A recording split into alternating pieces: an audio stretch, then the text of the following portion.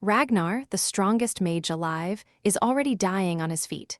Tan calmly tells him the poison is shutting down the mana in his blood, spreading through every vessel, and the pain is only beginning. Then Tan reveals the worst part. He added something extra, because Ragnar's power itself has become the problem. Scene 1. Tan throws Ragnar's own promise back at him. Ragnar said he would return home and live quietly, but Tan no longer believes peace can exist beside a man this powerful. He clings to a pathetic excuse, saying he only wanted to wash a little blood from his hands, because the deaths and ruined lives tied to Ragnar's magic still haunt him. The room turns heavy with guilt, but Ragnar is not buying any of it. When he demands the truth, Tan finally admits what has been rotting inside him all along. He is terrified of Ragnar, terrified of the old friend who now feels less like a man and more like something beyond human. And after saying all that, Tan still begs Ragnar not to forget him, which somehow makes the betrayal hurt even more. That is when the last bit of warmth between them starts to die. Ragnar can only stare at him like the whole nightmare is too twisted to be real. Then Tan drops one final confession. Beneath all that fear, he still cares for Ragnar, and my guy's rage spikes instantly. Ragnar spits out his disgust and calls himself a fool for ever trusting him. Tan cannot even argue because there is no defense left. But Ragnar is not done. He makes it clear that Tan is a fool too, then calls him by name and says he has one thing to show him. While drowning in regret over his life, Ragnar searched for an answer no one should ever touch. And that answer is about to drag both of them somewhere far worse. The moment that name lands, the air itself seems to freeze, and then something impossible starts responding to him. A massive magic circle spreads overhead like a second sky, while blood runs down Ragnar's face and mana tears through his poisoned body. The chamber screams under the strain as time begins to bend. One mistake here erases everything, but Ragnar does not hesitate for a second. Pale cracks of light split the floor, the pressure keeps climbing, and Tan can only stare as a giant clock-like pattern forms behind his old friend. Ragnar lifts his hand, and the vortex answers like a living thing. He is no longer just resisting poison now. He is forcing open a path that should never exist, and that small decision triggers the next disaster. He wanted safety, but instead he cornered a god, and now the pressure slams him to his knees. Ragnar stands in the middle of it all with grief and rage colliding inside him, while the magic circle pulses again and starts washing the color out of the room itself. Tan tries to speak, but the spell steals his breath before the words can leave. Ragnar looks ready to collapse, yet his will only sharpens, and that refusal to break is exactly why everyone feared him in the first place.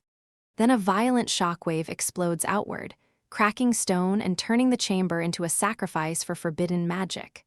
The vortex folds inward like a hole punched through destiny, and even as the poison keeps eating at him, Ragnar stays upright. But the whole chamber is groaning now, and if it gives out first, both men die with everything unresolved. Guilt is finally overpowering fear, but Ragnar never looks back, and that cold refusal hurts more than any curse. Their bond already feels dead before the spell even finishes. Then the vortex suddenly drags inward with savage force. Light, dust, and even sound start vanishing into its core, and Tan's face twists in pure horror as the pull catches him too. Ragnar hardens into quiet resolve. If the present is poisoned beyond saving, he will gamble everything on the past. A blinding ring of light erupts beneath his feet, the giant clock sigil begins spinning backward, and memories of war, blood, friendship, and betrayal flash through the collapsing glow. Tan reaches out again with tears in his eyes, and Ragnar finally glances at him with devastating calm. Then everything contracts to one radiant point, and that is when everything changes. Faces, battlefields, and broken promises rip across him like blades, forcing him to relive every regret at once. The poison, the betrayal, even the empire itself begin to unravel around him, but one thing refuses to disappear: his will. Then a faint glow appears ahead. Ragnar throws himself toward it because there is literally nothing else left. The torrent hits harder, testing whether his mind can survive the crossing, yet he clings to purpose with everything he has. The horizon slowly becomes familiar, even as his body feels rebuilt and torn apart at the same time. Darkness peels away, the pull of the present weakens, and a final surge hammers through him with brutal force. Then the light ahead bursts open, the fall ends, and something solid finally waits beyond, with death clawing up.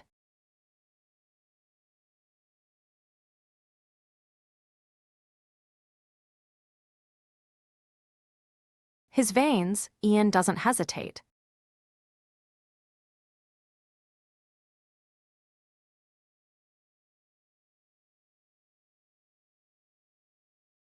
Our man drives every last.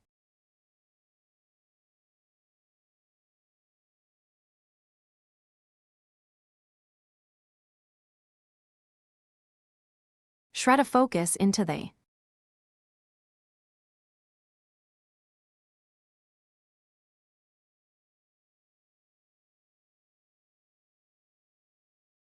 Dagger and the forbidden spell.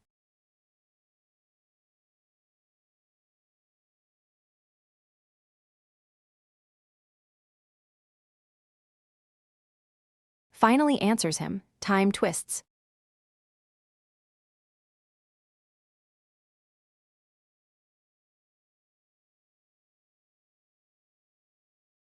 Reality buckles and the.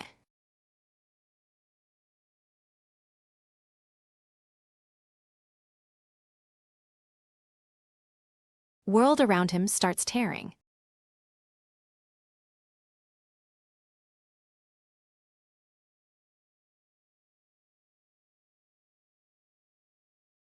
Apart like it can't decide.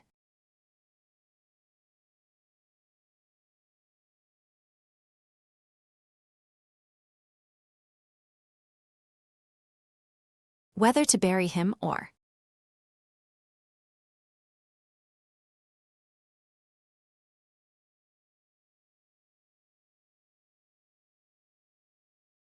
Give him one more chance.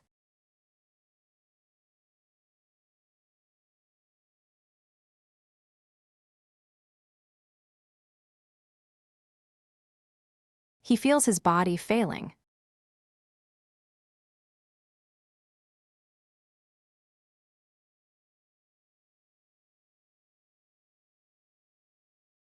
His mind burning and.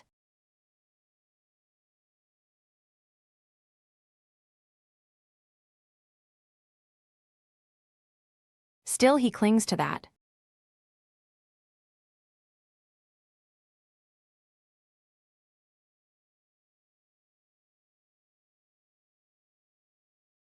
Single desperate choice, because if.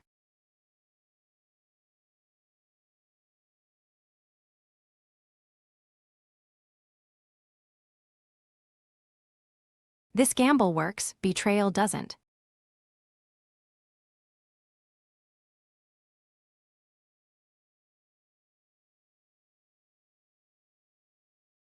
End his story here, it becomes.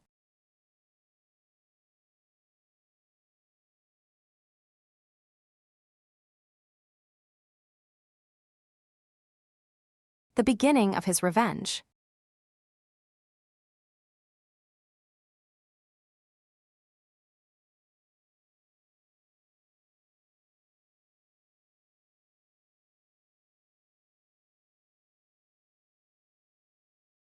A.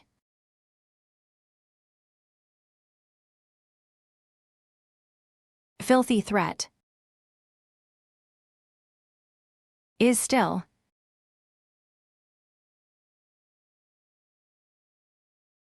Hanging in.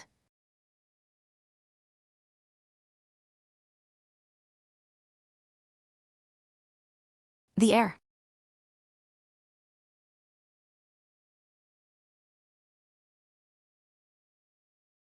When everything stops, some. Thug is.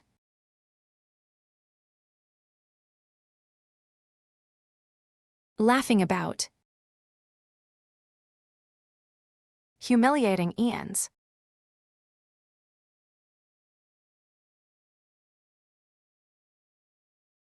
Mother right.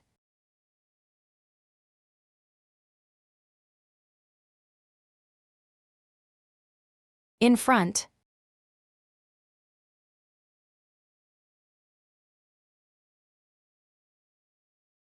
Of him.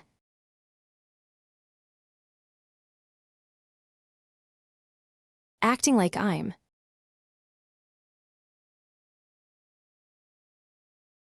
Sorry, but.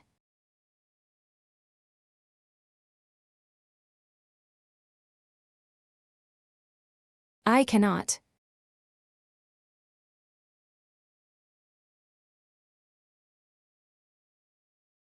Assist with. That request. Ian doesn't waste a second. While everyone else is busy playing noble politics, our guy is already thinking 10 moves ahead. He can feel the empire drifting toward chaos, and instead of fearing it, he starts sizing up the cracks like a predator stalking weak points. The current emperor still stands, and Crown Prince Haydn Greenriver remains the official heir. But that fragile order is already rotting underneath, because the Ivory Tower's master, Herbert, is leaning toward the fifth prince, Ragnar, and both sides are quietly gathering strength. Ian knows a collision between the imperial family and the Ivory Tower is coming, and when giants start tearing at each other, the smartest monster is the one that slips through the opening. And then, right on cue, the summons arrives. Just as Ian expects, the Empire reaches for him at the exact moment he's ready to be noticed. Our boy doesn't look surprised, because to him, this isn't luck. It's timing. An Imperial messenger brings the Emperor's order and immediately starts drilling Ian in royal etiquette. Every movement matters now, from how he kneels to where he places his hand, because one wrong gesture in front of the throne can become a death sentence. But the moment Ian follows the instructions, the adults around him stiffen, because this kid handles noble protocol far too naturally for someone who should be completely new to it. The message from the Emperor ends, but the weight of it lingers in the air. Ian has officially stepped onto the Imperial board, and that changes everything. From this point on, he isn't just a talented child anymore. He's someone the throne itself has started watching. Back at home, emotions flare fast. Margaret's tongue almost runs wild again, but Lay-By quickly reins her in, reminding her that one careless word can bring trouble crashing down on all of them. The mood turns tense, because everyone can feel their family standing at the edge of a future, much bigger and more dangerous than before. And then the truth settles in. Ian isn't just gifted in some ordinary way. His talent is so overwhelming that even the Emperor has taken interest in him. That realization changes how people treat him instantly, because once power enters the room, respect follows real fast. Ian's whereabouts are easy to guess. Of course, our man is at the training ground, because while other kids are wasting daylight, he's sharpening himself like a blade. He's obsessed with growing stronger, and that hunger never really leaves him. Even while training, Ian stays brutally honest with himself. His mind still holds the experience of a top-tier mage, but this young body can't produce the mana he truly needs, and that limitation annoys him more than anyone realizes. He starts thinking about tools, shortcuts, anything that can compensate for his weakness, and that's when panicked voices come running with terrible news. The castle lord has vanished. Ian immediately locks onto the word missing, because that kind of disappearance is never random. The search parties have already combed through the territory and found nothing, which only makes the situation smell worse. But instead of panicking, Ian narrows his eyes, because he remembers the flow of history, and deep down he knows this isn't supposed to be the man's end. Not yet. Marcus Mogrian isn't fated to die here. In Ian's memories, that lord falls much later, right before the first great unifying war, killed by enemies from another empire. So if fate is bending early, something is interfering, and Ian starts probing carefully, even suggesting that the stationed magician, Marco, should be more useful than a child like him. That suggestion only exposes a bigger problem. The magician assigned to this territory has already left, and Ian's suspicion spikes instantly, because a disappearing mage at a moment like this is way too convenient. If Marco is secretly reporting to Tower Master Herbert, Then the territory's strongest weapon is already slipping out of their hands, and suddenly this isn't just a missing person case. It's a political trap. If they lose that weapon now, the whole territory becomes vulnerable. The people around Ian admit they have no better option left, and that desperation pushes them to the one person they never expected to rely on: this absurdly gifted kid. And without hesitation, Ian steps forward and accepts, because our hero already knows this rescue is about to drag him straight into something much darker. Ian doesn't hesitate for a second. The moment he hears a search party is heading into the mountains, our boy steps forward like he belongs there. The adults immediately panic, because to them, he's still just a child walking straight toward danger. But Ian shuts that doubt down cold, reminding them he isn't some helpless kid anymore. He's a magician now, and that changes everything. That confidence hits the room hard, and one of the adults can barely process what he's hearing. The reaction is awkward, shaky, almost embarrassed, because deep down they know the desperate truth. They have no real alternative left. And when a territory runs out of options, even a child with terrifying talent starts looking like their best hope. As they prepare, Ian quietly pieces together the family history tied to this land. The power that should have passed to the proper heir ends up in the daughter's hands instead, and that detail sticks in his mind for a reason. Our guy never ignores inheritance, authority, or anything that smells like hidden instability. Because in a place already on edge, even old succession cracks can become fresh disasters. When Ian reaches the aftermath, his eyes sharpen instantly. He asks whether the wounded have already been taken back, expecting survivors, blood trails, something human. Instead, he learns there were no injured at all from the start, only a suspicion that some monster snatched the missing people away. And then the worst part lands: all that remains are piles of goblin corpses, which means something else tore through this battlefield. And it wasn't weak. That's when Ian stops treating this like a simple rescue. He gathers his focus and starts working with magic, pulling in the energy around him with the calm precision of someone far beyond his years. Our hero taps into the spirit flow and searches for traces hidden inside the area itself, like he's forcing the land to confess what happened. He isn't guessing anymore, he's hunting for the truth. But there's a limit, even for a monster like Ian in a child's body. He measures his remaining mana and decides this is the most he can safely draw out right now, which makes the pressure feel even heavier. Still, he doesn't back off. He pushes the spell forward and orders the trail to reveal where those lingering scents lead, betting everything on one careful read before the trail goes cold. And then the answer finally surfaces, ugly and urgent. Ian realizes the mountain isn't just dangerous, it's already been occupied by a full goblin squadron. That means this was never a random disappearance, and anyone walking in blind is marching straight into a massacre. So he sends word back immediately, because now the territory has only one choice: prepare for war before the goblins make the first move. Ian forces the mountain to give up its secret, and the answer hits like a hammer. A full goblin squadron is already hiding in Magrian territory, which means the missing soldiers never stood a chance. But before our boy can push his battered body any further, darkness swallows him whole. When he finally wakes, panic flashes through him as he realizes 2 full days have vanished, and even his brother has been stuck in bed beside him the entire time. The moment Ian regains his senses, the bad news keeps piling up. 12 soldiers are still missing, and even Sir Lawton, the knight leading them, has not returned. That alone is enough to chill the room, because if a trained knight disappears with armed men, this is no ordinary goblin problem. And then another question hangs in the air like a blade: where is the mage who was supposed to be with them? Ian barely has time to process any of it before a servant arrives with stiff, careful manners. The lord of the estate is calling for him, not to punish him, but to speak privately in the parlor. That little detail changes everything, because powerful men do not summon children for tea unless something serious is brewing.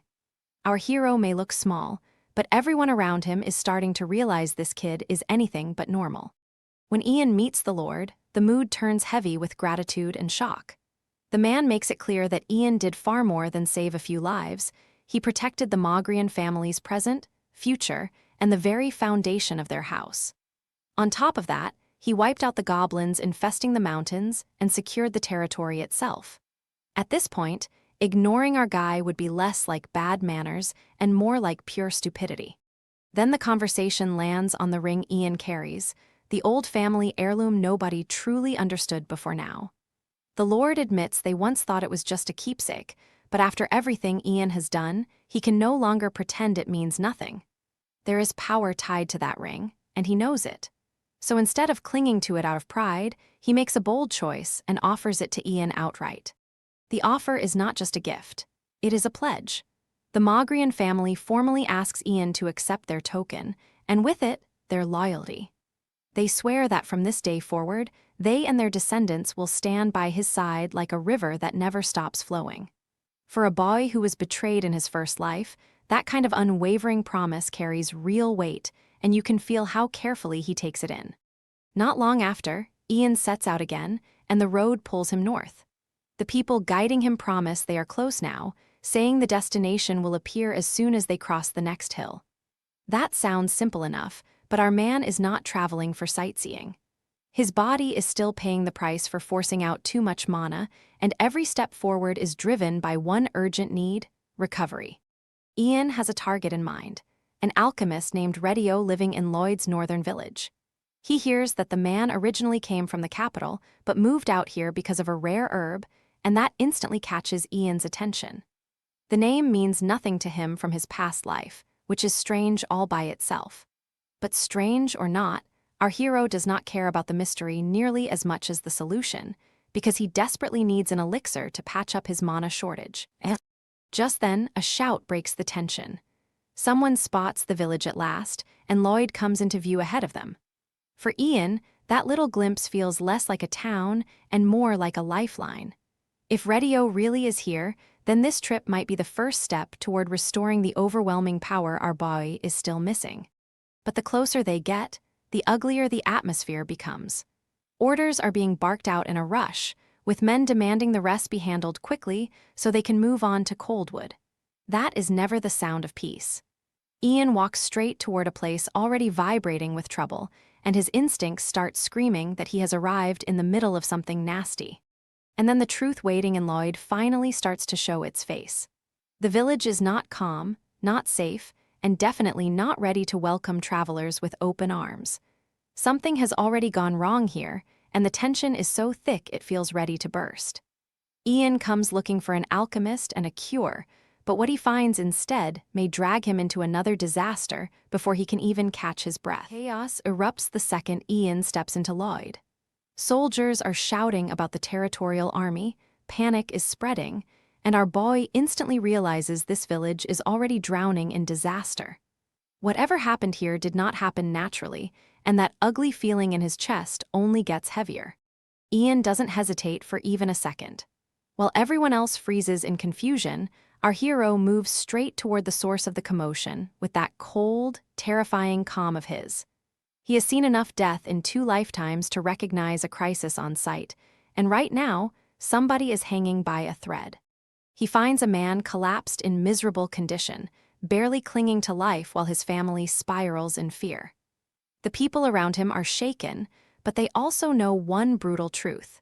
If Ian had not stepped in when he did, this man would already be gone, and the desperate cries trying to wake him would have turned into mourning. Ian studies the victim and immediately pieces together the horror behind his condition. This is not an ordinary illness, and it is not some random injury either.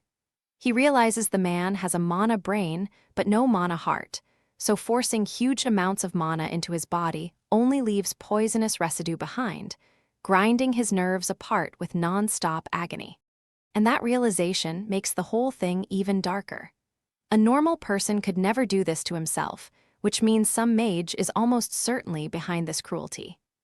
Ian can tell the victim has been suffering for a long time, trapped in relentless pain without rest, and now our guy is staring at proof that someone has been using magic in the most twisted way possible. After stabilizing the man for the moment, Ian gets hit with the kind of gratitude that feels heavier than praise. The family clings to his help like it is a miracle, and a child looks up at him with trembling hope, asking the question nobody wants to answer. Is the father finally safe now, Or is this only a brief delay before the nightmare returns? Ian does not sugarcoat reality.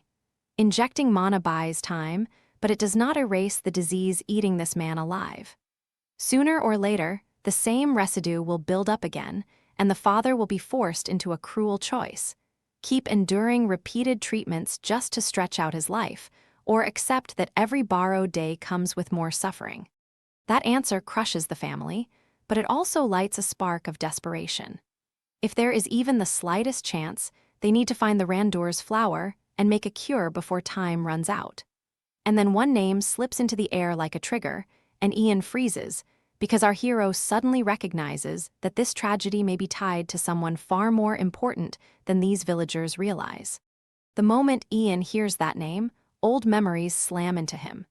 He remembers the greatest alchemist in Imperial history, a genius who once stood close to Emperor Ragnar himself.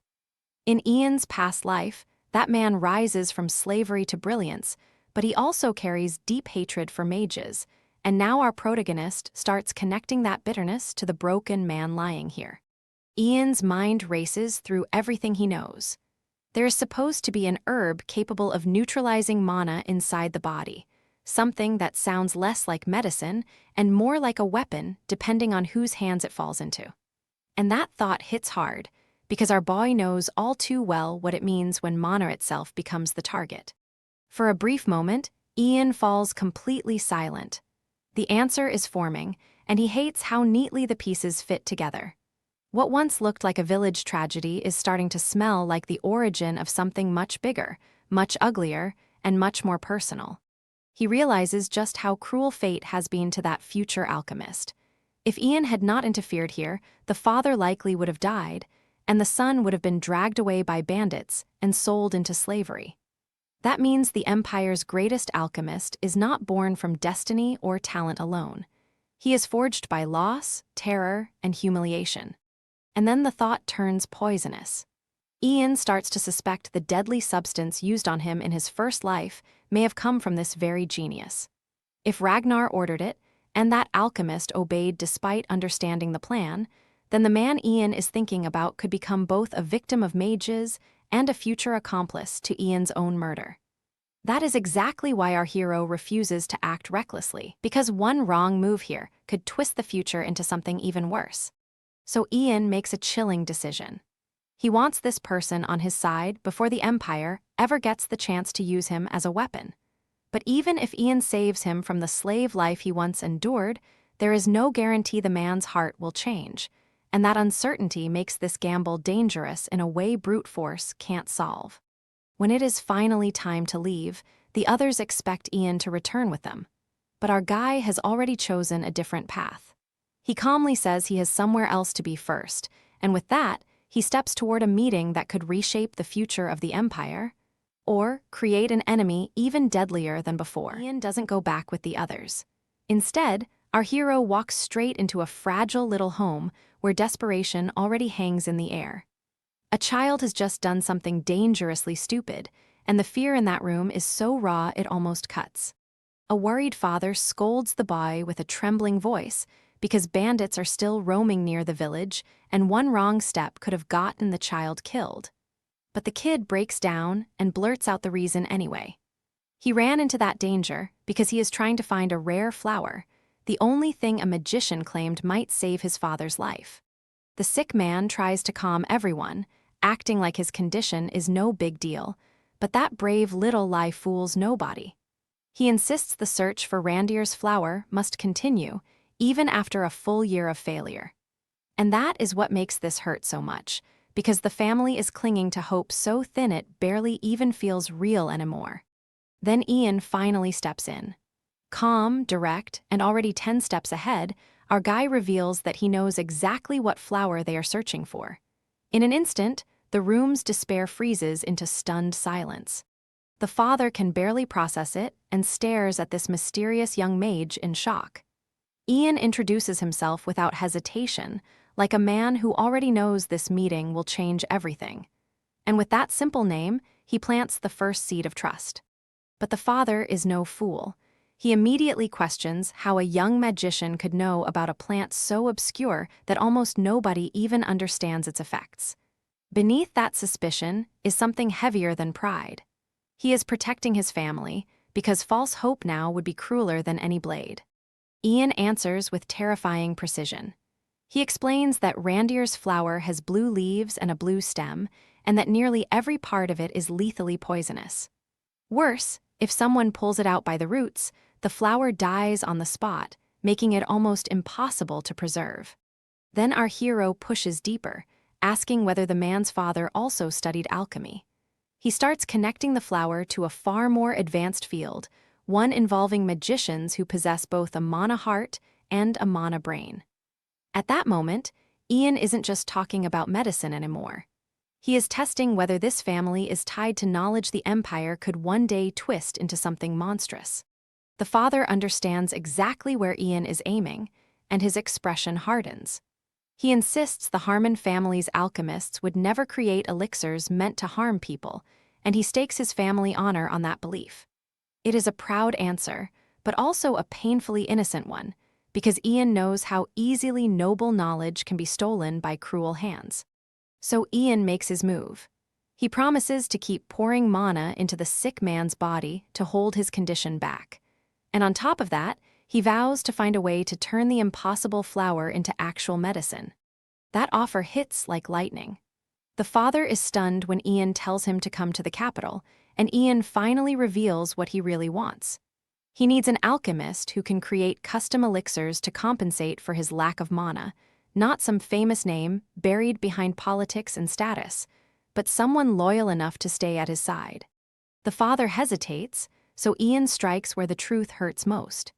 He reminds him that his son charged into a forest full of bandits without a second thought, all to save his dying father. Then our protagonist quietly makes it clear that this choice is no longer just about pride, but about giving that child the future he desperately needs.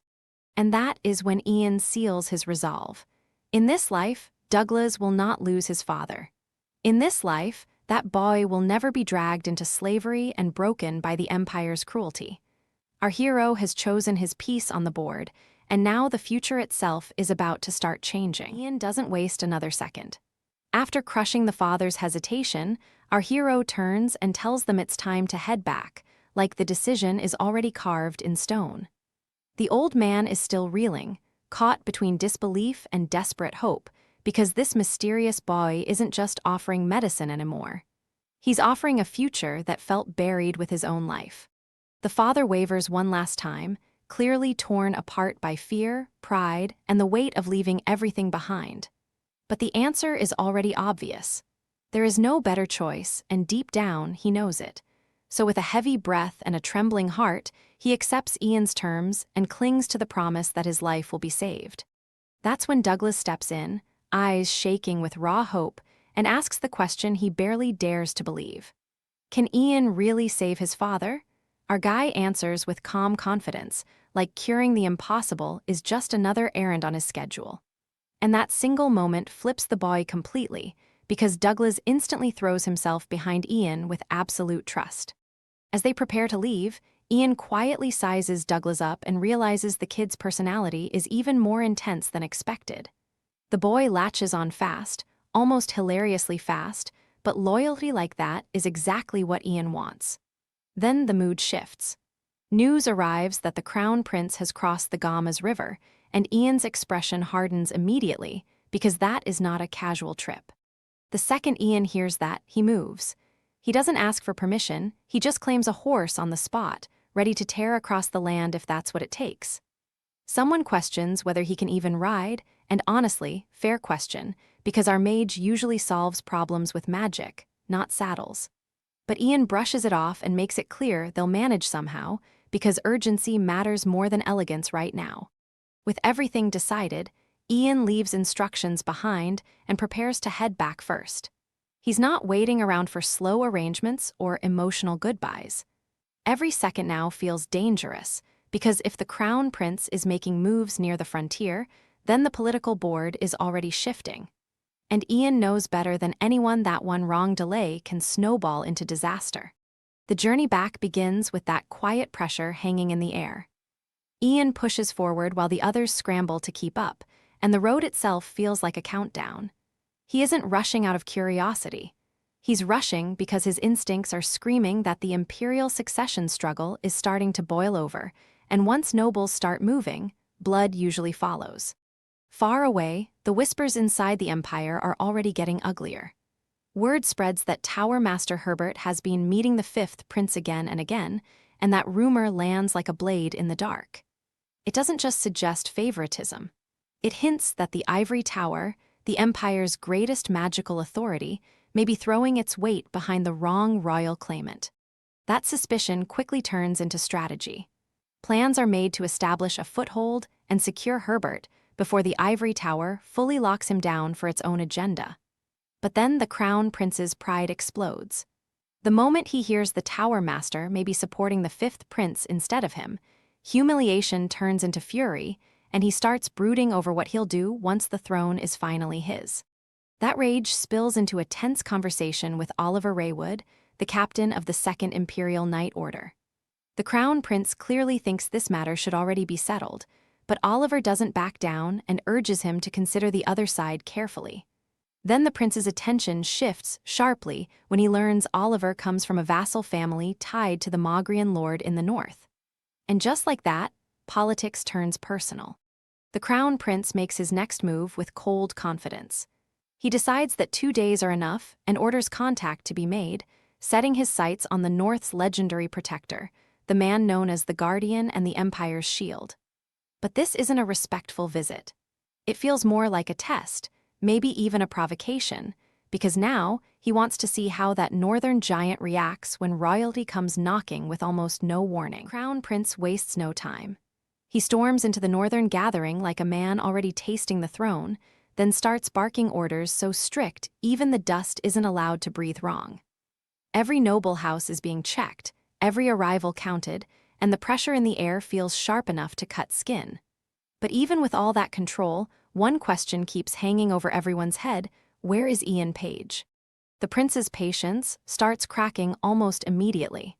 He keeps asking whether any word has come in, because the one person he really wants to measure hasn't appeared yet. That impatience says everything. Our guy Ian isn't just another guest here, he's already become the kind of name that makes future kings restless. And then, at last, Ian arrives. The tension loosens for a second as if the whole place has been holding its breath, and even the people waiting on edge feel relieved that the rumored mage finally steps in. But that relief quickly turns into curiosity, because the legend they expect and the young man standing before them do not seem to match. Our boy looks calm, almost casual, while everyone else quietly wonders if this really is the monster they've heard about. That's when protocol crashes down on him.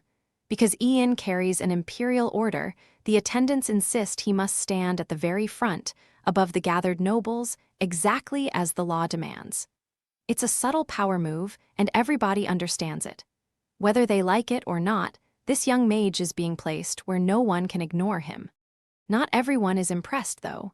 One noble grumbles that after traveling all this way, he's now forced to smile through a miserable party packed with irritating aristocrats.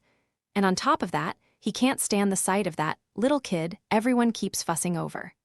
The jealousy is almost funny, but underneath it sits something uglier: wounded pride. Ian hasn't even done anything yet, and grown adults are already getting pressed by his existence. Then the real reason behind this gathering starts to surface. Not long ago, the Coldwood Empire sent out 7 separate orders to personally investigate the rumors surrounding Ian Page. That changes everything. This isn't idle gossip anymore. Foreign powers are paying attention, and our hero's name is already shaking borders. A teenager with that kind of weight on him is either a miracle or a disaster waiting to happen. The tension spikes when a young noblewoman approaches Ian with the kind of attitude only spoiled bloodlines can produce. She needles him about manners and respect, acting like his age alone should force him to bow his head. Another voice tries to smooth things over, brushing it off like harmless teasing between senior and junior. But our guy isn't fooled, and neither is anyone else. This isn't playful banter, it's a test, and they're trying to see whether the famous mage can be pushed around. Ian answers in the coldest way possible. Instead of getting flustered, he starts casually dropping names, proving he knows far more than he should about the people around him. Then he mentions Isabel, the head maid of the imperial villa, and that tiny detail hits like a knife under the ribs. Because this isn't random knowledge. Our man is exposing hidden connections, and the people listening can feel their secrets getting dragged into the light. Then Ian tightens the noose. He asks what all of those people have in common, and before anyone can dodge, he makes it clear that he already knows the answer. That one line sends a chill through the room. He isn't guessing, and he isn't bluffing. Our hero is staring straight through the masks of these nobles, and suddenly the hunters are the ones feeling hunted. And right when they think this boy is only dangerous with words, someone tries to strike with magic. It should have caught him clean. Instead, Ian slips past the attack so effortlessly that his opponent's confidence shatters on the spot. Panic floods in as the attacker realizes the terrifying truth: this little kid just dodged magic like it was nothing, and nobody there understands what kind of monster they're standing in front of. Ian doesn't just dodge the spell, he turns the whole room upside down. With ice-cold confidence, our hero points straight at the Coldwalker name and drops a brutal truth. He has evidence even these people don't know exists.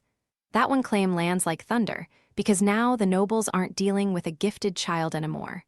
They're staring at a monster who knows where the bodies are buried. The room stiffens, and panic starts crawling across their faces. Ian calmly digs into what really happened, tracing the trail back to a suspicious meeting with someone hiding behind a mask. That tiny detail changes everything, because masked meetings mean secret orders, hidden masters, and a conspiracy too dirty to show its face. And now our guy is pulling on that thread without blinking. Then Ian's eyes land on the girl, and the air turns heavy. He realizes she didn't end up in that broken state by accident. Someone deliberately pushed her there. The anger under his calm starts boiling, because this isn't politics anymore. Somebody used a human being like a disposable tool, and our hero takes that personally. But the others still try to cling to their pride. They puff themselves up and remind everyone that they are mages of the Ivory Tower, like that title alone should shut Ian down. Big mistake. That desperate appeal to status only makes them look smaller, because when fear starts talking, rank becomes a shield for cowards. And Ian is not the kind of man who bows just because someone wears a fancy robe. Then the urgency finally breaks through their arrogance. With the girl in critical condition, they push to treat her first before anything else gets dragged into the open. It's the first genuinely human reaction in this mess, and even then, it reeks of panic. Because if she dies now, the truth might die with her, and everyone in that room knows it. Ian watches them closely, and then it clicks. Earlier, their hands weren't moving out of nervous habit at all. Our man realizes they were checking for something, searching each other in subtle little motions, and now he understands exactly what they feared might be found. The moment that thought lands, the whole game changes, because Ian finally sees the hidden mechanism behind their behavior. And once Ian starts explaining the Coldwalkers, the room goes dead silent. These children are sealed off young and sent away to training schools, cut off from the truth so completely that even they don't know what's been done to them.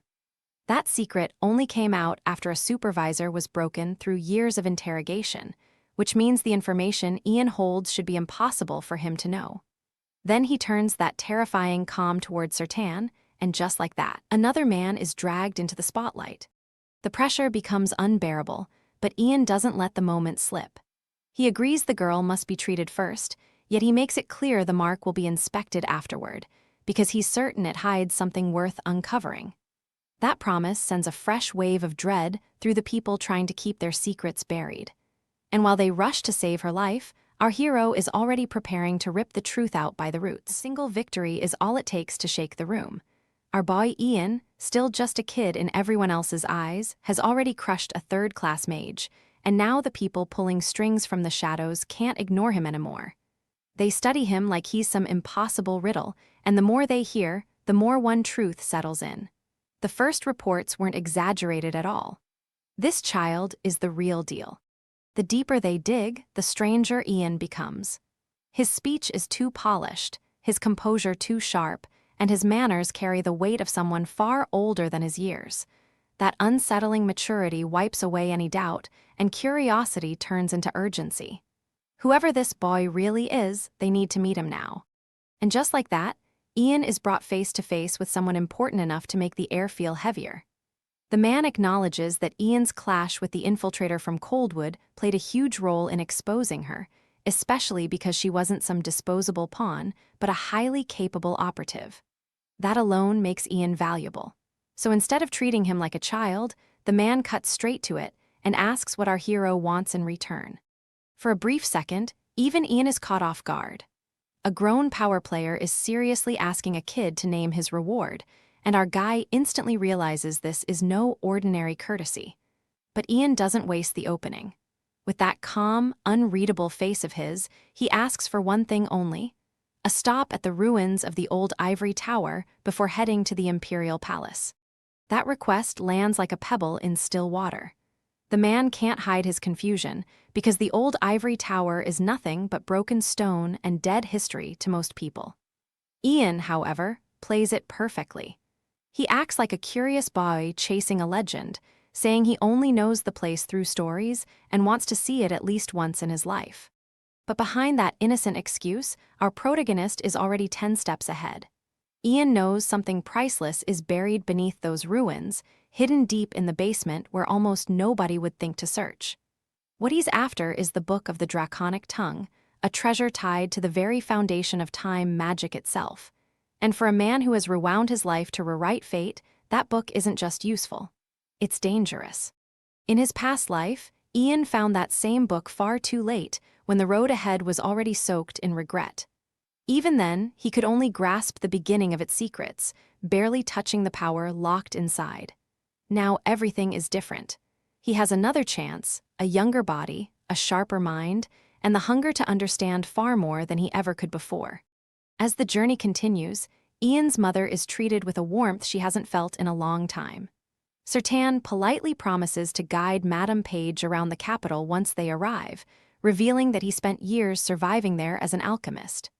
The kindness softens the tension for a moment, and she responds with quiet gratitude. For once, the road ahead doesn't feel entirely cruel. Before long, the capital finally comes into reach, and an imperial knight is already waiting. Vice Captain Paul of the Second Order steps forward with the authority of the palace behind him, making it clear this visit is no casual stop. Orders have already been given from above. Sertan is allowed to inspect the old tower ruins as freely as he wants, which means Ian's path just opened wider than expected. The escort quickly shifts from formal welcome to careful control. Paul offers to lead them to their lodgings, keeping everything smooth, respectful, and very much under watch. Ian's mother, ever gentle, offers a heartfelt blessing in return, and that simple sincerity cuts through the stiffness of imperial protocol. Even surrounded by power, she still carries herself with quiet grace.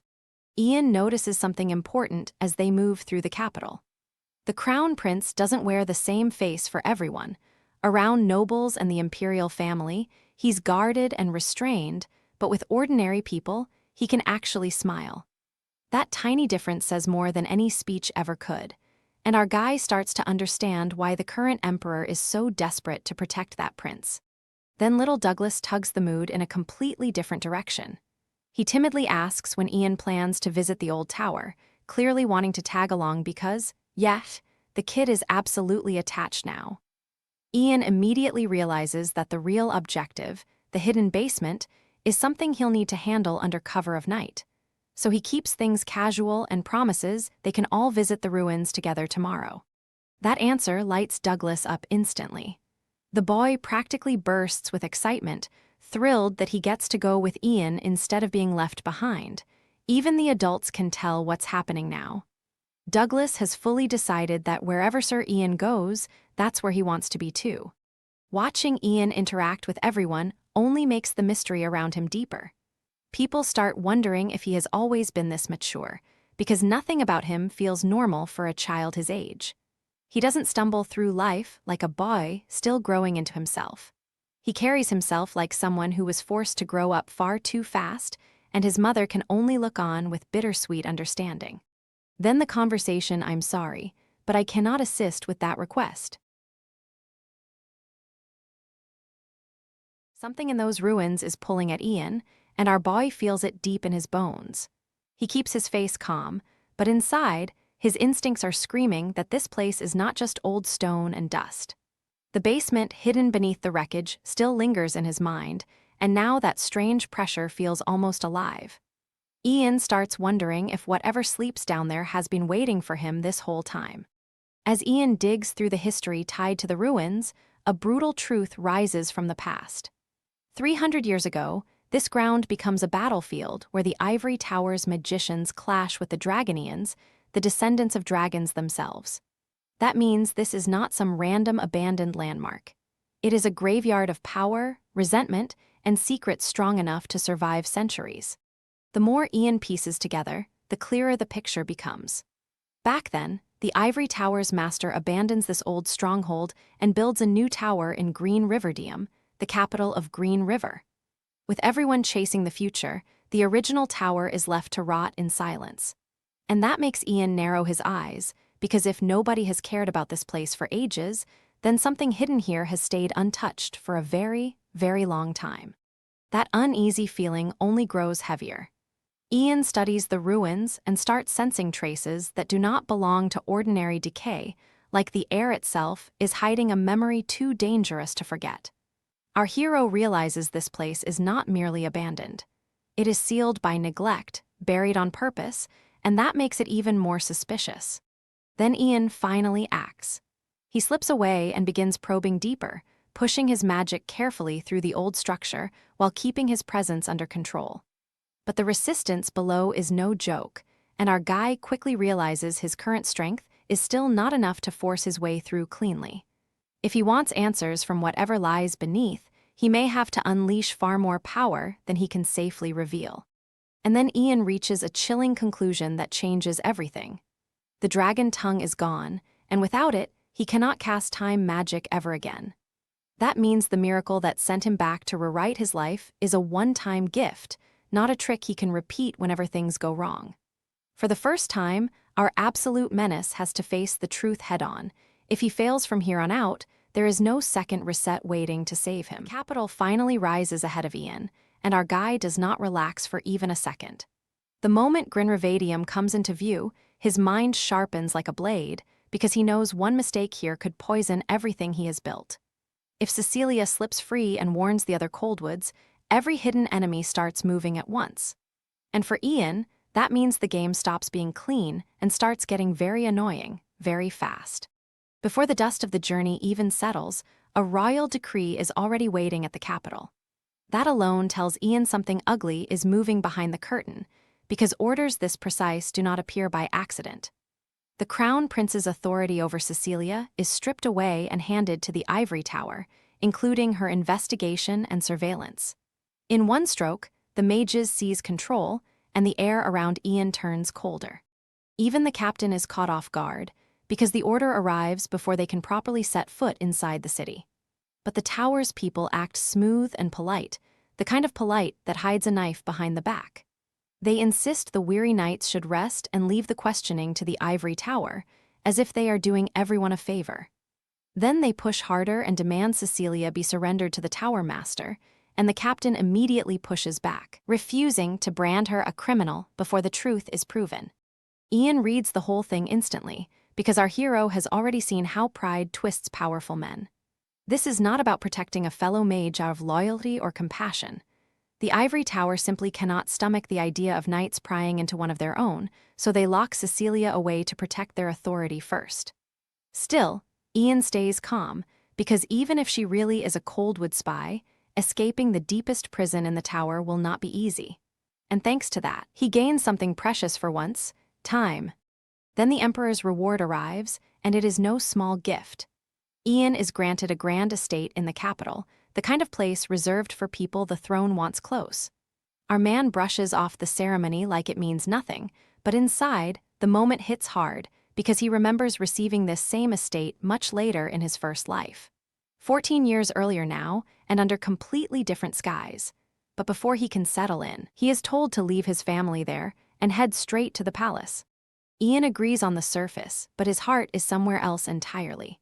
In his first life, when this estate finally became his mother was already gone, and no amount of magical brilliance could drag her back. that old wound still burns because for all his power, that loss remained untouchable. Now he stands in a place once used by the imperial family, and instead of pride, he feels a quiet ache. This time, he still has a chance to protect what mattered most. That is when the weight of his second life crashes into him.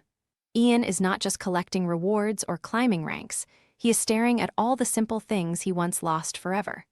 The moments he wants to share with his mother, the ordinary happiness he never got to keep, all of it suddenly feels more valuable than titles or glory. And beneath that tenderness, another vow hardens like steel. He refuses to stain his hands the way he did before, and from here on, he intends to clean up the filth instead. With his family finally safe inside the estate, Ian lets himself breathe and look outward. This place is more than a reward. It is a foothold in the heart of the Empire, a base from which our hero can start learning how the world is moving this time around. Every rumor, every faction, every hidden current now matters, because the capital is a nest of smiling predators. And while Ian begins gathering the truth piece by piece, the real storm is only just starting to form. Ian steps into the imperial palace as the so-called honored guest of the North, but our boy is not here to bask in glory. Behind that calm face, his mind is already racing, because a title like that is never just praise in a place this dangerous. One wrong move in the Emperor's court can turn a reward into a trap, and Ian knows it better than anyone.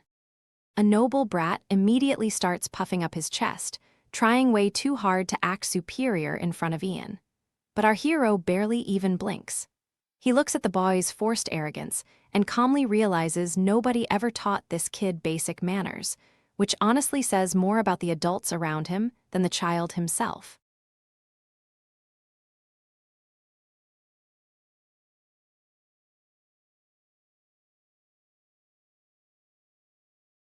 Instead of lashing out like the monster he could be, Ian makes a cold little decision. If they insist on treating him like a child, then fine. He will answer exactly the way a child is expected to. And that choice is dangerous, because when a genius starts playing dumb on purpose, somebody is about to get embarrassed.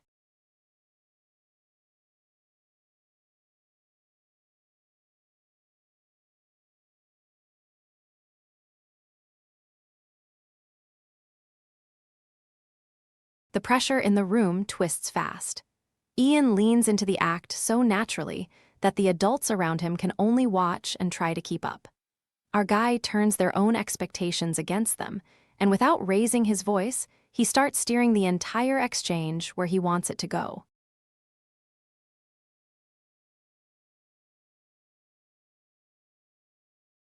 Then the Emperor steps in and changes the temperature completely. Ian is publicly acknowledged for capturing the spy and helping the Empire, and that recognition carries real weight. Suddenly, this is not just a talented kid from the North anymore. This is a citizen who has earned imperial favor, and every person listening has to swallow that fact whether they like it or not.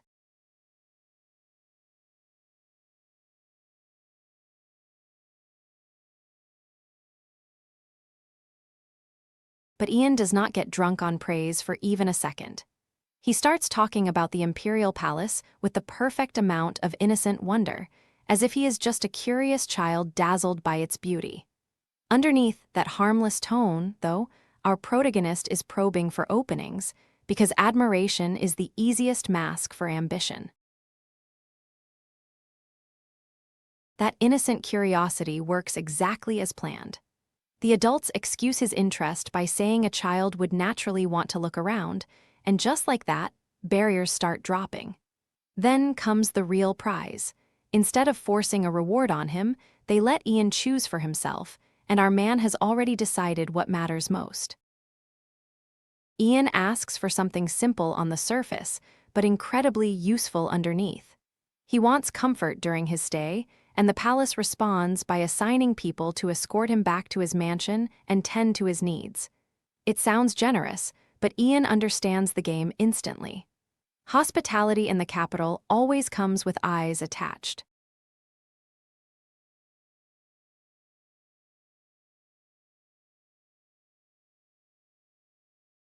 Rather than feeling flattered, Ian grows even more suspicious. The kindness is too smooth, too convenient, and our hero has lived long enough to know that sudden favor from the throne usually hides another motive. So he shuts down the noise in his head and hardens his focus, because he does not have time to waste on paranoia when he already knows his first objective. I'm sorry, but I cannot assist with that request.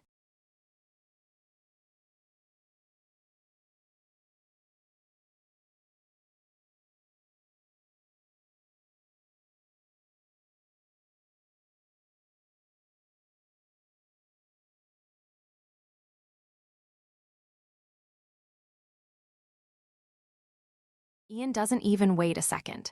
The moment he senses those hidden eyes clinging to him, our hero coldly orders every surveillance spell around him to shut down. The attendants freeze under that pressure, then hurriedly obey, because this kid may look young, but the weight in his voice feels anything but childish. But then Ian catches one strange detail, and his instincts sharpen instantly. The person tied to this secluded place is not a prince, but a princess, and that alone changes the whole game. There are 3 imperial princesses, and Ian feels a sliver of relief knowing it isn't Ragnar behind this curtain of secrecy. She explains that this sanctuary is isolated from outside noise and traffic, a place meant to be controlled, protected, and watched with extreme care. The princess reveals why she stays here in near-complete isolation. She personally manages the sanctuary and checks the magic woven throughout it, which means she isn't some sheltered noble playing with rituals for fun. Ian immediately understands that this woman, Haley Grinreva, carries far more responsibility than the palace lets people know. And just like that, our guy realizes he may have stepped into something much deeper than simple royal hospitality. Ian keeps his expression calm and respectful, but his mind is already racing. He agrees to help Princess Haley, then smoothly turns the moment into a lesson, asking her to demonstrate the basic mana control he taught before. She tries to focus, carefully gathering mana the way he instructed, and our boy watches closely because this little test is about more than a harmless spell. He wants proof. Haley draws in mana with visible care, trying to shape it into light. The energy trembles, flickers, and strains under her control, like a secret forcing its way into the open. Ian studies every tiny reaction, every unstable pulse, and the answer starts forming in his mind. This is no ordinary princess dabbling in tricks. The name Haley Grinreva hits Ian with the chill of an old memory. In his previous life, she lives quietly, almost like a bird trapped in a gilded cage, and when Ragnar rises to power, she disappears into silence just like the others swallowed by that era. There is no glory, no resistance, no grand farewell. Just another life erased under Ragnar's shadow, and that thought leaves a bitter taste in our hero's mouth. That's when Ian reaches a dangerous conclusion. Haley is a mage, and not a weak one either, which makes her silence deeply suspicious. In the Empire, hiding magical talent from the ivory tower is a serious crime, and learning magic outside its control is even worse, so there is no way she does this without understanding the risk. Then she casually jokes about learning a monstrous offensive spell, and poor Kevin nearly dies on the spot, while Ian quietly notes just how sharp and playful she really is. Suddenly, Haley senses someone nearby, and the mood tightens. Kevin panics and urges Ian to end the lesson and leave before things become troublesome, but Haley stays calm because only members of the Imperial family are allowed to enter this place. That one detail lands hard. If someone is coming, then it's not just an interruption. It's a royal complication. As Ian waits, his thoughts dig deeper into Haley's secret. A princess risking punishment to hide her magic means she fears the ivory tower more than the law itself. And that tells our hero something ugly is lurking beneath the Empire's polished surface. If even royalty avoids the tower, then its reach is far more sinister than most people dare admit. The visitor finally arrives, and the atmosphere shifts with quiet authority. Ian takes in the newcomer carefully, measuring posture, presence, and intent without showing a shred of emotion. Nobody here is simply dropping by for a friendly chat. In the Imperial Palace, every meeting carries a blade behind its smile. Later, Ian returns to his estate and immediately checks on the people he actually cares about. He asks where his mother and the others are, and the answer only confirms his suspicions. His mother is occupied with the servants sent from the palace, while Douglas is already roaming around the estate like an overeager watchdog. So even back home, the palace's kindness is still crawling through every corner. Ian wastes no time and heads straight to Otto with a very specific request. He doesn't ask for poison outright, but for a potion, and the distinction makes Otto narrow his eyes in concern. Then Ian brings up interrogation magic, and suddenly the air gets heavier. Because our hero isn't preparing for comfort anymore. He's preparing to rip the truth out of someone.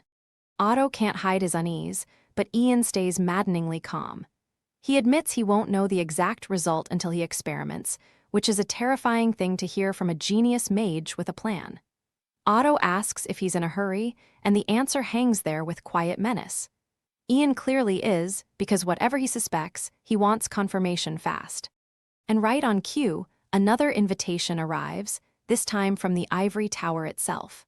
The message is wrapped in politeness, praising Ian's talent and claiming he already stands above ordinary students, so they want him formally connected to the tower's records. It sounds like an honor, but our guy hears the trap underneath. The tower isn't admiring him. It's trying to put a leash on him before he grows any stronger. Ian listens to the whole proposal without flinching, then answers with that same dry confidence that makes everyone around him nervous. He says he can manage it if he gives up sleep, which is basically his way of reminding them that their demands are annoying, not impressive. The messenger backs off and leaves the matter in his hands, but the pressure only grows heavier. Now the palace is watching, the ivory tower is reaching, and our hero is standing right between two powers that both want to claim him. One invitation is annoying. A ride straight to the top floor of the ivory tower? That's a warning. Our boy steps onto the golden elevator reserved for the tower's elite, and the message couldn't be clearer. The big shots want him now, and they don't plan to wait. A handler politely urges him forward, but Ian already feels the pressure closing in. This isn't a welcome. It's a summons dressed up like prestige. The moment he arrives, the atmosphere turns stiff and ceremonial. They formally acknowledge his acceptance into the ivory tower, but the warmth feels fake, like silk wrapped around chains. Ian keeps his face calm, yet he knows exactly what this is. They want to make him feel small before the real questioning begins. The elders frame everything as tradition, the kind of ritual every new magician is expected to endure.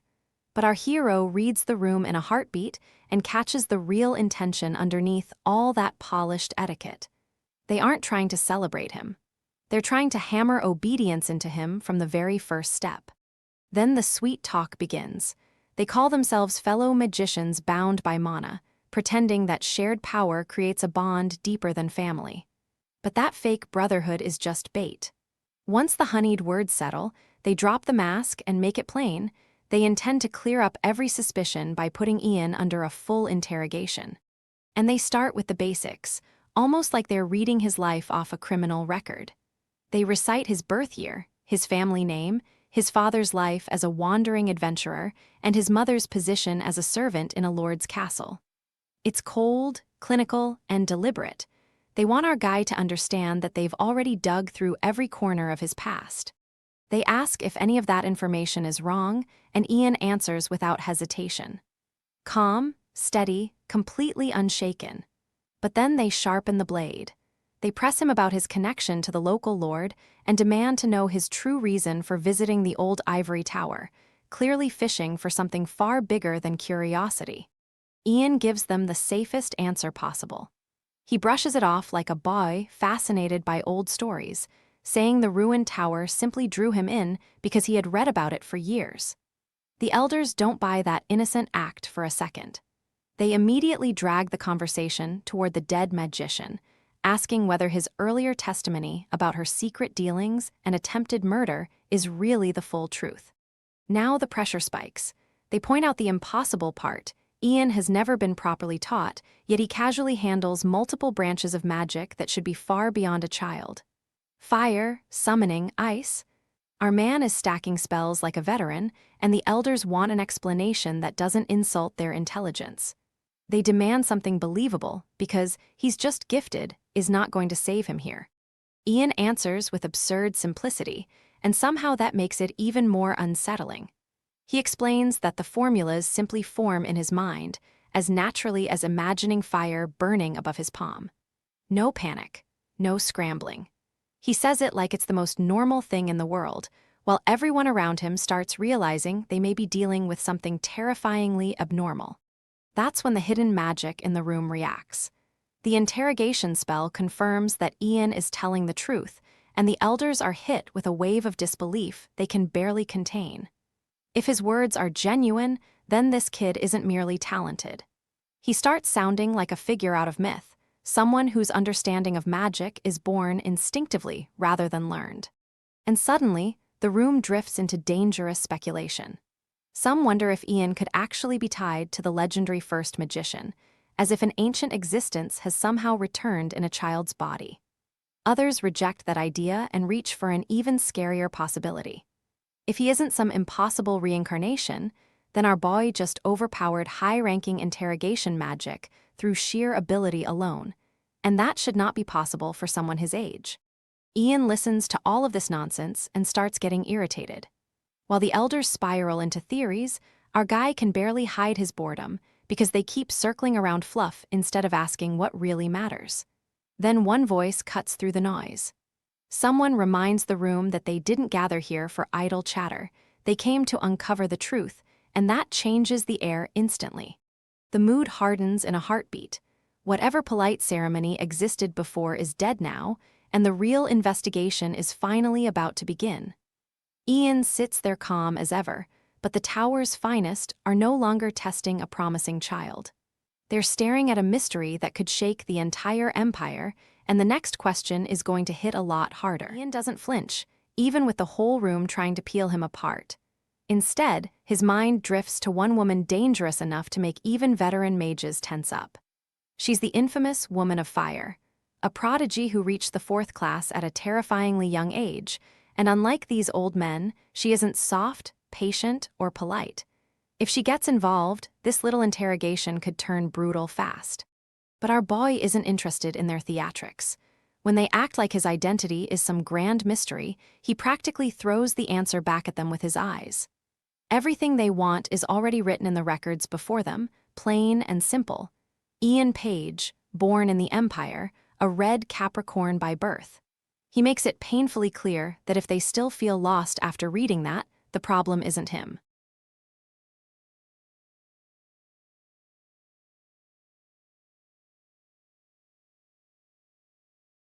The elders tighten their grip and finally stop dancing around the issue.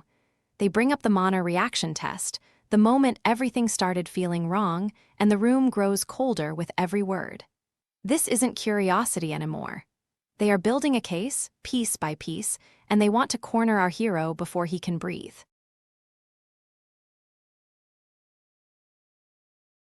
Then the accusation lands like a blade to the throat.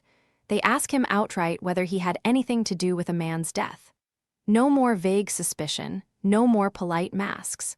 They are testing not just his power now, but whether this calm, gifted boy is secretly a killer.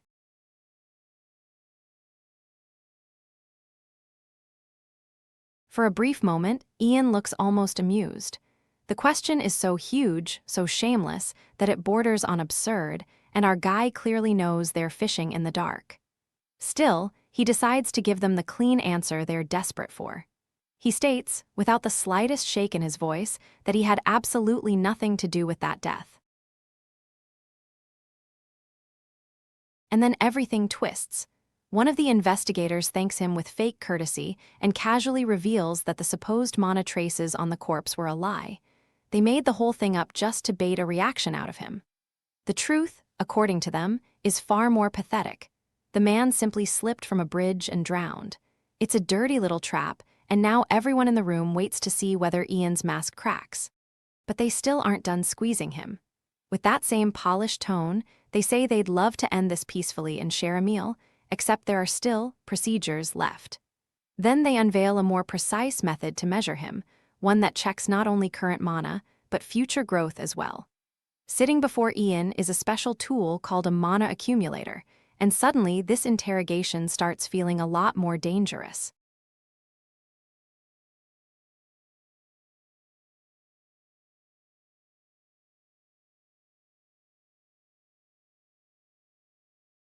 The elders explain the device with almost casual cruelty. Empty, it looks harmless, but the more mana it absorbs, the deeper and brighter its blue glow becomes. Then they order Ian to pour his mana into it. When he realizes they mean all of it, the pressure sharpens instantly, because this isn't a test of talent anymore. They want the full truth dragged out of his body. Ian's mind starts racing behind that calm face. If he feeds the device too much, he could expose power far beyond what a child should possess, and that would only make their suspicion worse. So he considers, "I'm sorry, but I cannot assist with that request."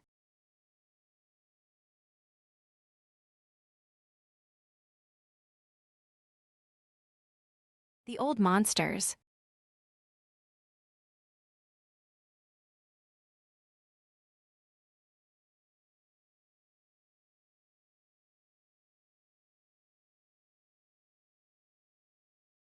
Around Ian don't.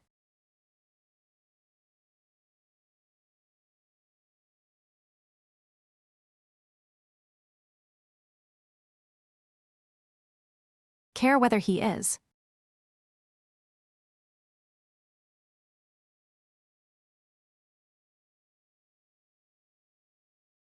Scared anymore, what?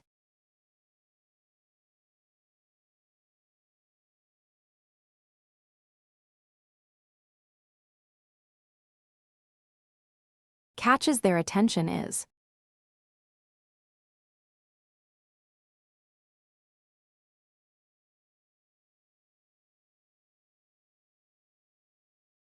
His reaction when.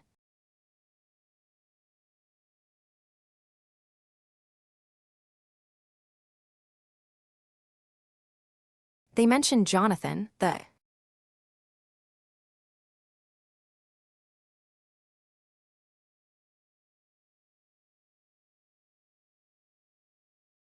Dead soldier, our.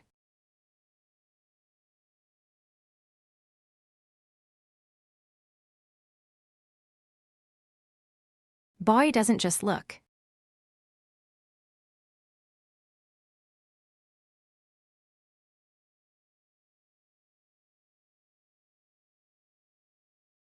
Startled for a.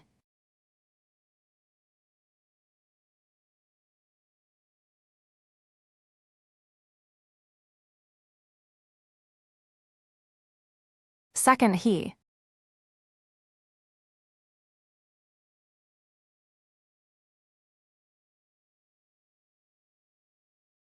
Reacts like someone carrying.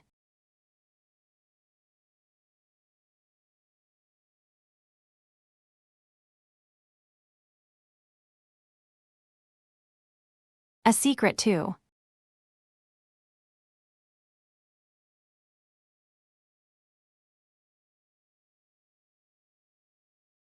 Heavy for a child.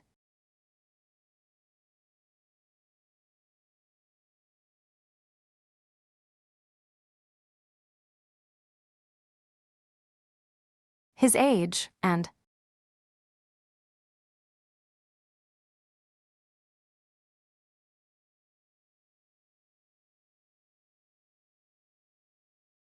The elders feel, "I'm sorry."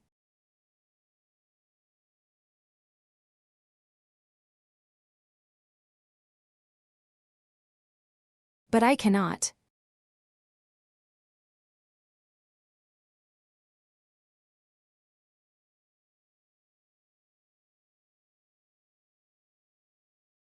Assist with that request.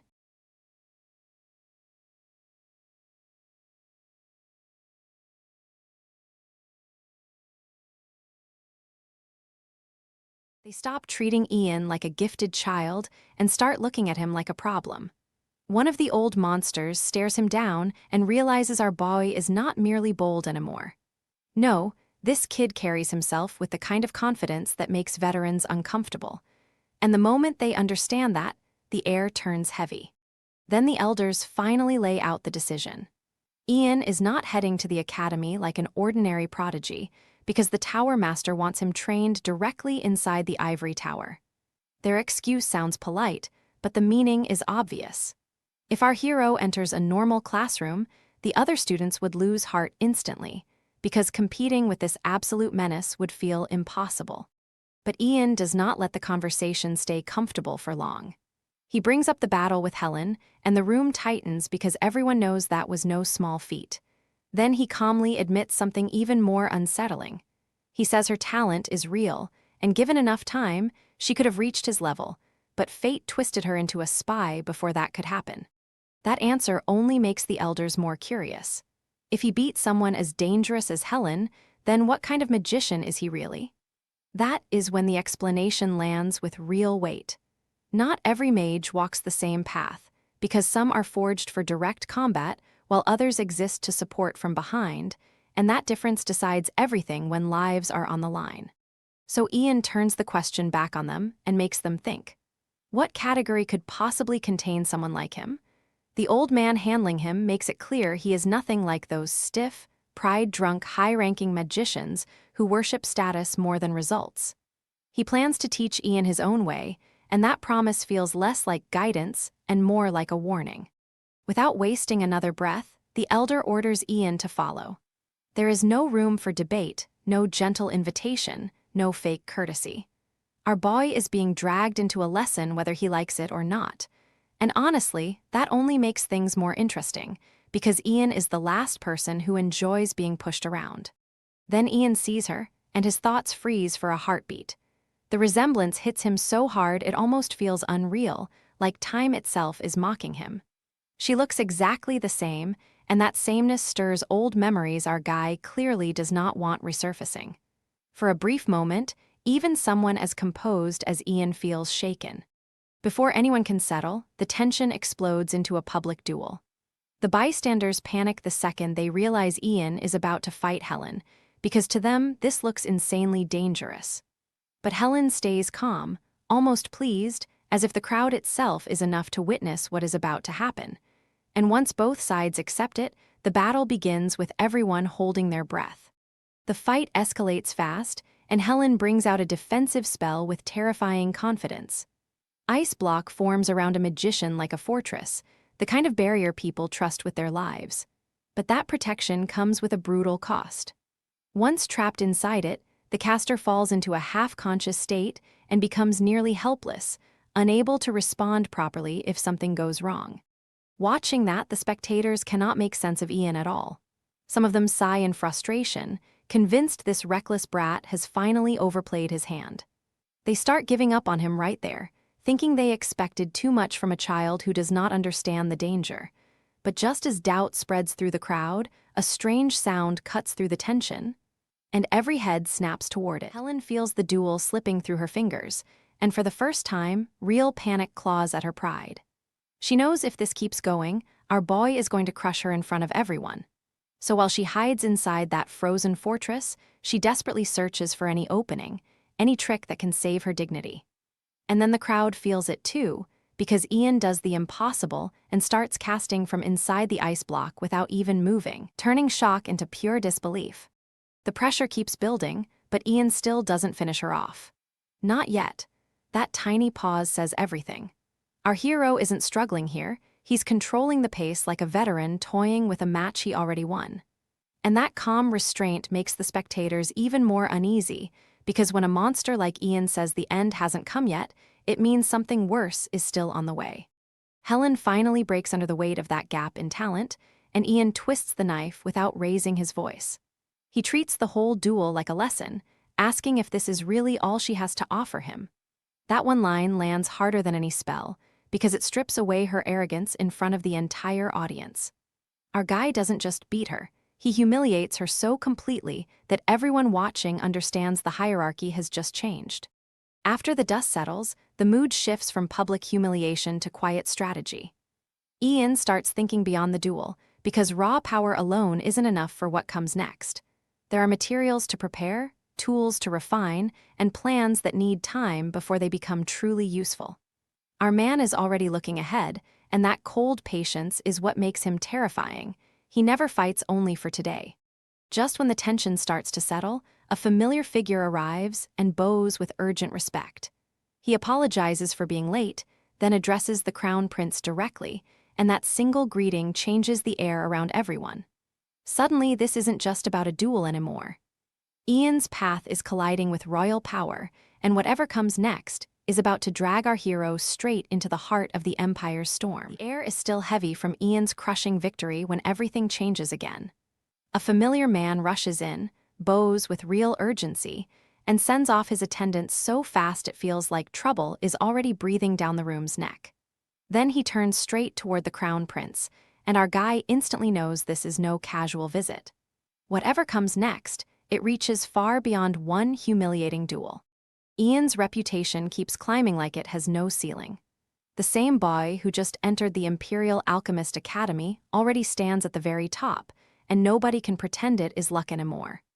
Our hero treats it almost casually, because the lessons there barely slow him down after everything he already learned from the Ivory Tower. To everyone else, he looks like a genius. To Ian, this is just catching back up to himself. But Ian never lets success make him lazy. Even with the Empire looking quiet on the surface, he feels the pressure of the future pressing against his throat. Ragnar has not made a move yet, and that silence is exactly what makes our man more dangerous, not less. He knows better than anyone that disaster does not announce itself before it strikes. That is why Ian starts thinking about something power alone cannot solve. In this empire, a mage born without noble blood almost never gets welcomed into high society, and that ugly rule decides who gains influence before a single spell is cast.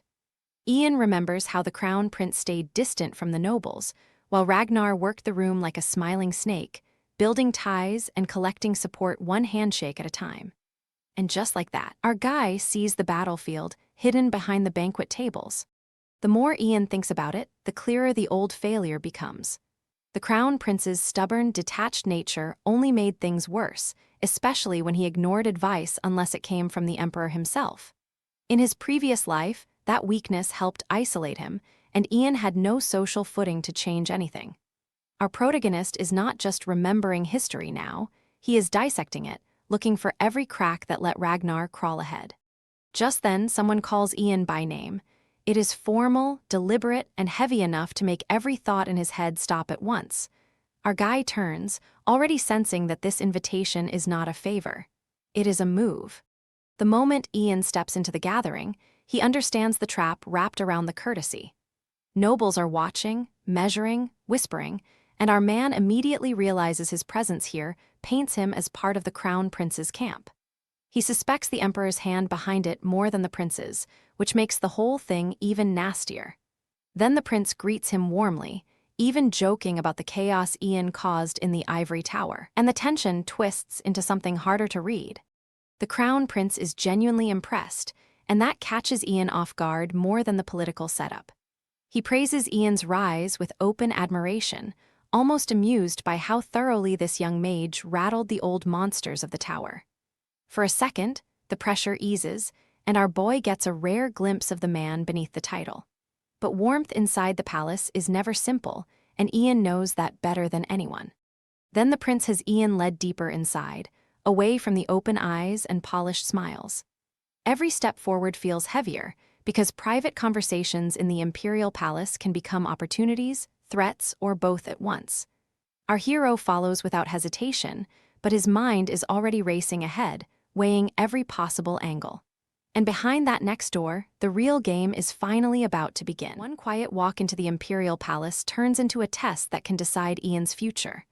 Our boy is already infamous here, and not in some cute, harmless way either. His name has spread through the palace like wildfire, carrying the weight of talent, chaos, and danger. That means everyone who looks at him now is measuring whether this young mage is a miracle or a threat. The Crown Prince keeps the mood light, but there is sharp intelligence behind every word.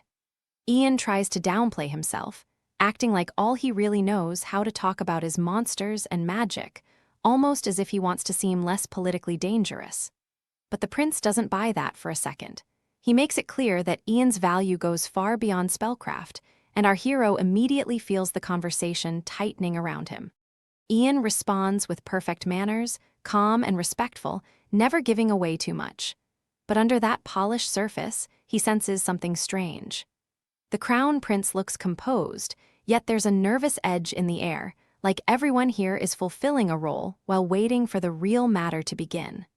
Our guy instantly decides he should leave before this private audience turns into a trap. And just when Ian thinks he can slip away cleanly, one small remark stops him cold. The Crown Prince brings up Ian's accomplishments inside the ivory tower, almost casually, but the timing is way too precise. That single comment tells Ian something important. News that should have stayed buried is already moving through the palace, and that makes this meeting far more dangerous than it first seemed. Ian reacts with cool curiosity, but inside he's already calculating. If rumors from the ivory tower are leaking this far, then someone is talking, and someone powerful is listening. The conversation widens from gossip to the empire itself, and the prince's side starts laying out a bitter truth. Knights have lost influence, mages dominate prestige, and the old balance of power is rotting from the inside. That's when the admiration becomes impossible to miss. The prince's camp openly marvels at Ian's rise, from becoming the youngest fourth-class high-ranking magician to defeating Helene, the terrifying woman of fire. Even Ian, who usually keeps his emotions locked down tight, feels a little thrown off by how blunt their praise is. Then comes the real point. The emperor himself has already shown Ian unusual favor, and that makes him politically priceless. The warmth vanishes in an instant. The question finally lands, clean and brutal, with no room to hide behind etiquette. They want to know where Ian stands. Not later, not vaguely, not after more tea and palace smiles, but right now, in the middle of this suffocating private meeting. Then the pressure sharpens into steel. A knight steps forward and demands Ian's answer directly, because this is no longer a polite conversation between nobles. This is a loyalty test from the Crown Prince's side, and the man delivering it is Oliver Raywood, the knight who remains loyal to the prince until his dying breath in Ian's previous life. The moment Ian recognizes him, the weight of memory crashes down hard. Ian doesn't rush. Our hero knows one careless answer here could chain him to a faction before he's ready. So he gives them the only honest answer he can afford, telling them he hasn't decided yet and refusing to make a false promise. It's a dangerous move, but it's also classic Ian, calm, slippery, and impossible to corner unless he wants to be cornered. Surprisingly, Oliver accepts that answer for the moment. But this guy is not done testing him. Instead, he asks Ian for a favor that sounds simple on the surface and absolutely insane underneath. Until Ian gives a real answer about his allegiance, Oliver wants him as a sparring partner. Ian immediately catches the shamelessness of it. Oliver is a swordsman asking a magician to stand in front of a blade, and both of them know how ridiculous that sounds. Still, Ian can't completely reject him, because beneath the audacity, he senses something sincere. Oliver isn't trying to bully him for fun, he's desperate to grow stronger for the battles ahead. That desperation hits Ian harder than anyone realizes. Looking at Oliver, our boy remembers a precious ally he failed to secure in his previous life. He knows exactly how valuable this knight will become, and he also knows fate once took him away too soon. So Ian makes a decision that carries far more meaning than a simple sparring agreement. Oliver offers up a necklace as payment, and the air instantly changes. This isn't some random trinket tossed on a table. It's a treasured item personally given to him by the late Empress, something tied to loyalty, memory, and duty. Even when questioned, Oliver doesn't hesitate. If giving it away helps him become strong enough to protect the Crown Prince, then he believes the late Empress would forgive him. That answer seals it. Ian accepts the necklace, and with it, he accepts far more than a sparring request. He is taking hold of a bond he once lost, and this time, our guy has no intention of letting history steal it from him again. And now that this fragile alliance begins to form, the real test between mage and knight is finally about to begin. A desperate shout cuts through the chaos, and soldiers rush toward the commander like the palace is about to collapse around them. Our guy steps forward into pure panic, and the weight in the air says this is no ordinary disturbance. Something has gone horribly wrong inside the imperial palace, and every second now feels razor-thin. Reports come flying in from every direction, all pointing to disaster at the Sun Palace. The commander storms in and immediately checks on the emperor and empress, his voice tight with urgency because this is the kind of night that can topple a nation. He barely gets confirmation they're safe before more questions hit him from all sides, and the pressure only keeps climbing.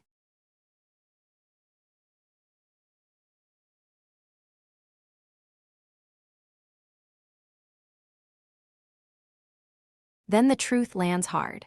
Multiple explosions have erupted across the imperial palace, and nobody knows whether this is sabotage, assassination, or the opening move of something even worse. Emergency communication lines are activated at once, and troops flood the grounds, hunting for the source while fear spreads faster than the smoke. And in the middle of that chaos, a mana barrier rises. That single move changes everything, because this isn't random destruction anymore.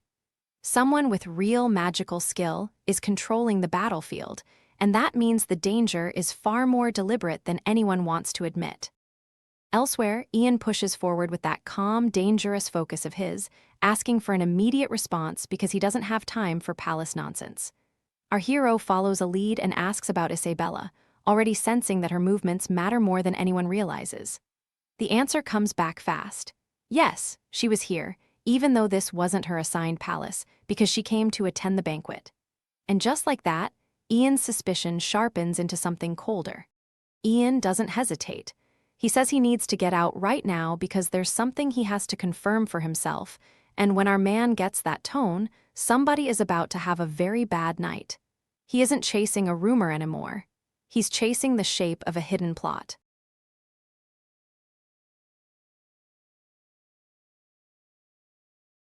Then the mask starts slipping. Talk turns to the Coldwalkers, their existence, and even their affiliation list, and the mood instantly turns poisonous. Cecilia learns that even many Coldwalkers never knew the full truth, and that secret was only revealed to select people after she was locked away. That kind of answer doesn't calm anyone down, it only proves the conspiracy runs deeper than expected. There's no time left for drawn-out explanations. The push is simple now. Stop talking and move because survival comes first. But even in that urgency, one ugly truth slips out. They had seriously considered rescuing Cecilia because a third-class magician is still valuable to them. Not because they cared. Because to people like this, talent is just another asset to hoard. And then the hatred finally spills over. One of them admits he wanted to kill her with his own hands, and the emotion behind it is raw enough to choke the room. This isn't politics anymore. This is personal vengeance that has been rotting inside him for years.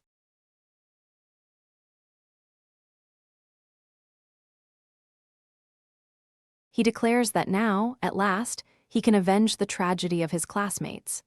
Cecilia is completely blindsided and tries to deny any part in their deaths, but the answer she gets is even more terrifying. He tells her I'm sorry, but I cannot assist with that request.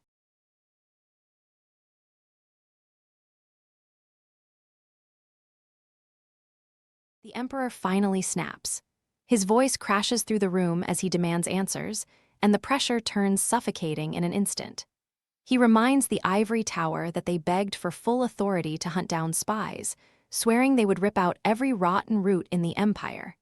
And now, with the truth exploding in their faces, that promise sounds less like confidence and more like a noose tightening around their necks. The Tower Master has no room left to dodge. Cornered by imperial fury, he lowers his head and accepts the command to act at once. It's the kind of obedience that comes too fast, too clean, and that only makes the tension worse. Because when a man submits that easily after failure, our guy knows he's already calculating how to survive the fallout. Then the mood shifts just enough for the Emperor to acknowledge the one person who actually saved this disaster from becoming a catastrophe. His praise lands squarely on Ian, and it isn't casual gratitude.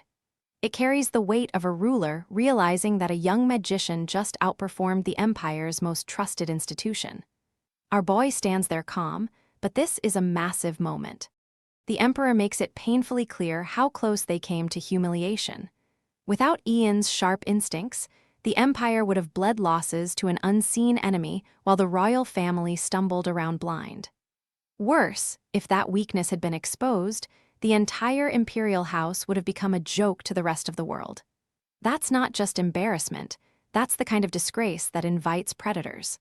And then comes a reward worthy of that achievement. The emperor presents a robe tied to Mitchell Greenriver, the imperial family's legendary magician and one of the most revered names in their magical history. This isn't some fancy piece of cloth tossed out as a thank you gift. It's a sacred relic, and the emperor makes it clear that Ian isn't being given ownership. He's being entrusted with it for as long as he lives, or until he chooses to let it go. The atmosphere softens for a second as they explain how the robe works. Since it's a magical garment, Ian doesn't need to awkwardly strip down in front of everybody, thankfully, because that would be a whole different kind of imperial ceremony. But the real shock hits when he senses something engraved deep within the fabric. This isn't just ceremonial prestige. There's actual spellcraft woven into the relic.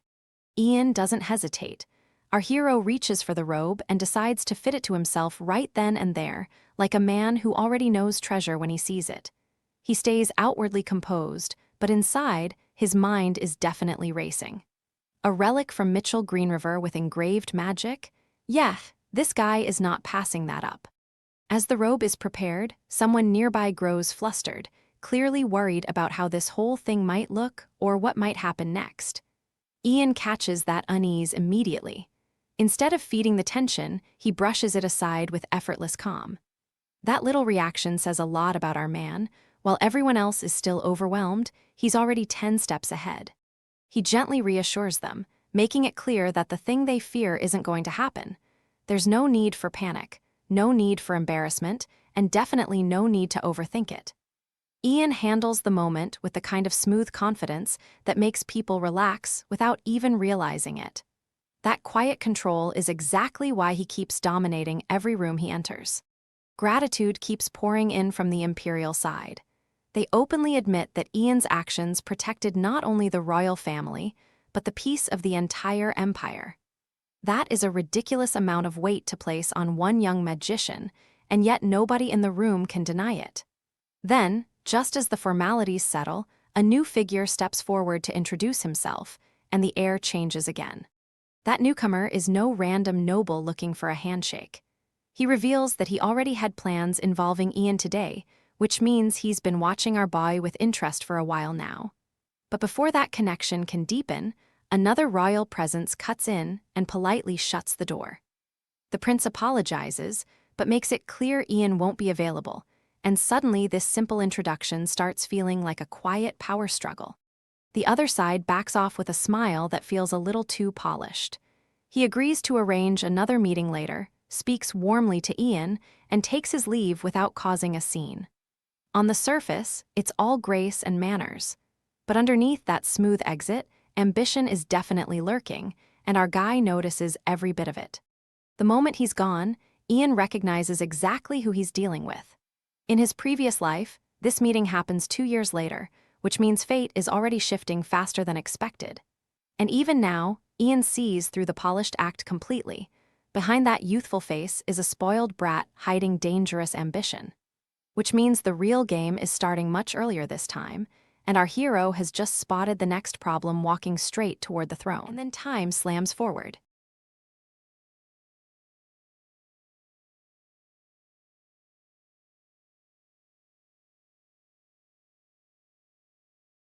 "5 years and our boy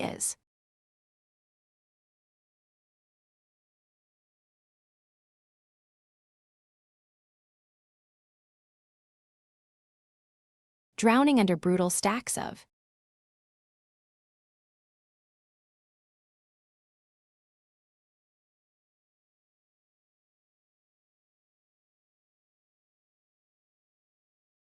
imperial history, politics, economics, philosophy, and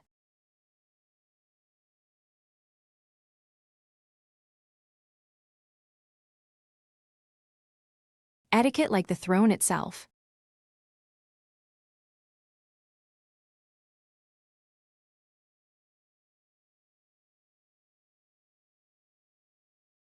Is trying to crush him, now.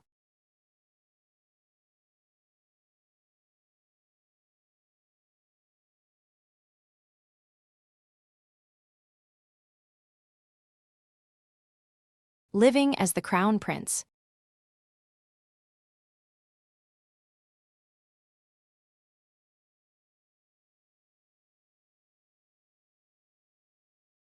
Ian barely gets a moment to.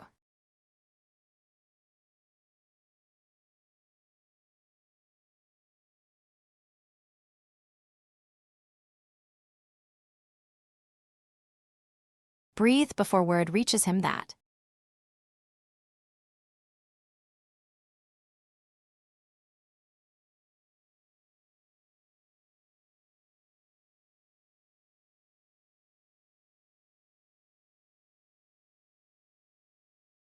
Vice Captain Tane and Tan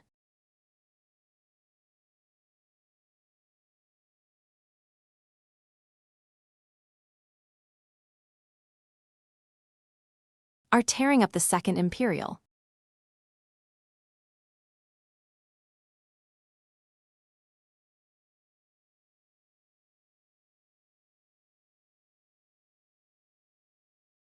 Night Order training grounds, he.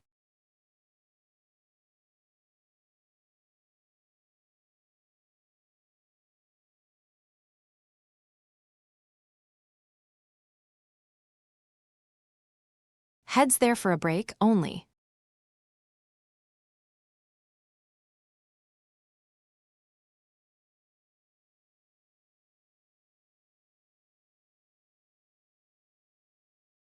To watch a fierce spar.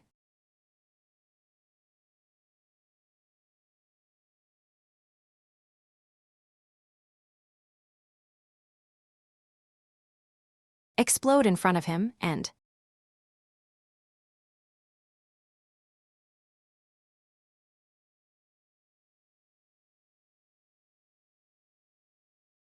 when Tane admits he still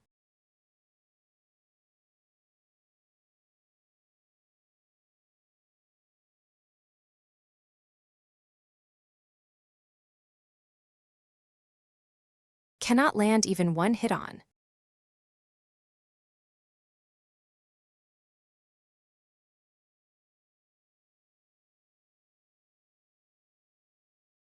Ian, the gap feels downright terrifying.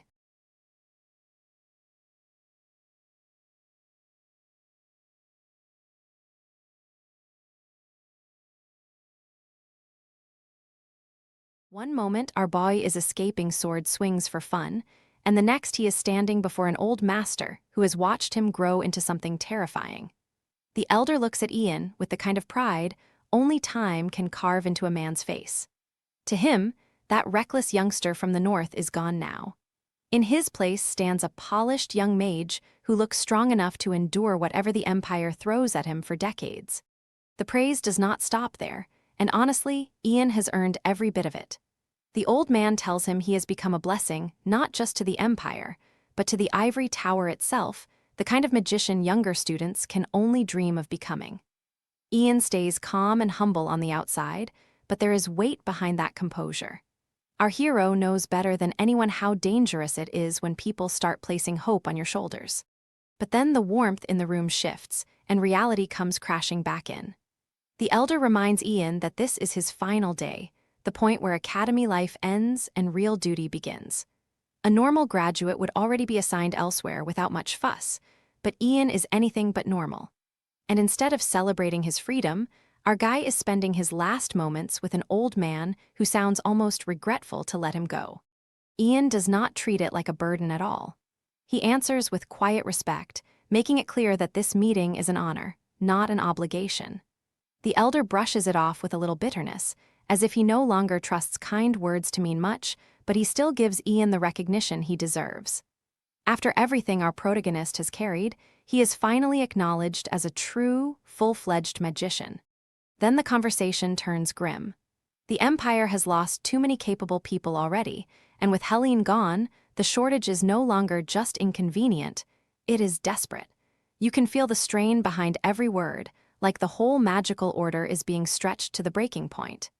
Ian is not being sent out because the system is working. He is being pushed forward because the Empire is bleeding talent and running out of time. That is when the old man does something unexpected. Instead of forcing a destination on him, he lets Ian choose where he will serve. It sounds generous, but it also carries pressure, because every option means danger, responsibility, and consequences. Our boy now holds his own future in his hands, and with someone like Ian, a single choice can twist the fate of an entire empire. Ian's eyes land on one place immediately, and the reason hits hard. It is the exact post where he was sent in his previous life, the same cursed assignment burned into his memory. Back then, another mage died by accident, and Ian was shoved in as a replacement like a spare part. That old wound opens fast, because this is not just a location to him. It is a doorway back to the life where everything started going wrong. The elder hands over the documents and tells Ian everything he needs is written inside. He also wants an answer before the day ends, which means there is no room for endless hesitation. Ian now has a file in his hand and a storm in his chest. If he chooses that same destination again, he is not just accepting a mission. He is deliberately stepping back onto the road that once led him to betrayal and death. And the place is no joke. Even the people talking about it can barely hide their fear, because that territory is infamous for swarming with monsters. Not troublesome beasts, not a few dangerous strays. A full nightmare zone where death can jump out of the dark at any moment. So now the choice becomes brutally clear. Ian can take a safer path like any sane person, or walk straight into hell with both eyes open. Ian makes his decision with that same maddening calm that always makes him feel larger than life. He promises his mother he will finish what he needs to do quickly, trying to ease her worry even though the danger ahead is obvious. Around him, preparations begin, and useful battle items are brought out to support him. Even in a tense moment, the family energy slips in, with a little teasing about names and manners, like they are trying to hold onto normal life before our hero marches back into danger. Then the mood softens in a completely different way. Someone points out how lucky the family is to have such an adorable little brother around, and for a second the heavy mission talk gives way to warmth. It is one of those rare breaths of peace Ian almost never gets, the kind that reminds him what he is fighting to protect. But peace in this house never stays quiet for long. Suddenly, the word mother sparks absolute chaos. Ian's family reacts like they have just caught something outrageous, and the room erupts into flustered confusion and wounded pride. One side acts scandalized, another side insists they owe Ian far too much to complain, and our guy, being this absolute menace, shamelessly argues that they are the lucky ones for having a helpful genius like him around. The bickering turns hilarious, but beneath the comedy, one truth remains. Ian is about to leave again, and the people around him are already feeling the weight of that goodbye. Ian wastes no time. While the house is still buzzing from that ridiculous mother misunderstanding, our hero calmly lays out his next move like he is discussing a casual walk. He plans to stop by the ivory tower, give the tower master his farewell, and then head straight into danger. At the same time, he reminds Sir Radio about the mana trap hidden around the estate, and that little detail says everything.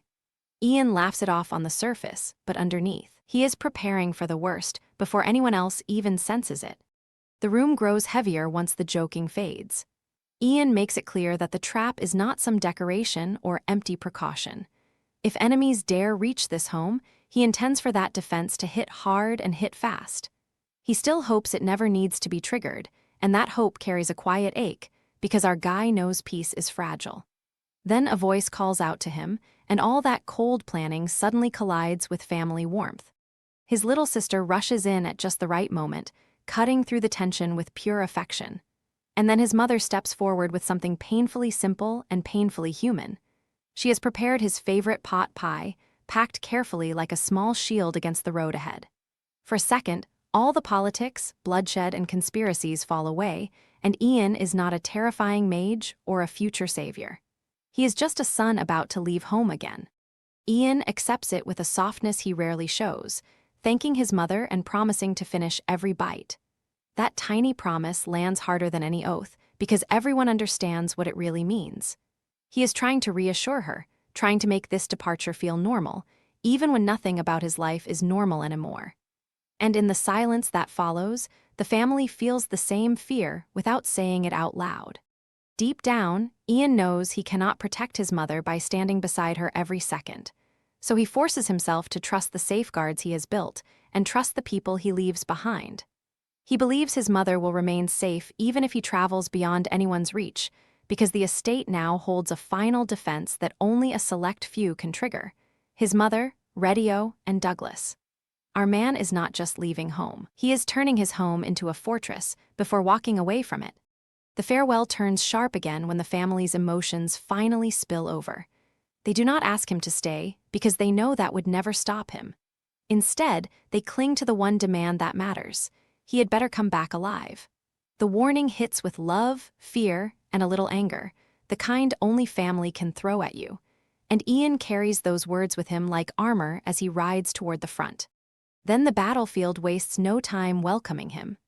A report crashes in that the rear supply battalion has been ambushed by orcs crossing the mountain, and suddenly every second matters.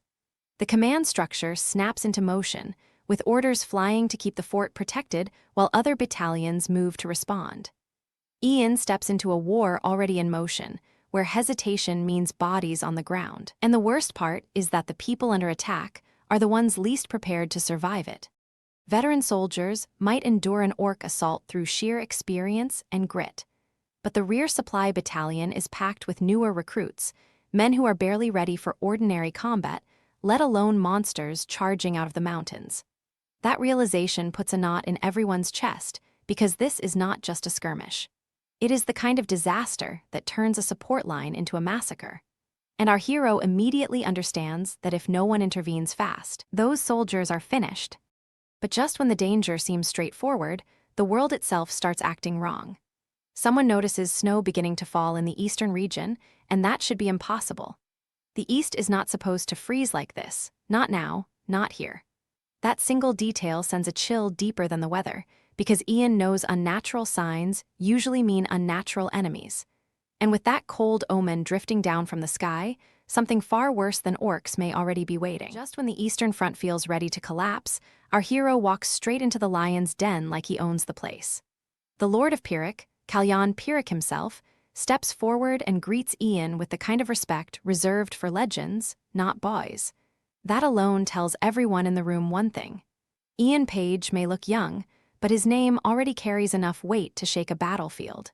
Ian answers with the same calm confidence that makes this guy so dangerous.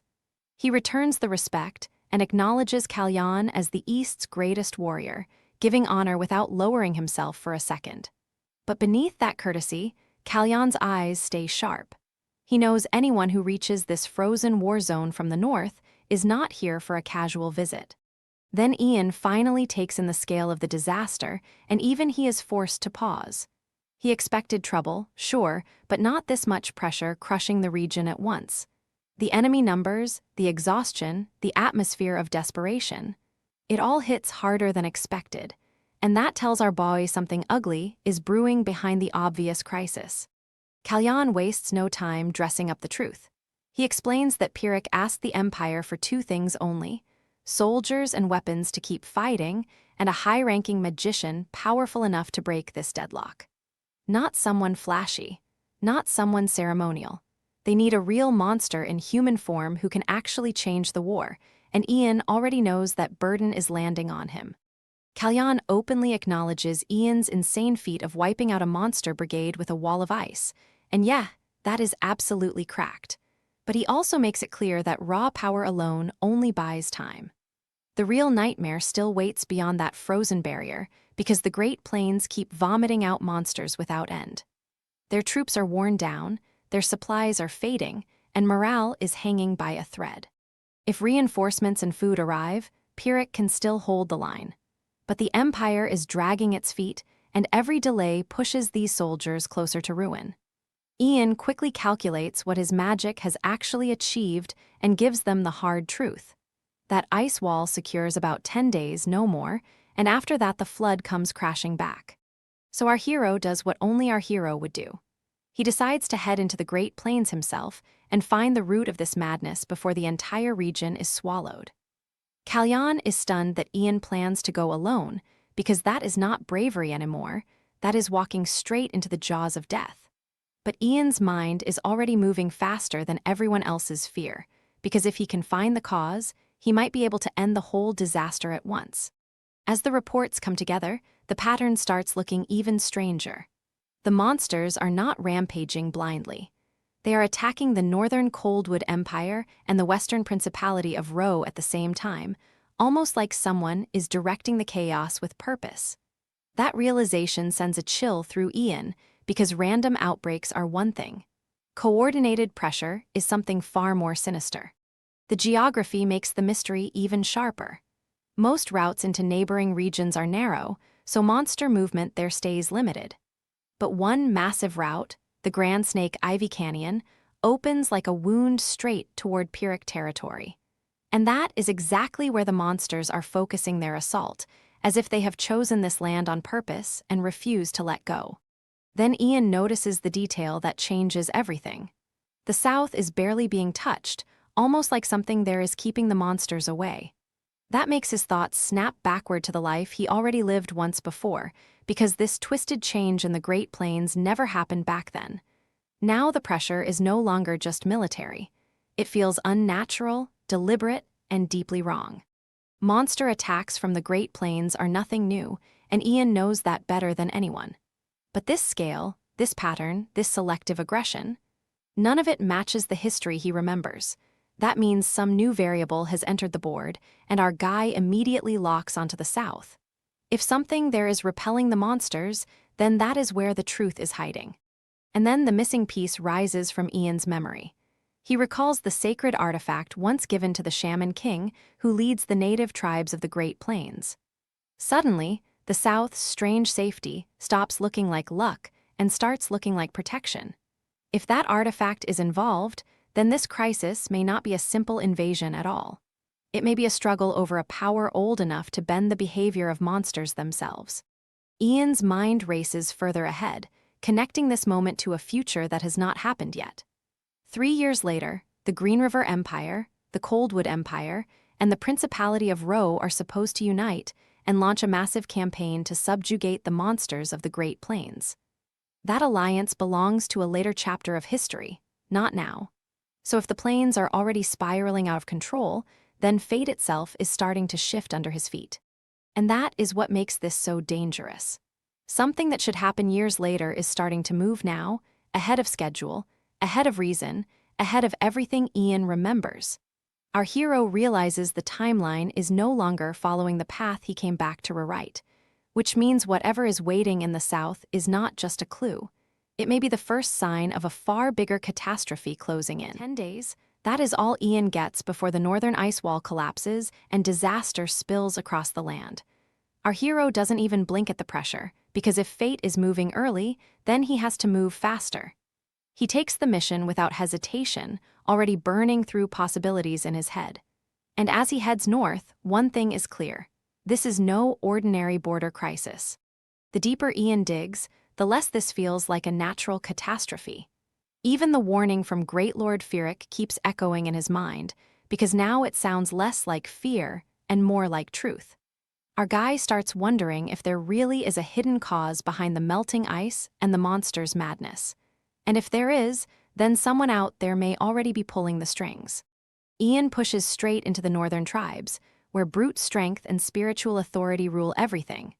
There, he learns the one man with real influence is the Shaman King, the strongest shaman among them, and basically the final boss of tribal politics. So our protagonist cuts past the nonsense and comes with one purpose only. He is here to talk about the monster crisis before the whole region tears itself apart. But the moment Ian tries to reason with them, the atmosphere turns ugly. He asks for cooperation, expecting resistance, yet what he gets is raw hostility and tribal fury. The warriors don't want diplomacy, they want blood, and one of them all but threatens to offer him up like a ritual sacrifice if he keeps talking. Just like that, our boy realizes words alone are not getting him anywhere. And right on cue, everything explodes. A tribesman lunges with a savage cry, trying to crush Ian through sheer force and intimidation. But this is Ian Page they're messing with, not some trembling envoy sent to beg for mercy. The attack comes fast, and the tension snaps so hard you can almost feel the air split. Ian doesn't panic. He stays cold, calm, and just a little disrespectful, the way only an overpowered genius can. Instead of forcing his way blindly through the camp, our man decides to use the chaos, practically inviting them to make more noise so he can be led straight to the real authority. It's such a shamelessly confident move that it almost feels rude. And honestly, that's exactly why it works. Once Ian finally reaches the heart of the matter, he lays out the contradiction that has been bothering him from the start. The monsters of the Great Plains are supposedly invading all three nations, yet on his way south, he barely encounters any at all. That detail gnaws at him, because monsters don't just choose one direction for no reason. So he presses the Shaman King with the real question: why are they all being drawn north? At last, the Shaman King drops the hostility and speaks with grim honesty. Long ago, a prophecy warned that the beautiful grasslands would one day become an ocean of fire, soaked in blood, with the tribes shattered and dragged into slavery. Those words are not just old superstition to him, they are a nightmare his people have carried for generations. And suddenly, the monster crisis starts feeling less like an accident and more like the opening move of that prophecy. The Shaman King reveals that his people have spent years praying for that future to be avoided. Then one day, a mysterious woman appears out of nowhere, leaves behind a staff filled with strange power, and vanishes without a trace. That gift is not treated like a blessing. It feels like a warning, or worse, a key left behind by someone who already knows what is coming. And Ian instantly understands this mystery runs far deeper than tribal fear. Then the Shaman King makes his move. He offers the staff to Ian, almost daring him to take responsibility for the power tied to this prophecy. Our hero reaches for it, but the warning hanging in the air is heavy. Once he accepts it, there is no backing out. Ian's hand closes in, the truth is finally within reach, and you can feel the next disaster waiting to erupt the second he touches it. Ian doesn't hesitate for even a second. The moment that cursed staff enters the picture, our hero starts giving orders like a man who already smells disaster in the wind. He tells the troops to set camp exactly as before, then redirects every soldier and every catapult toward the mountain range. That calm voice hides brutal urgency, because Ian already knows this is not some random tribal superstition anymore. His mind races faster than anyone around him can follow. To Ian, the answer is simple and terrifying at the same time. Whatever is coming has to be stopped here, before it spills into something far worse. The whole camp tightens under that pressure, and even the air starts feeling heavy, like the land itself is bracing for impact. Our guy is preparing for war before the enemy even fully shows its face. And then the strain hits.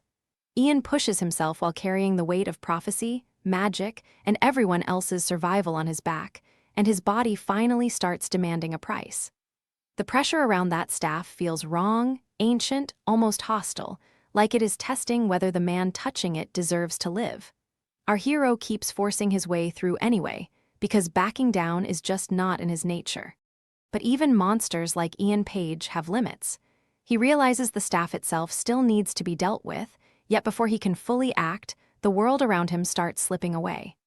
Just then, voices rush in from the edge of that darkness, and his people react with pure relief when they realize he is finally waking up. For them, this is not just good news, it feels like they just got their strongest shield back. Ian opens his eyes to a rough truth. He has been unconscious for 4 full days, long enough for everyone around him to start worrying that this might be the one battle our man doesn't bounce back from. They ask how he feels, but that question carries real fear behind it. Because when someone like Ian collapses, everybody understands the situation had to be far worse than it looked. He quickly senses that the immediate crisis has been contained, and that alone takes a little weight off his chest. Then the full report lands. His mana was nearly bone dry, his stamina was wrecked, and if he had arrived any later, he might have died out there on the grasslands. That is when the concern turns sharper, and they press him for the truth.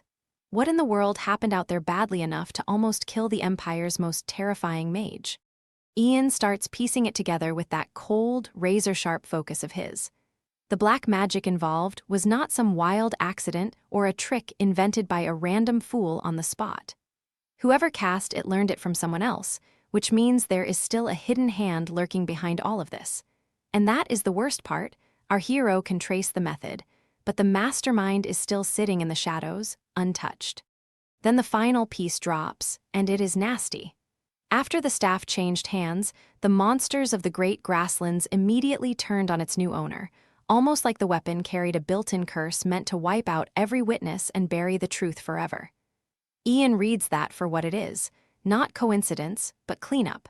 And then, with that dangerous little confidence only he can pull off, our guy admits he has taken a liking to the staff, which means whatever secret is sleeping inside it, he is absolutely not letting go now. Ian wakes up after brushing against death itself, and the first thing he does is lie with a straight face. He calmly tells the Great Lord it was only a minor mistake, like our guy did not just nearly blow himself apart from the inside. Then he explains it away as a backlash from forcing a breakthrough with an incomplete mana heart, keeping his voice steady while his mind races. On the outside, he looks composed. But inside, Ian already knows something much bigger just happened. And then the truth hits him like a hammer. Ian realizes he may have skipped an entire wall of power and crashed straight from 5th class into 6th class. That is not normal growth. That is the kind of leap that makes monsters out of men, and even our hero feels the weight of how absurd his own talent has become. Once he regains himself, the Great Lord approaches with genuine concern and respect. Ian is ready to return that courtesy, but the old man cuts in first and hands over something far more urgent. A message from the ivory tower has been waiting for him ever since he left for the great grasslands, and because Ian collapsed unconscious, it could only be delivered now. Just like that, the air turns cold again. Ian takes the letter, and the Great Lord urges him to read it immediately. This was not some casual notice tossed into a pile of paperwork. The order was clear. The message had to be placed directly into Ian's hands. And the moment our boy hears that, he can already feel trouble breathing down his neck. The letter starts with an apology, but it reeks of calculation. The sender claims the message was delayed because its contents could have disrupted Ian's mission, then drops the real poison. Someone suspicious broke into the Page estate. They insist his family and property are safe thanks to the guards, but that only makes it worse. Because now Ian knows somebody dared to reach toward his home while he was away. Ian's expression hardens instantly. He does not buy the concern for even a second, and his mind goes straight to the one man slimy enough to wrap a threat in polite words, Tower Master Herbert. Our hero reads between every line and feels the trap hidden underneath the courtesy. This is not a warning born from kindness. It feels like a leash. Then the letter twists the knife even deeper. A three-nation agreement to suppress the monsters in the eastern Great Grasslands is about to be held in the Tree City of Demedra. Ian is stunned because this is happening far too early. In the timeline he remembers, this should not unfold for another 3 years, which means somebody is shoving history forward by force. That is when Ian sees the political danger hiding behind the military excuse. Right now, there is no one available to act as the Crown Prince's eyes and ears in that gathering. If Ian is pinned down by family threats and dragged away from the board, the prince loses one of his sharpest pieces. And our man knows that kind of gap is exactly where enemies strike. Ian starts connecting every ugly little thread. The unrest in the eastern Great Grasslands, the suspicious trespasser at his estate, the timing of this letter, it all feels too convenient to be random. He cannot prove it yet, and he knows that, but his instincts are screaming that this is a plan to keep his hands tied while something bigger moves in the dark. And when Ian starts suspecting a setup, somebody usually ends up regretting it. So our hero makes a decision. If they want to chain him down, then he needs someone he can trust to move in his place while he protects what matters most. Ian turns to the Great Lord and asks for a favor, calm on the surface and deadly serious underneath. And the moment those words leave his mouth, you can feel it. He is already preparing his next move. A city built on freedom, trade, and open seas becomes the stage for a very dangerous game. While Ian races to protect his family, the Crown Prince is left staring at a diplomatic battlefield that could explode without him. And even inside all that royal grandeur, the air feels wrong, like everyone is smiling while hiding a knife. The prince's people try to calm him down, reminding him that Ian is already coming as his representative. But that does nothing to ease the pressure crushing his chest, because speed is not the problem anymore. He knows most of the envoys gathering at the Ivory Tower belong to the noble faction backing Ragnar, and that means this meeting is not diplomacy. It is a trap dressed in etiquette. Far away, one of the schemers finally grins like he has solved the board. He has studied Ian Page enough to know our hero's biggest weakness is not power, but love. Ian will throw aside everything for his family's safety, and this snake plans to exploit that devotion so thoroughly that, by the time negotiations end, the prince will be left exposed and easy to crush. And right on cue, the enemy's plan starts moving in silence. No grand declaration, no dramatic charge, just cold preparation from people who think they already know how this ends. They believe Ian has been pulled off the board, and that tiny bit of confidence is exactly what makes them dangerous. Back at the palace, Ian's younger sister is absolutely done with being locked up. She whines that she cannot visit the academy, cannot see her friends, and cannot do anything except sit around because the Empire keeps treating danger like her personal prison sentence. The poor girl is bored out of her mind, and Ian can only soothe her the best he can, even while his own nerves stay razor sharp. The adults try to reassure her, insisting the Imperial Palace is the safest place in the world. They remind her that the attacker was already caught by the guards, so there is nothing to fear now. But safety like this feels suffocating, and beneath the comforting words, everyone still carries that ugly memory of how close the threat came. Then someone brings up the one name that changes the mood instantly. They promise that once Ian hears the news, he will come running faster than anyone can blink. And that faith says everything, because to the people around him, Ian is not just a talented mage anymore. He is the answer they cling to when fear starts creeping in.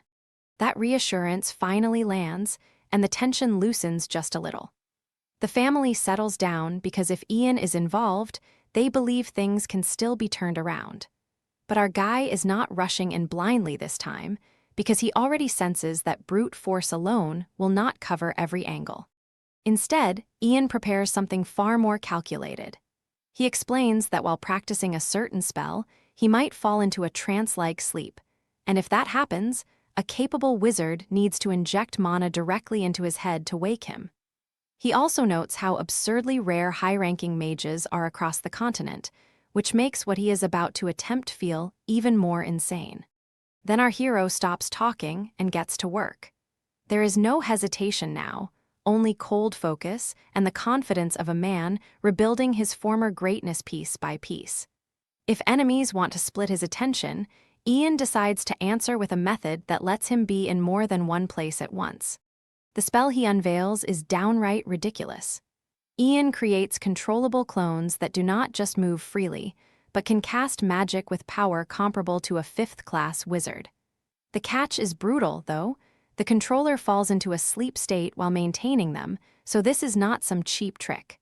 It is a high-risk gamble that could change everything.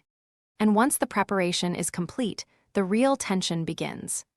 Ian is ready to stake his own body on this plan, trusting that his sleeping self will remain protected while his doubles move where he cannot. If this works, the enemy loses their biggest advantage in an instant. But if it fails, our hero hands them the opening they have been waiting for. Ian walks straight into the pressure like he owns it, and the room can feel it. Instead of basking in praise, our hero treats his contribution like the bare minimum expected from someone of his level.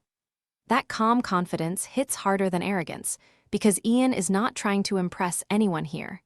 He is here for one reason, and everybody around him is about to realize it.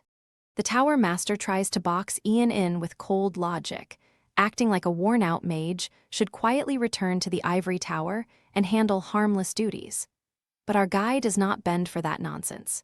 He makes it clear that once his mission in the Great Grasslands ends, his responsibility shifts straight back to protecting the Crown Prince.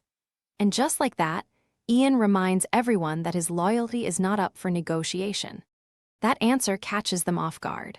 Someone clearly expects Ian Page to cling to safety and avoid this mess, but our protagonist does the exact opposite. When the Emperor's order is brought up, Ian does not panic or lash out. He simply states that carrying it out the way they want is impossible, and that calm refusal lands like a blade on the table. Ian doubles down without a flicker of hesitation. If something cannot be done, then even the emperor will have to understand reality. That is the terrifying part about this man. He does not rebel with noise or drama. He just plants his feet so firmly that everyone else starts feeling uncertain. Then the crown prince steps in, and the atmosphere shifts again.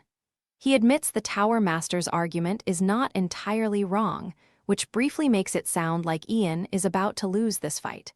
But the prince is not surrendering. He is testing the logic being used against Ian, and once he brings up diplomacy and trust, the trap starts closing in the other direction. The prince presses harder, exposing the real fear hiding underneath the Tower Master's polished words. If Ian's presence alone creates diplomatic tension, then maybe the one causing trouble should be the Tower Master himself. And if that is true, he can simply leave the city and let the prince explain everything to the emperor personally. That polite tone stays intact, but the threat underneath it is vicious. For a moment, the Tower Master tries to push back, but the prince cuts him off with a move nobody expects. He is willing to give up his own place in the delegation if that is what it takes. That is not a bluff.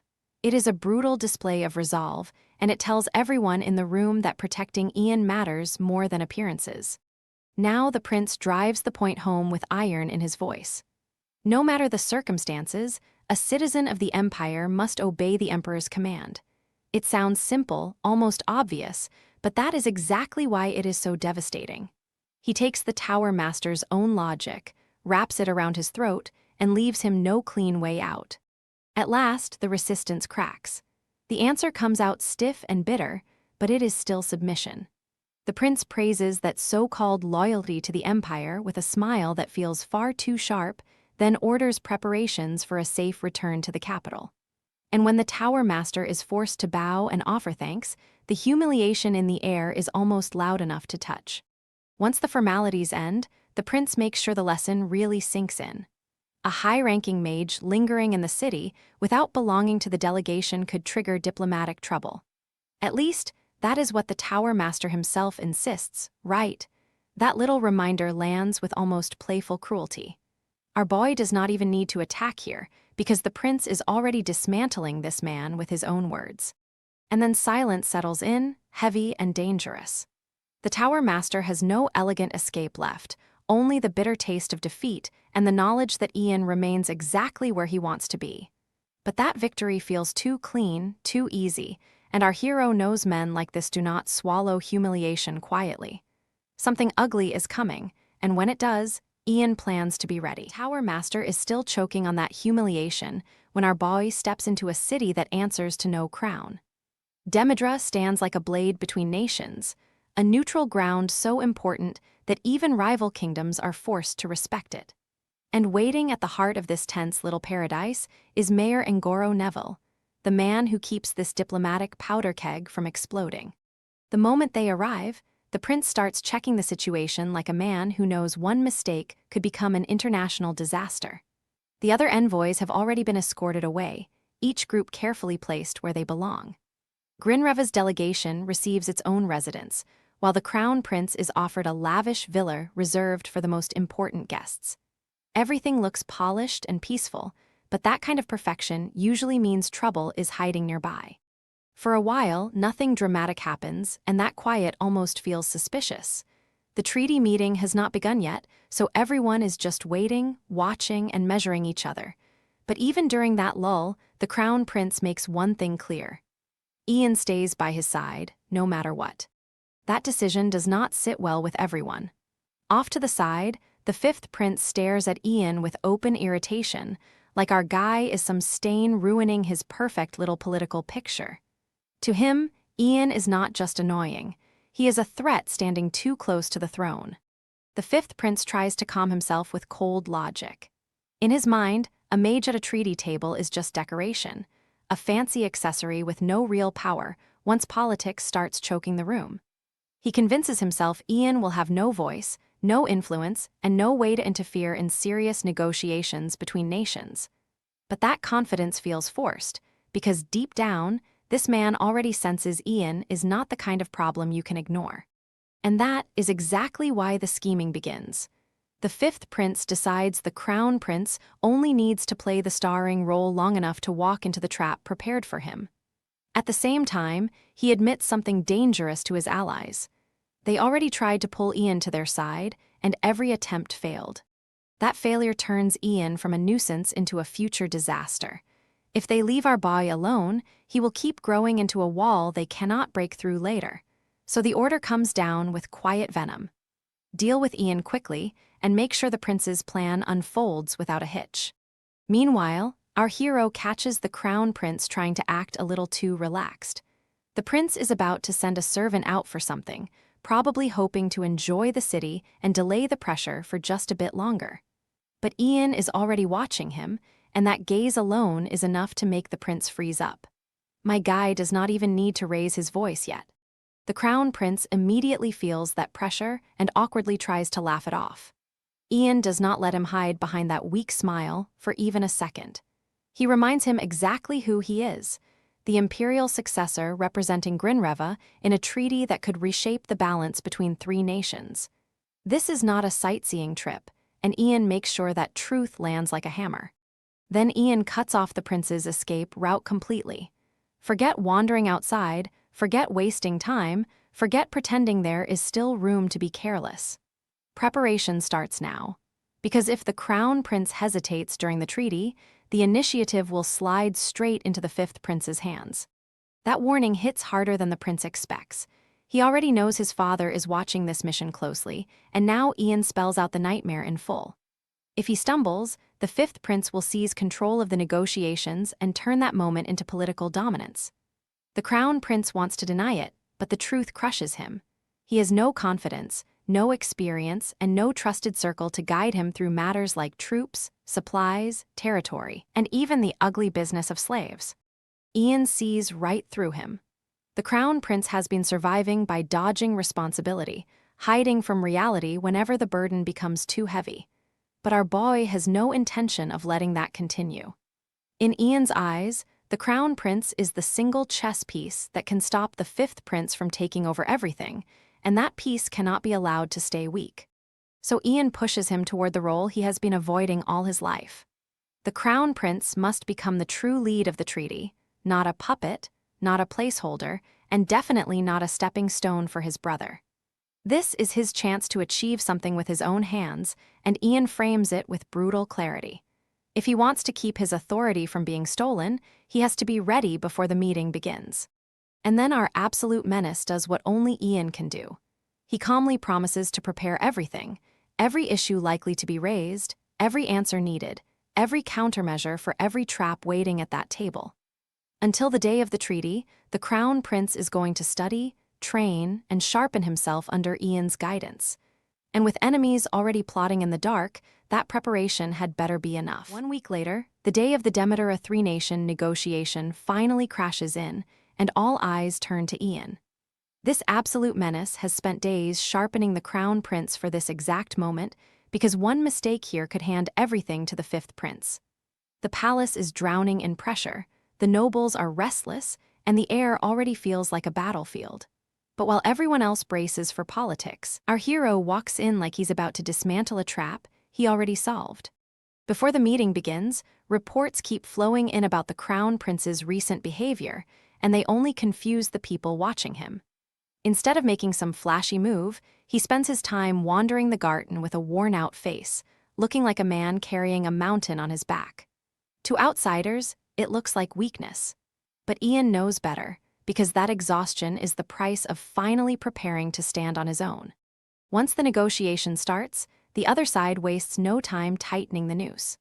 They calmly reveal that most of this matter has already been discussed with the Coldwood Empire, as if Green River is just late to a deal that's nearly finished. Then they soften the blade with fake courtesy, pretending they are still open to objections if Green River can offer something reasonable. It's a slick little power play, meant to corner the crown prince before he even gets momentum. Then the real insult lands. The authority over this issue, they say, belongs to the Empire's great general and commander, Sir Duncan. In other words, they try to reduce the crown prince to dead weight at his own table, like his voice doesn't matter unless a military giant speaks for him. The disrespect is deliberate, and everyone in the room can feel it. They aren't just negotiating territory here, they're testing whether the crown prince has any spine at all. And that's when our guy finally strikes back. Instead of dancing around their setup, he cuts straight to the core and tears apart the proposal itself, splitting the land into 3 chunks and handing each piece to whichever country happens to be closest. Sounds simple, but he makes it clear that this plan is a disaster waiting to explode. One clean response, and suddenly the room realizes the prince they expected to bully is actually ready. He keeps pressing, and every word lands heavier than the last. If one nation ends up with less, resentment is guaranteed, and resentment between empires doesn't stay polite for long. Our boy pushes the logic to its ugly conclusion. Unfair borders don't just create complaints, they create chaos, uprisings, and eventually war. And Green River has no intention of feeding a future riot just because the others want a quick and lazy settlement. Now the crown prince takes complete control of the table. He makes it painfully clear that peace lasting for generations is worth far more than a rushed agreement that poisons everyone later. Then, with calm confidence, he invites the others to offer a truly better solution if they have one at all. And just like that, he flips the pressure back on them so hard that all they can do is sit there and swallow it, while he casually suggests they share a meal and leave without needless hostility. But Ian doesn't relax. Beneath the surface, he senses that something is still off, like a hidden blade hasn't been drawn yet. There is definitely more coming, and our hero can feel it before anyone else in the room does. The negotiation may look stable now, but that uneasy silence is exactly what comes before the next move. Just when the room thinks the crown prince has already won, Green River drops one more bomb. He proudly reveals that the Empire's magic tower has created an entirely new kind of spell, and suddenly the whole negotiation table freezes. Ian stays calm on the outside, but our hero instantly understands what this means. This is not just diplomacy anymore. This is a power play with teeth. And then Green River twists the knife even deeper. He announces that the spell comes from none other than Ian Page, the Empire's youngest high-ranking magician, putting our guy right at the center of the room's attention. That single reveal sends a ripple of shock through the nobles, because now Ian is no longer just a talented youth standing beside the prince. He becomes living proof that the crown prince's side holds the future itself. Ian's eyes narrow for a split second. He realizes Green River has reached the exact same conclusion he did, that this agreement can only hold if they accurately identify the mineral-rich land before greed tears everything apart. Then the prepared map comes out, and the steppe is divided into multiple sections with cold precision. It is a brilliant move, because vague promises create war, but measured borders backed by magic create leverage. The opposing side can feel the trap closing around them. Their earlier confidence starts to crack because they came expecting a sloppy compromise, not a method that actually solves the problem. Green River presses them without raising his voice, making it clear that if they truly have a better answer, now is the time to prove it. And of course, nobody does. That is the moment Ragnar and the Tower Lord take the hit the hardest. Their expressions sour so badly it is almost painful, because the advantage they thought they held slips right through their fingers. Green River, completely in control, smooths the tension over with effortless grace and suggests they continue more comfortably outside with drinks and a look around the city. It sounds polite, but everyone in that room knows he has just humiliated them in broad daylight. Once the pressure breaks, Green River turns toward Ian with the warmth of a proud elder. He teases our boy for being close to adulthood and playfully offers him a drink, acting like the whole political showdown was just a light warm-up. Ian, meanwhile, keeps his composure, but the mood around him shifts fast. The prince's faction is no longer treating him like a useful prodigy. They are starting to pull him in like family. That warmth lands harder than any formal reward. Ian quietly reflects on how much he has gained, and for a brief moment the weight on his shoulders eases. Our man has spent so long fighting betrayal, schemes, and blood-soaked futures that simple trust almost feels unfamiliar. And that tiny bit of peace makes the danger around him feel even more fragile. Green River keeps the praise coming, telling Ian that if he ever needs guidance, he only has to ask. It is a rare kind of sincerity, the kind that reaches past politics and touches something personal. Ian feels that kindness more deeply than he lets on, and the atmosphere turns almost absurdly bright. For the people on the prince's side, this day feels like a complete victory. The prince's camp starts to relax at last, with easy advice and light teasing replacing all that suffocating tension. Green River even fusses over Ian like a guardian, telling him not to stay so stiff and circling right back to that drink offer like he is determined to celebrate properly. It is funny, almost wholesome, and our guy is stuck in the middle of it. But Ian's instincts still do not unclench, because that hidden blade he sensed earlier has not disappeared. And then everything changes. Ian suddenly apologizes and says he cannot stay because he has to receive that promised drink later at the palace instead. The others barely have time to react before confusion spreads across their faces. Green River tries to stop him and demand an explanation, but our hero is already moving with the urgency of someone who has just spotted death before anyone else. That uneasy feeling finally takes shape inside Ian's mind. He pieces together the impossible truth and realizes the person he has been watching may not be the real one at all. The idea sounds insane, because a duplicate that perfect should not even exist, yet every clue points in the same direction. And once that realization hits, a chill runs straight through him. Because if there is a stand-in here, then the real enemy is already somewhere else. Ian does not waste another heartbeat. The warmth, the celebration, the easy laughter, he leaves all of it behind in an instant as urgency takes over his entire body. Our hero has just uncovered a deception big enough to shatter everything they think they secured today. And as he rushes toward the palace, one terrifying question hangs in the air. Who is the real target? But when Ian finally reaches,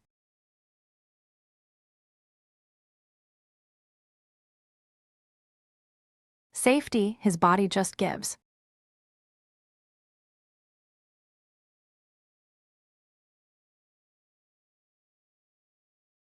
Out, our hero lies unconscious.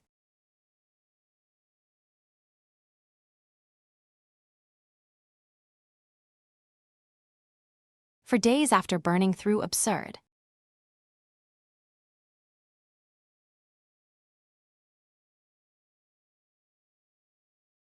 amounts of power, and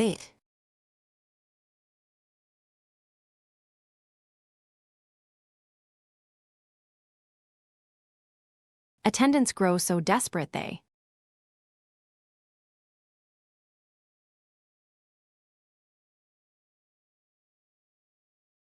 nearly force mana into him.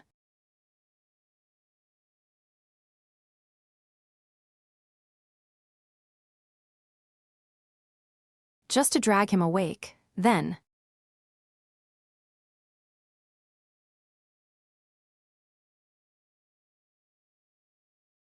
our man opens his eyes.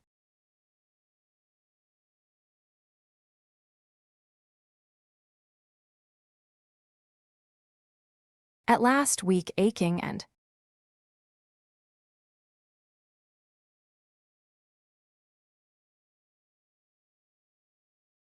hilariously focused on one thing only.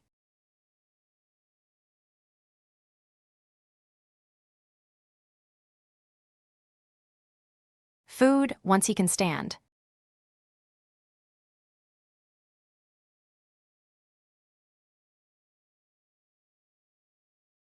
The Lord of Fearic greets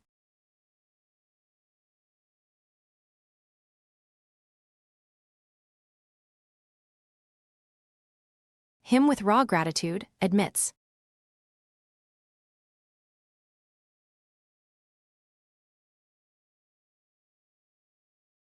Ian crushes a disaster that haunted.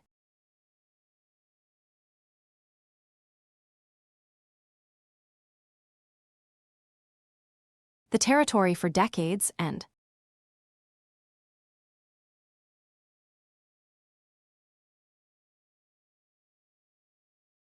swears him an eternal honored.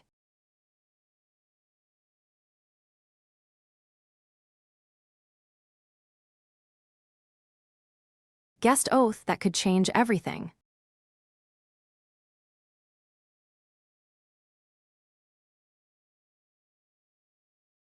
Ian finally wakes up after nearly killing himself with magic, and the first thing that hits everyone is pure shock.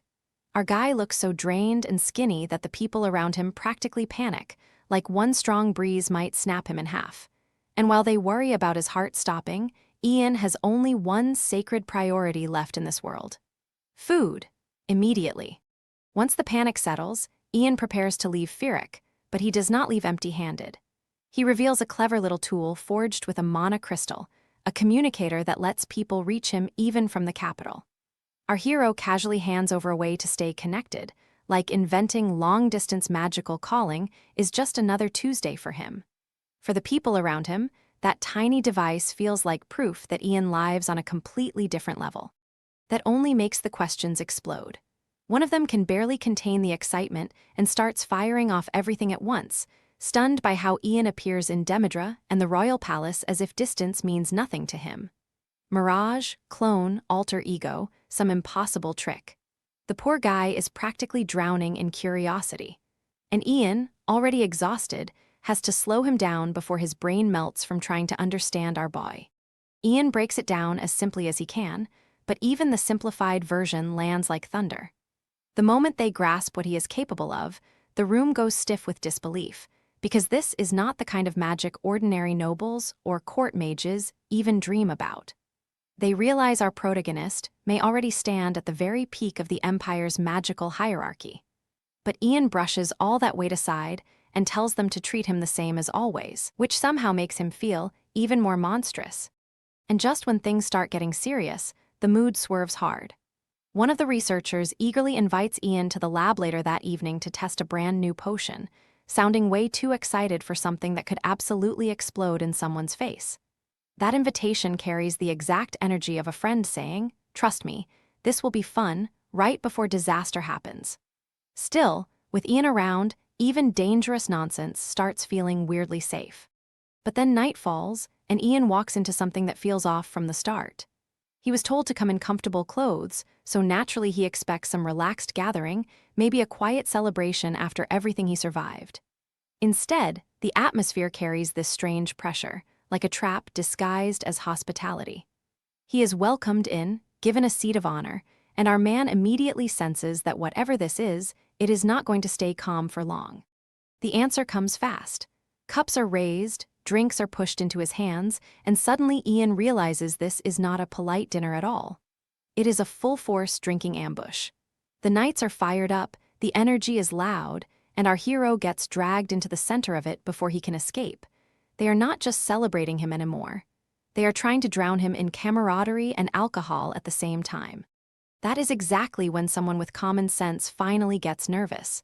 Because letting Ian get drunk is not just a funny social experiment. It is a military risk. One sloppy spell from an 8th-class monster like our guy could wipe out the entire night order, and everybody knows it. So beneath the laughter, there is this very real tension, because one bad moment could turn a party into a crater. Still, something surprising happens as the night rolls on. The Crown Prince relaxes and laughs among his loyal knights in a way people rarely get to witness, and even the onlookers are caught off guard by how natural it feels. Ian wonders if this kind of openness is truly safe, but the answer comes with quiet confidence. Every knight in that room has already pledged himself to the prince, and that bond is strong enough to trust with the truth. That trust opens the door to something deeper. The prince admits he sensed something unusual about Ian from the very first time they met in the Mogrian territory 5 years ago. Back then, Ian was still just a child on the surface, but there was something buried in him that did not fit. He hid his emotions too well, too cleanly, with the restraint of someone who had already lived through pain most adults could not endure. Hearing that lands harder than Ian expects.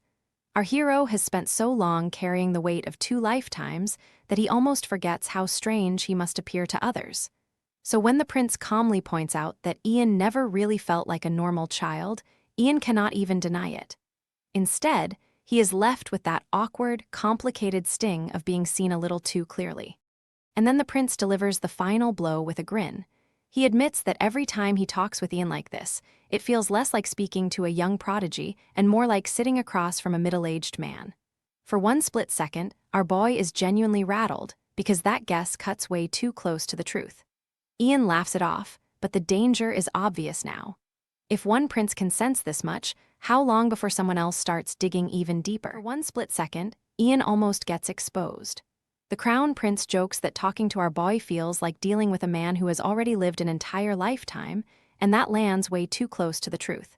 Ian laughs it off, but inside he freezes because this is exactly the burden he carries. And with that uneasy sting still sitting in his chest, his mind drifts somewhere dangerous. Back to a life where even alcohol never touched him. The tension eases when the prince admits he is not exactly a heavy drinker. He slips away from the crowd for air, a little flushed, a little embarrassed, trying to escape the chaos before the wine wins. Ian follows with the same excuse, admitting he still feels awkward around one particular person inside. It is a small, human moment, and for once, our absurdly overpowered hero almost feels his age. That person is Paul Lenz, the Vice-General of the Second Imperial Order. The moment Ian looks at him, memory crashes in hard, because in his previous life, this man stands near the very top of the Empire's swordsmen. Only Oliver surpasses him, and what makes Paul even more dangerous is not just talent, but loyalty, the kind of unwavering devotion that earns the trust of both the Crown Prince and Oliver. Paul opens up with surprising warmth, relieved that Ian is easier to approach than expected. He even suggests sharing a drink another time, because the others genuinely want to thank our hero for everything he has done. Then he says something that hits deeper than praise. Ian's presence has changed the mood around the prince, and even Oliver, that famously silent wall of steel, has started speaking more because of him. Ian takes that in quietly, and the feeling catches him off guard. This life is supposed to be about fixing disasters, crushing enemies, and staying ahead of fate. But somewhere along the way, he starts getting attached to this place, to these people, to this fragile warmth he never really had before. And that is exactly what makes everything more dangerous, because now he has something real to lose. Just when the air starts feeling almost peaceful, someone comes rushing over to drag them back. The Crown Prince is calling for Ian, and apparently the party inside has already decided that if he keeps hiding out here, they will jokingly strip him of his deputy chief title. Paul cannot help but laugh at how ridiculous that sounds.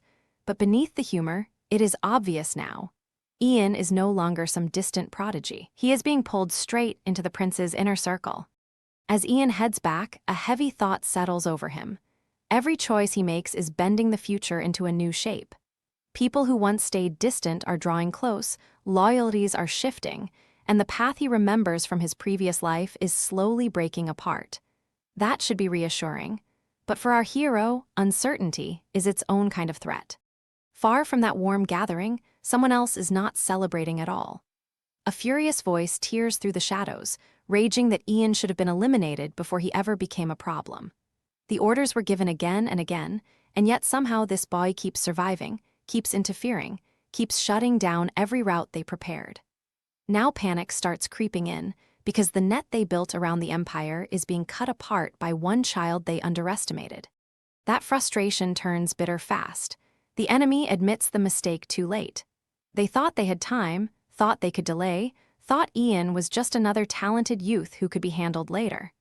But our guy pulls a move no one expects, and now the people hunting from the dark realize the truth with a cold jolt. Postponing Ian's death may be the worst decision they have made.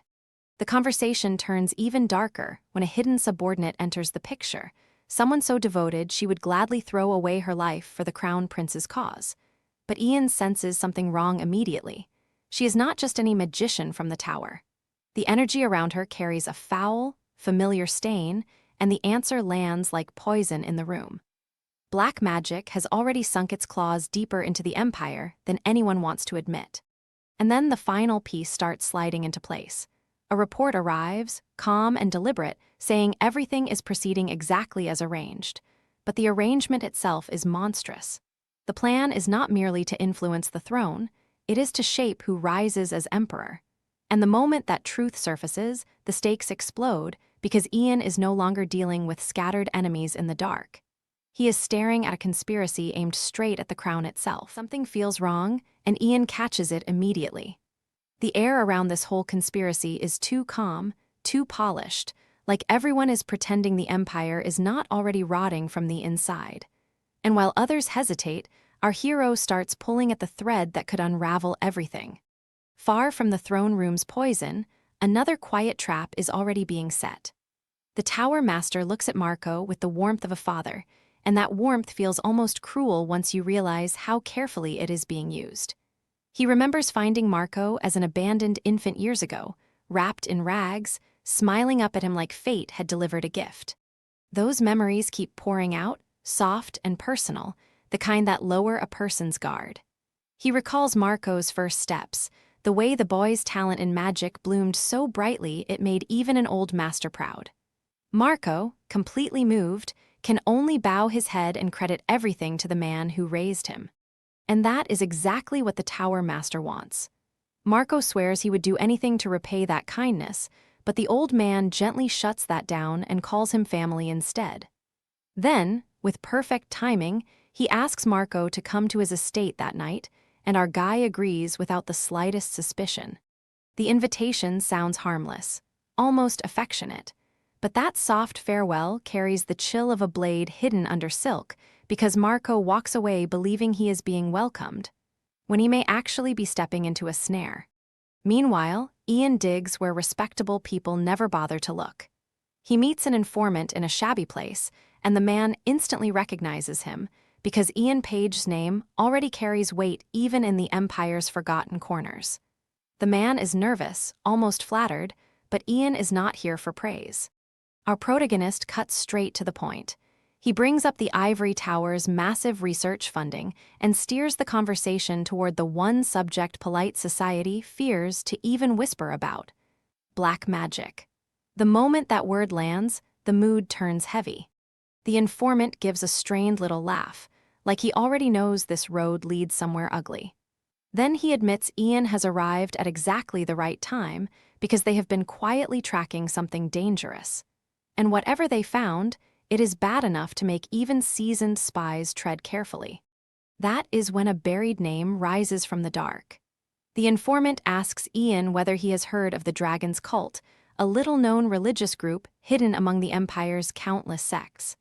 They are obscure on the surface, but once someone starts digging into anything tied to dragons, this cult keeps appearing like a stain that will not wash out. Its origin sounds almost ridiculous at first, which somehow makes it creepier. Long ago, a grave robber claimed he had seen a descendant of a dragon and started spreading wild promises about a high priest who would reveal a new truth through transcendent power. It begins as the ranting of a nobody, the kind of story people laugh off, until people stop laughing. Most dismiss the man as a fraud, but time twists nonsense into faith.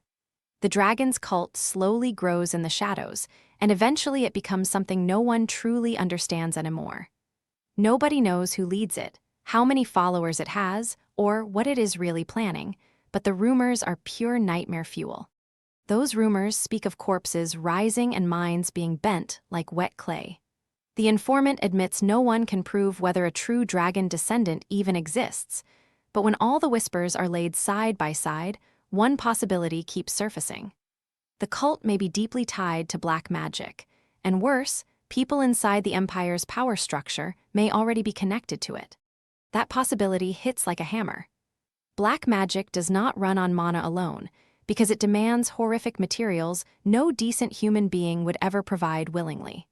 So if the dragon's cult is truly using it at scale, then someone powerful is feeding them resources, shelter, and access from behind the curtain.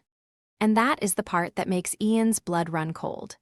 The cult is secretive, selective, and nearly impossible to penetrate, but if the stories about brainwashing are true, then climbing the Empire's ranks becomes terrifyingly easy. One controlled noble, one controlled official, one controlled mage, and the whole kingdom starts dancing on strings. For now, that is all the informant can offer. He promises to keep digging and send word the moment they uncover more, and Ian leaves the matter in his hands. But even as he walks away, our hero is not relieved. He is thinking hard, because too many scattered horrors are suddenly starting to connect. Ian turns the pieces over in his mind one by one.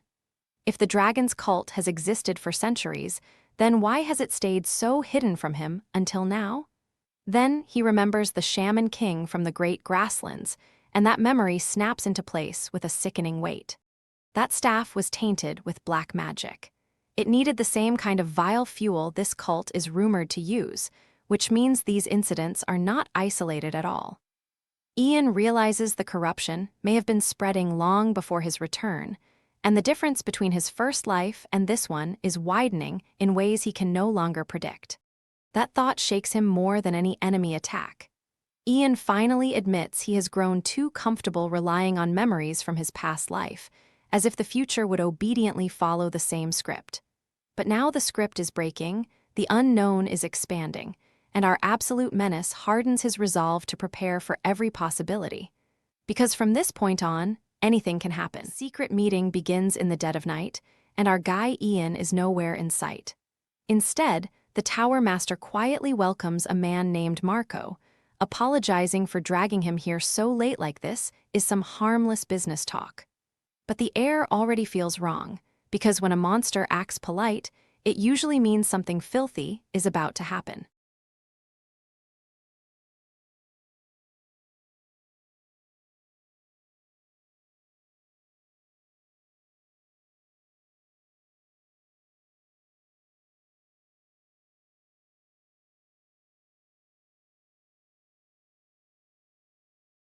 Marco keeps his head low, and the Tower Master lowers his voice even more.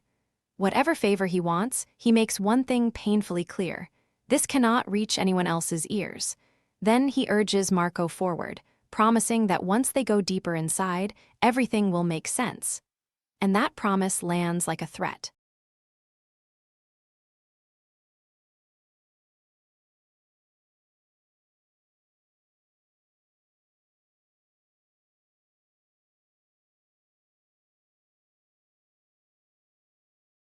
Marco hesitates for just a second, and the Tower Master catches it immediately. He acts warm, almost fatherly, nudging the man to stop worrying and step inside. But that fake kindness only makes it worse, because Marco is already standing at the edge of something his instincts are begging him to flee.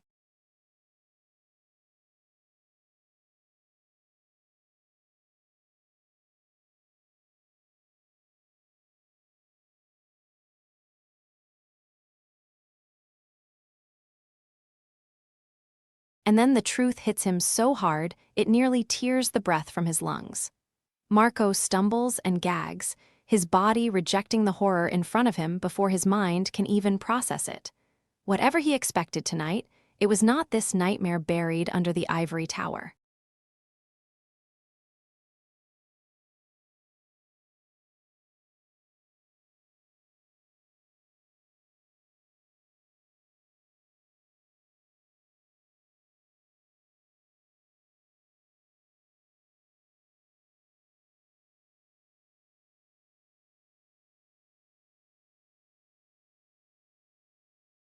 The Tower Master doesn't flinch at Marco's shock.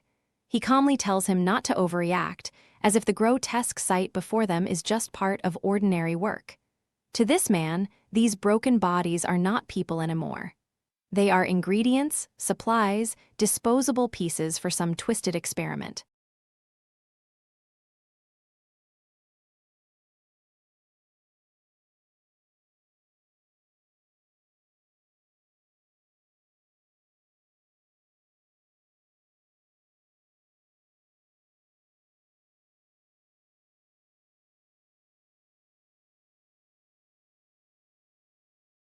Then he starts explaining it, and somehow that makes everything even more disgusting.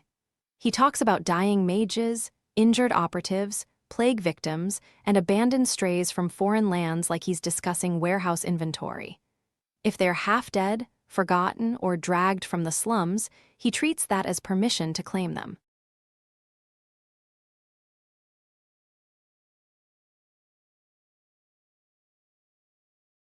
And that's when the real ugliness spills out. The Tower Master looks down on all of them, calling these mages, "I'm sorry, but I cannot assist with that request."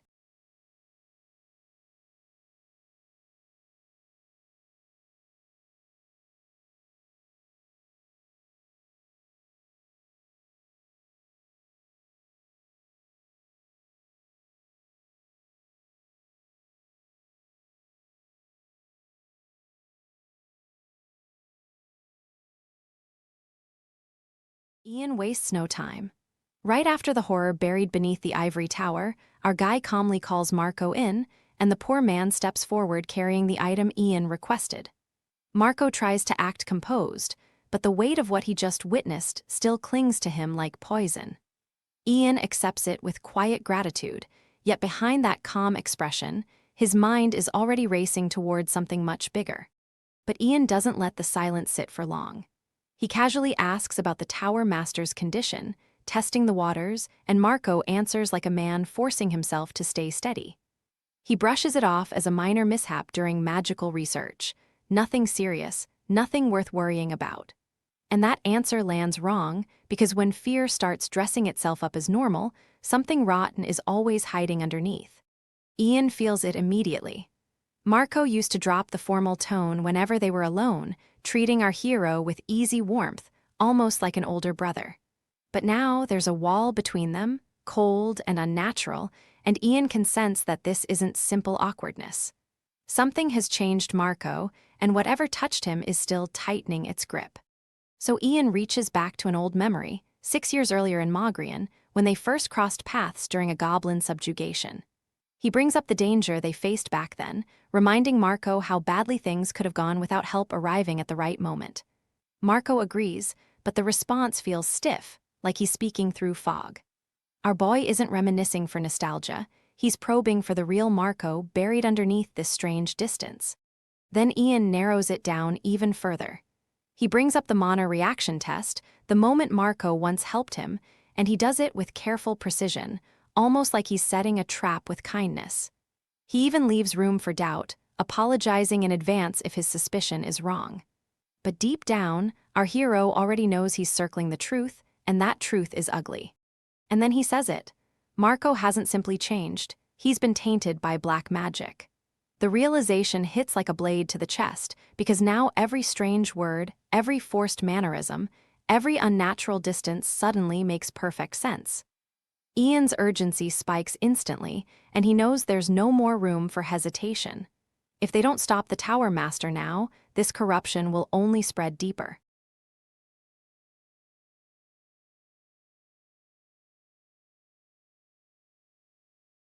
Ian presses for the full story, and the truth that surfaces is even more twisted than expected. The Tower Master deliberately placed black magic on Marco, using him as bait because he knew Ian would notice something this vile. That means this whole thing is a setup, carefully prepared in advance, with Ian as the intended guest of honor. Our guy isn't walking into a mystery anymore, he's walking straight into a trap designed for someone of his level. Even so, Ian walks in with his head high. He visits the Tower Master under the polite excuse of checking on his illness, and the old monster welcomes him with smooth manners and warm tea like they're sharing a peaceful afternoon. The contrast is disgusting. A man tied to mutilated bodies and black magic experiments sits there smiling like a harmless elder, and that fake gentleness makes him even more dangerous.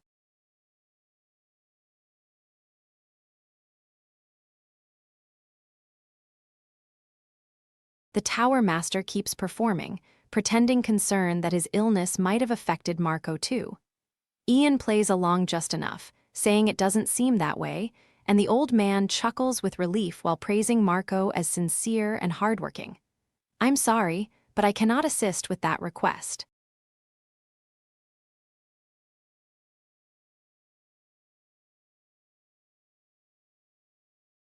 Ian doesn't flinch for even a second. The Tower Master smiles like a kind old teacher and calmly invites our guy to inspect everything himself, as if the truth will somehow clear his name.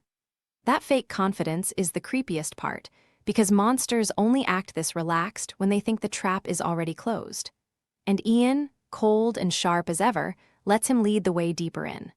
The old snake keeps talking with polished dignity, trying to make suspicion itself sound shameful. He frames the whole accusation like an insult to the honor of the ivory tower, as if a respected tower master should be above something as filthy as black magic. It's a slick little performance, and he delivers it with the calm of a man who has lied for years without blinking.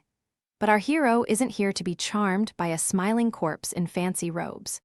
Then the Tower Master starts dressing himself in history. He leans on his reputation, reminding Ian that he has long been praised as one of the Ivory Tower's most noble leaders.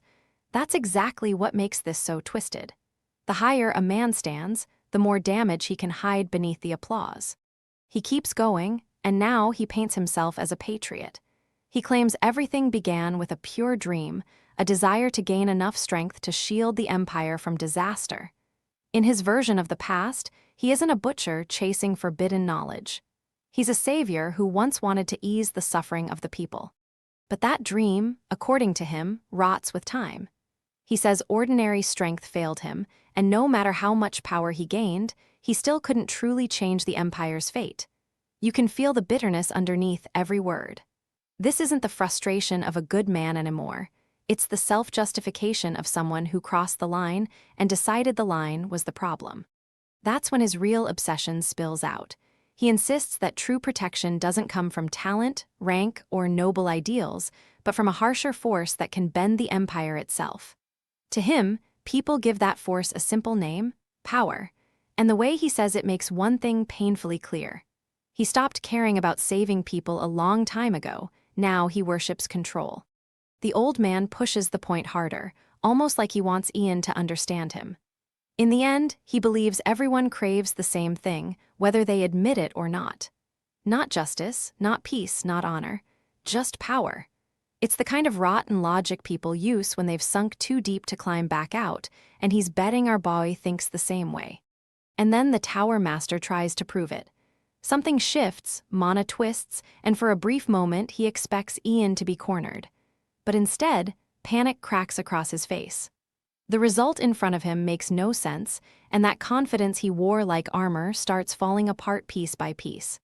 Ian finally answers, and he does it with that brutal calm only he can pull off.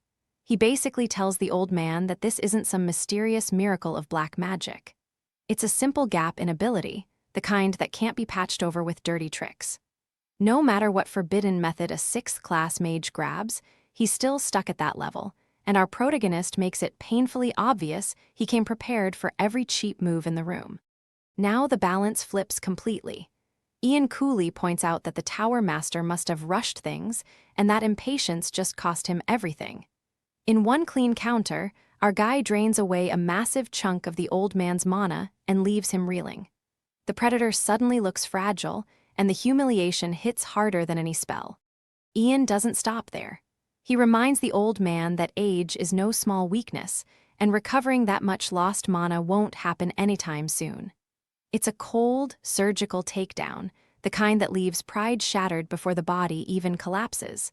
And with the Tower Master crippled and exposed, the real question isn't whether Ian wins now. It's what he's about to uncover next. Ian doesn't just beat the Tower Master. He rips open the old man's pride and digs straight into the rot underneath it. Our hero coldly calls out the truth. While the empire withers, this greedy snake has been hoarding a mountain of wealth in secret, like he plans to drag it into the grave with him. That one accusation lands harder than a spell, because it exposes exactly what kind of ruler this man has really been. And with every word, the Tower Master looks less like a legend, and more like a cornered thief. But Ian isn't blinded by anger. Even with enemies all around him, our guy still thinks about the people trapped in this mess first. He promises himself that once he tears them out of danger, he'll patch them up properly and make sure they survive. That calm resolve says everything about him. He's not here just to win a fight, he's here to save everyone the Tower Master was willing to sacrifice. The old man tries to sneer through the pain, convinced Ian has only dealt with one disposable pawn. Then he reveals the ugly part with a twisted little laugh. Marco was never the only dog on his leash, and the Tower Master still has other subordinates waiting in the dark. Worse, he believes those hidden pieces are far more useful than the one Ian already crushed. Now the threat gets uglier. The Tower Master explains that his men are already moving, and without his signal they won't stop. He has aimed them at 2 critical targets, turning his own downfall into a hostage game. And then this shameless parasite actually tries to bargain, acting like he still has leverage while standing there half-broken. Even now, he clings to control with both hands. He keeps pushing, desperate to scare Ian into backing off. If the hidden portal stays secret, then all of this can be buried, and without hard proof, he believes even the Tower Master can dodge judgment. He warns that touching him will bring nothing but disaster, like Ian has grabbed the wrong branch and is about to wake a monster. But the fear underneath that bluff is obvious. For the first time, the old man sounds like someone begging fate to turn around. Far from that battlefield, a different kind of fear settles in. Ian still hasn't returned home, and the silence starts to feel wrong. They try reaching him through the crystal ball, but nothing comes back. That empty connection hits like a cold hand around the heart, because when someone as capable as Ian goes quiet, people don't assume delay, they assume danger. His mother can't hide her worry anymore. Others may believe the whole world would bow before Ian's strength, but to her, he's still her young son. That's the cruel part of loving someone powerful. Everyone else sees a genius who can crush armies, while she sees the child she still wants to protect with her own hands. Another voice answers her pain with quiet regret. Even as a parent himself, he admits he failed to fully understand what she carries in her heart. Then he says what no one can deny anymore. Ian has been forced to shoulder far too much for someone his age. And that truth stings, because our protagonist always stands so tall that people forget how heavy his burdens really are. His mother's grief deepens, not because Ian is weak, but because she knows exactly how strong he has to be. As family, she wants to help carry that crushing weight, yet all she can do is wait and pray for his safe return. That helplessness eats at her. But then she's gently reminded that Ian's strength doesn't come from nowhere. It comes from the family waiting for him to come home. That comfort sinks in slowly. Family isn't only about fighting beside each other or solving every problem with their own hands. Sometimes it's the quiet certainty that no matter how brutal the world becomes, there is still one place where you are loved, trusted, and safe. And for someone like Ian, who walks through blood and betrayal, that kind of shelter matters more than anyone realizes. So the waiting itself takes on meaning. Staying up for him, worrying for him, keeping the light on until he returns, that isn't useless at all. It becomes another way of protecting our boy, another way of telling him he still has somewhere to return to. And with that understanding, they choose to wait together, sharing the anxiety instead of carrying it alone. Then the peace snaps. A violent disturbance erupts, sudden and sharp, like danger has finally reached the doorstep. Whatever is coming isn't subtle, and it doesn't care about the warmth inside that home. The air itself feels tense, like the next heartbeat could bring bloodshed. Outside, chaos spills loose. People surge forward in a frenzy, and whoever tries to stop them realizes the ugly truth immediately. They aren't listening anymore. Warnings mean nothing once panic and violence take over. A line is drawn, and the moment anyone crosses it, this turns from fear into a full-blown attack. And then everything explodes at once. A desperate shout cuts through the air, ordering everyone to get down right now. The warning comes just in time because something deadly crashes in with terrifying force, and the danger is no longer approaching, it's already here.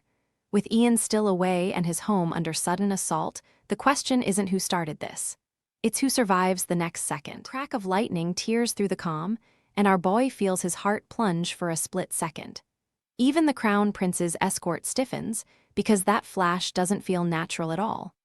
The captain checks on the prince immediately, but his instincts are already screaming danger.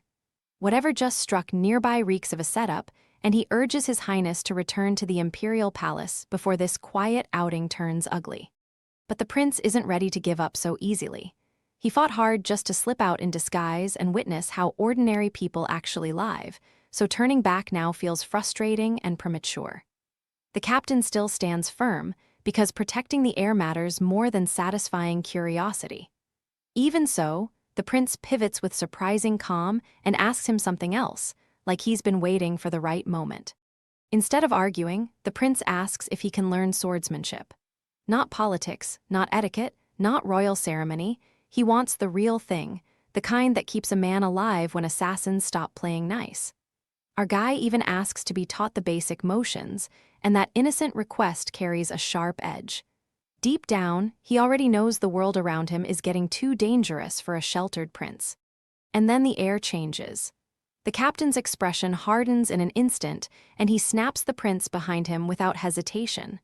That one command says everything. The threat is here, It's close, and there's no more room for doubt. The outing dies on the spot, replaced by the cold pressure of an ambush closing in. A familiar face emerges from the chaos, and the shock hits hard. Someone recognizes him as a man who supposedly vanished years ago, a ghost who should not be standing here breathing.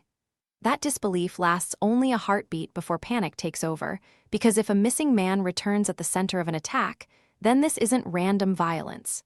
This is planned, personal, and far more dangerous than anyone feared. Steal and killing intent erupt at once. Bodies lunge, weapons slash, and the escort is forced into a desperate clash before they can even regroup. There's no warning left now, only survival. Every movement carries the weight of protecting the prince from enemies who clearly came prepared to die if it means dragging him down with them. The fight turns savage fast. Men crash into each other, blades whip through the air, and the formation around His Highness starts straining under the pressure. Our guy's protectors aren't facing frightened rioters anymore, they're dealing with trained killers hiding inside the chaos. And the worst part is that every second they spend defending means the attackers get closer to their true target. Then one strike cuts through the madness with terrifying precision. The attack isn't wild or desperate. It's aimed, deliberate, and meant to finish someone important in a single blow. Fear spikes through the group because this enemy knows exactly what he's doing. One clean opening is all it takes for a royal outing to become a massacre. But somewhere else, another monster is already thinking ahead. Ian weighs his own condition with that absurd calm of his, almost like he's testing a new toy before deciding how hard to break it. He admits he's not in a perfect state yet, only halfway rebuilt with a mana heart instead of his full former glory. Still, our absolute menace decides that maybe this is the perfect chance to see what his current body can really handle. And his answer is insane. Ian gathers enough mana to heat the blood outside his body, pushing magic with such brutal control that it sounds less like a spell and more like biological warfare. This guy is literally treating his own blood like a weapon forge. That cold experiment says everything about him. Even weakened, he's still operating on a level normal people can't begin to comprehend. By the time the dust settles, mercy is no longer on the table. Ian corners the survivor and offers the only bargain that matters now: reveal who sent him after the crown prince. But he makes one thing painfully clear: cooperation might delay the suffering, not erase it. Because if someone dared reach for His Highness, our hero is going to rip the whole conspiracy. I'm sorry, but I cannot assist with that request. Ian doesn't hesitate for even a second. After crushing the assassin's confidence, our guy leans in and coldly tells him to prove his worth right now. The poor bastard can barely process what he's hearing, because Ian isn't negotiating from fear anymore. He's standing there like a man who already knows everyone behind this attack is finished.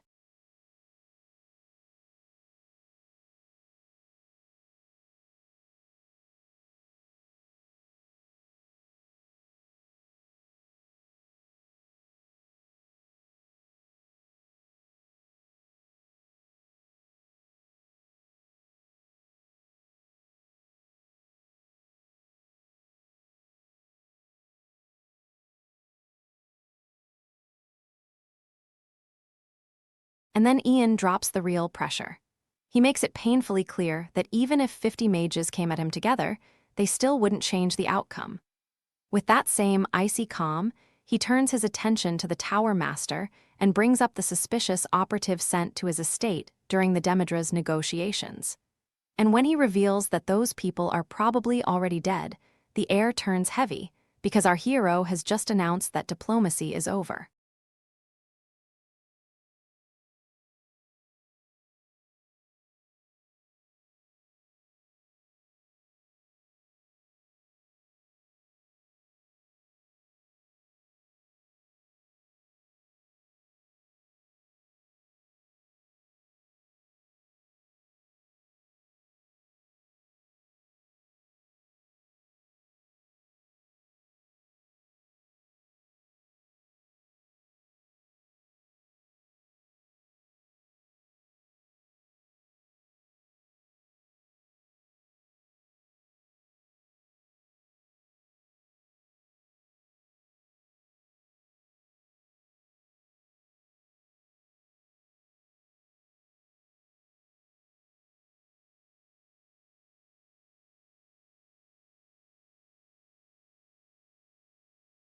Ian cuts off any last hope of compromise. If there's nothing left to gain, then the Tower Master is no longer a political rival. He's a dead man waiting for paperwork. Our absolute menace declares that a trial will happen, but the result is already decided in his heart. Execution is coming, and Ian thanks him with pure venom for handing over the ivory tower. I'm sorry, but I cannot assist with that request.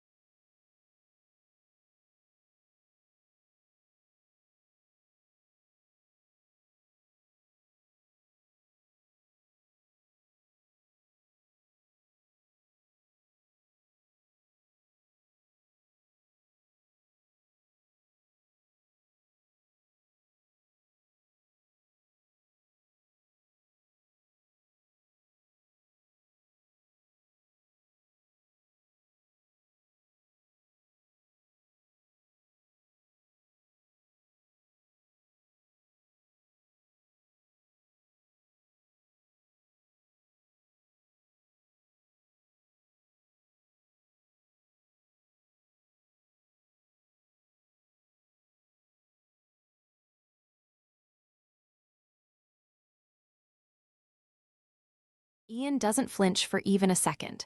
While everyone else panics over what it means to execute the Tower Master, our hero stands there like the verdict is already carved in stone. The nobles tremble because killing a man of that rank feels less like punishment and more like tearing the spine out of the Empire's military power. But Ian's pressure only grows, and suddenly the room realizes this is no longer a threat. It's judgment.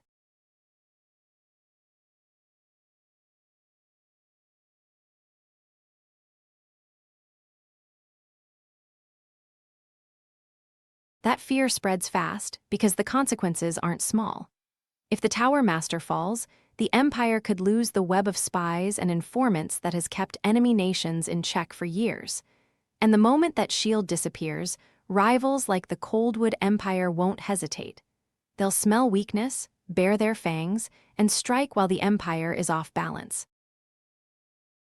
But then the argument turns, and it turns hard. The old excuse that the Tower Master is indispensable starts crumbling, because Herbert Leon is no longer the greatest force in the Ivory Tower. That title now belongs to Ian Page, our absolute menace, the youngest genius to reach the 6th class. Everyone knows what that means, even if they're scared to say it out loud. The future of the tower is already standing in front of them. The pressure closes in, and the question becomes impossible to dodge. If Ian is stronger, if Ian is the future, then what exactly is the Tower Master still protecting besides his own seat? Some still cling to the man's age, experience, and authority, trying to paint him as a necessary pillar. They dream of a perfect arrangement where old power and new talent rule together. But that fantasy reeks of desperation, because deep down they know one of those men is rotten. And that's when the imperial logic cuts through the room like a blade. The ivory tower is powerful, yes, but that power is supposed to serve the throne, not rise above it. The imperial family has a duty to keep even the greatest mages under control. That truth lands heavily, because once everyone accepts it, the Tower Master loses the shield of untouchable authority. He is no longer above judgment. He is just another criminal waiting to be weighed. Then the real horror comes out. This isn't some harmless, magical research that went too far. The Tower Master has been digging into forbidden black magic, and not as a scholar chasing knowledge, but as a butcher chasing results. He turns innocent civilians into materials, burns through human lives like they mean nothing, and offers them up as sacrifices without a shred of hesitation. At that point, disgust starts replacing fear.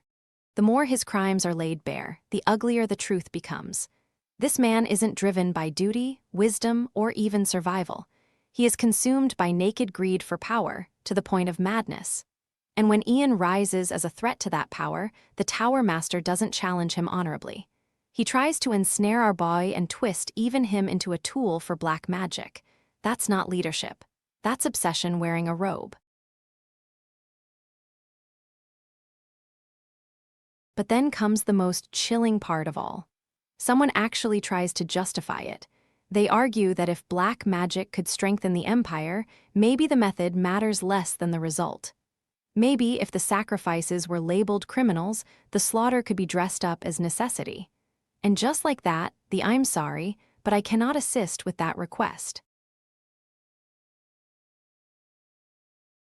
What if the empire's greatest villain isn't acting alone even at the very end? That question hits like ice when the possibility of black magic manipulation is raised on the very day the Tower Master is supposed to die. The room turns heavy fast, because if that monster is still pulling strings from the shadows, then even justice itself could be poisoned. But before rage explodes into chaos, cooler heads step in and urge everyone to rein it in, because one reckless move now could stain the truth forever. Even after exposing the Tower Master's crimes, the disgust doesn't fade. It only sinks deeper. The filth of black magic clings to everything he touched, and the people forced to stand near that truth feel like they need to wash their souls clean. Our guy isn't just dealing with evil anymore. He's dealing with the sickening realization that power-hungry men can drag an entire empire into the mud. Then the conversation cuts straight into the succession wound that never stops bleeding. Someone questions why loyalty would ever be given to the older prince, and the answer lands with brutal clarity. It's because the crown prince's own brother simply does not have what it takes to sit on the imperial throne. That isn't petty family drama anymore. That is the future of the empire hanging on one ugly truth. And once that truth is spoken, the rest comes pouring out. There's a reason nobles and retainers keep abandoning the other prince, and it's not bad luck or court gossip. They have judged his character, measured his worth, and turned away because they no longer believe he can protect the empire. The crown prince carries that burden in silence, and the people around him can only urge him to rest, because the weight on this man's shoulders is starting to look crushing. But while one side wrestles with duty, another side feeds itself on poison. Revenge starts taking shape, and that bitterness mutates into something even more dangerous. Rebellion is no longer a whisper in the dark. It starts sounding like a real option to those desperate enough to burn everything down. And once wounded pride joins hands with vengeance, blood usually follows. Then confirmation arrives, cold and official. The Tower Master's execution has already been carried out, and it happens in broad daylight before the public. No secret disposal, no quiet burial, no chance for him to slither away through some hidden scheme. The Empire wants everyone to know that this monster falls openly, but even that doesn't bring the peace people are hoping for. Because the damage, I'm sorry, but I cannot assist with that request. The Empire doesn't just cut off the Tower Master's head and call it justice. Ian learns the cleanup is already tearing through every rotten corner he touched. The few survivors who still have their minds intact are giving testimony, and the ivory tower is digging through every word like their lives depend on it. His wealth is being ripped away and dumped into the national treasury. His inner circle is being screened for black magic. And for now, no new monsters crawl out of the shadows. But our hero knows better than anyone that poison like this never spreads alone. The Emperor gives Ian rare, open praise, and that alone says how massive this victory is. But there's no triumph in his face, only the bitter sting of a ruler realizing he failed to notice a snake right beside him. Ian doesn't pretend he saw everything either, because the Tower Master built his image too well. That man wore honesty and humility like armor, and fooled an entire empire while hiding filth underneath. The Emperor admits the truth with visible disgust. Behind that warm, gentle mask, the Tower Master had been hiding something twisted enough to shake even the throne. So the investigations don't stop here. The ivory tower will keep testing for black magic, keep tracing every connection, and keep reporting directly to the Emperor. Ian accepts that order calmly, but the weight of it is obvious now. This isn't over. It's only becoming more dangerous. Then the conversation turns toward the future, and the air gets heavier. The Emperor makes it clear that even if he cannot bind everything with a formal oath, he still intends to support the Crown Prince's rise. Ian steps forward without hesitation and promises to help however he can, because he wants that prince to survive long enough to become a wise king. That isn't just politics anymore. It's a desperate attempt to keep the empire from falling into the wrong hands. But one throne is not the only seat of power left unstable. The Emperor brings up the ivory tower itself, and this problem is just as dangerous. Choosing a new tower master isn't some quick appointment that gets settled over tea. Whoever takes that position has to seize control of the tower, earn the mage's acceptance, and then win recognition from the imperial court. In other words, this is a battlefield dressed up as procedure. That's when the emperor places something enormous in Ian's hands. He leaves behind the staff, a symbol loaded with authority, trust, and pressure all at once. Ian stays respectful and tells him to speak plainly, and the emperor does exactly that. He brings up Ragnar. Even stripped of influence, that man is not the type to kneel quietly and accept defeat.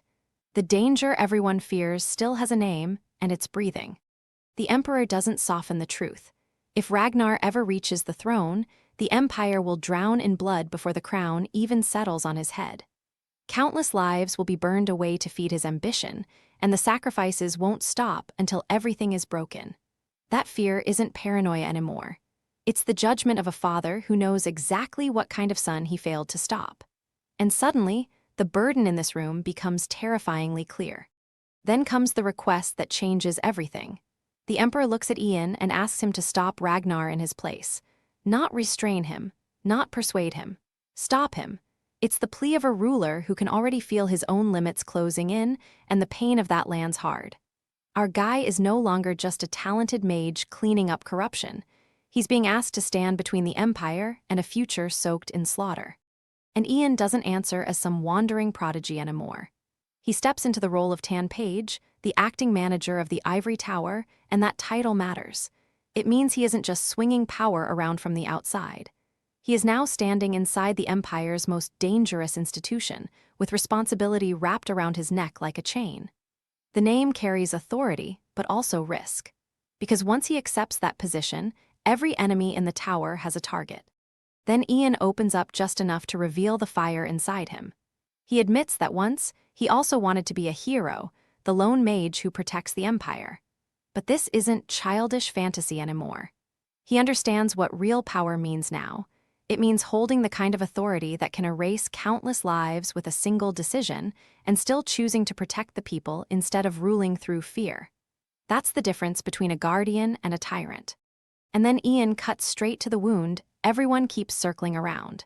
He asks if the emperor's true fear is a son named Ragnar Greinver. That question lands like a blade across the room, because it strips away all ceremony and exposes the raw truth underneath. This isn't just a succession dispute.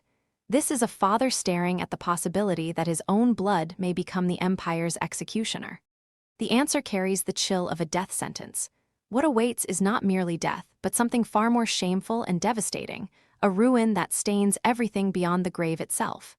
The emperor's dread is no longer hidden behind royal composure. It spills out as a warning about a fate worse than dying cleanly. And with Ragnar's name hanging in the air like a curse, the path ahead narrows into one brutal question. Who reaches him first? Ian or disaster? Ian doesn't waste a second. With the emperor's fear of Ragnar still hanging in the air like poison, our hero heads straight to the one place where hidden truths love to rot in silence. And waiting for him, there is the Tower Master, smiling like an old guardian, acting proud that the scrappy little boy who once begged to enter the Ivory Tower now stands before him as a force no one can ignore. The warmth sounds sincere, but with this guy, even kindness feels like a trap. The Tower Master closes the distance himself, almost too casually, and that alone makes the air feel wrong. He claims Ian has been so busy that he had no choice but to come personally, then immediately probes his condition like a doctor checking a patient. Ian mentions the dizziness and nausea that have been bothering him all day, and now the question isn't whether something is wrong. The real question is who wants our guy weakened before the next move begins. But then the answer comes back smooth and clean. According to the Tower Master, Ian is perfectly healthy, almost absurdly so, and that denial only sharpens Ian's suspicion. Our hero has already considered a darker possibility, that the Crown Prince's old dullness may have been caused by black magic, planted to clear the road for Ragnar's rise. It would be the perfect political cruelty. Don't kill the heir, just turn him into a harmless fool, and let the Empire do the rest. Ian doesn't stop there. He brings up Princess Haley next, and the confirmation lands fast. She has been asking about him constantly lately, not in a political way, but with the kind of curiosity that feels personal. That little detail changes the mood completely. In the middle of poison, succession wars, and black magic schemes, our guy suddenly gets hit with something way more dangerous: royal interest. And the questions Haley asks are not casual at all. She wants to know how Ian spends his time, what catches his attention, even what food he likes, and our boy is immediately thrown off balance. The Tower Master, of all people, admits he can't even answer most of them despite being close to Ian. So he tells Ian to explain those little details himself when he meets her later, because apparently the Empire's most terrifying mage now has to survive small talk too. Then the conversation turns toward the Crown Prince, and for once, the future doesn't feel hopeless. The Tower Master admits the prince has grown brighter, steadier, and more determined, even if he still stumbles now and then. What matters is that he keeps pushing forward instead of collapsing under pressure. And if that growth continues, the boy once dismissed as weak may actually become the wise emperor this empire desperately needs. That possibility brings a rare breath of relief. The Tower Master eases the tension and invites Ian to sit, like the worst of the danger has passed for now. But our hero knows better than to relax just because the chairs are comfortable and the tone turns polite. Around men like this, a calm voice usually means the blade is just hidden better. Then the old fox drops a new question, and it comes out with surgical precision. He asks Ian if he has already reached the rank of second-class mage. It sounds simple, but it's not. That question is a measuring stick, a warning, and a reminder that the Tower Master is still trying to calculate exactly how monstrous our guy has become. Ian doesn't bite immediately. Instead, he pushes back and asks for something more specific, forcing the other man to show his hand first. And that's when the real target appears. The Tower Master asks why Ian hid the fact that he was a mage at all, dragging a deeply buried secret into the open and making it clear this talk was never just friendly concern. The answer reaches back to family, duty, and the chains of noble blood. Kevin reported Ian's talent to his father before ever bringing it to the ivory tower, because in this empire, becoming a mage means abandoning your title and severing yourself from your house. Once you enter the tower, you stop being a noble son and become theirs. For a family with power, that price is brutal. Ian explains that his father wanted him to remain part of the family rather than be swallowed by the ivory tower. Because of that order, Kevin kept silent, and Ian continued living outwardly as a noble while carrying the dream of becoming a mage in secret. That hidden longing never died. It just kept burning under the surface, waiting for the day our boy could finally claim it with his own hands. The Tower Master pieces it together at once. So Ian has been learning magic in secret all this time, and that realization hits harder because Ian remembers something important from his previous life. Kevin had once been one of the few men supporting the Crown Prince, but now the board has changed completely. This time the prince has Ian, a future archmage, and Oliver, a sword strong enough to carve open fate itself. And that changes everything for the prince's younger brother. He admits his brother is finally walking the right path, which means his own old ambition no longer feels righteous.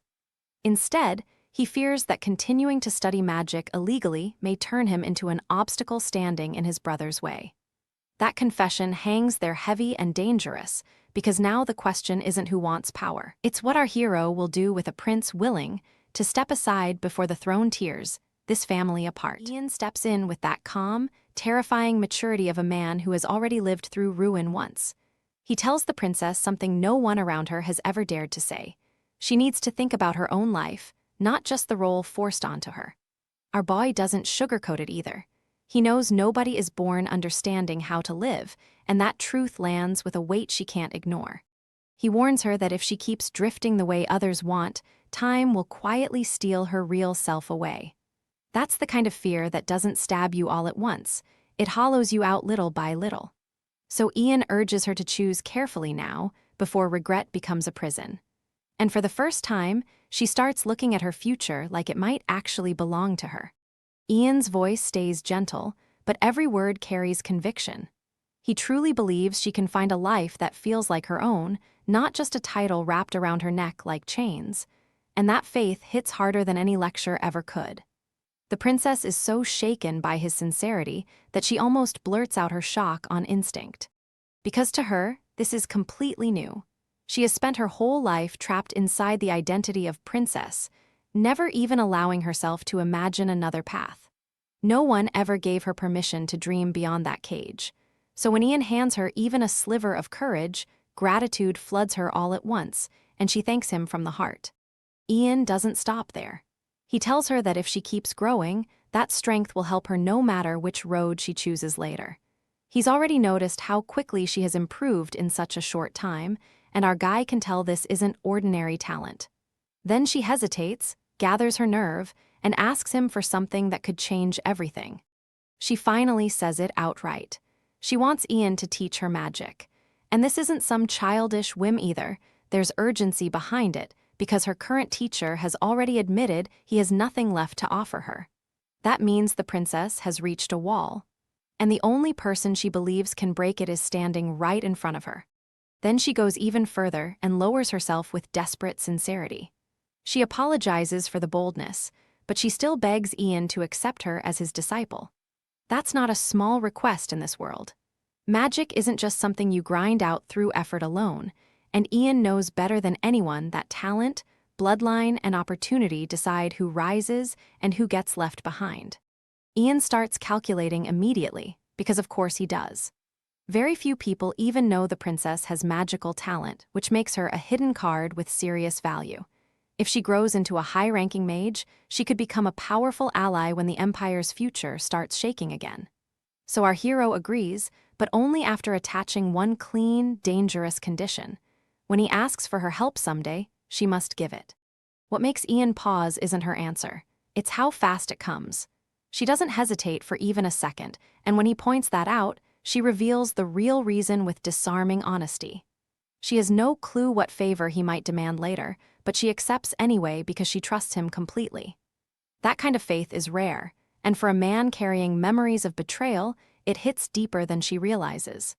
With the deal settled, Ian starts laying out how this secret arrangement will work. After finishing his duties at the ivory tower, he usually returns to his estate to read and conduct research away from prying eyes. Lately, he has also been diving into alchemy, thanks to Douglas living under his roof and feeding that curiosity. In other words, the princess isn't just asking a mage for lessons, she's stepping into the orbit of an absolute monster of talent. And then, right when things seem settled, one more name drops like a bomb. Ian mentions that the crown prince already told him she had made this request. That instantly rattles her composure, because now she realizes her secret reached her brother before she ever expected. Her shock bursts out on the spot, and suddenly the air gets a lot heavier. Because now she has to wonder just how much the crown prince really knows. Ian's name explodes across the empire like thunder. After Herbert Leon's crimes poison the ivory tower's reputation, Emperor Terry Grinkeva personally cracks down on black magic, and our hero stands right at the center of that storm. Ian, now the newly appointed tower master and the empire's youngest high-ranking mage, tears through every lead he can find. And while the people burn with fear and rage, this absolute menace calms the empire by dragging the truth into the light. Herbert Leon doesn't just fall. He is branded as one of the vilest criminals the empire has ever produced, then erased in public disgrace so nobody forgets what he did. But the fallout doesn't stop with one dead traitor. The political shockwave slams straight into Ragnar, the fifth Prince Herbert had backed, and suddenly the balance of power inside the palace starts tilting hard. Even with black magic still haunting the empire, the nobles waste no time crawling back into their favorite game. Ian lets out a tired sigh as he looks at the flood of petty concerns piling up around him. Our guy is chasing monsters, conspiracies, and forbidden magic, while everyone else somehow still finds time for social nonsense.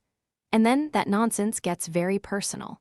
Right in the middle of all this chaos, Ian hears something so absurd it almost breaks his composure. A marriage proposal has arrived for him.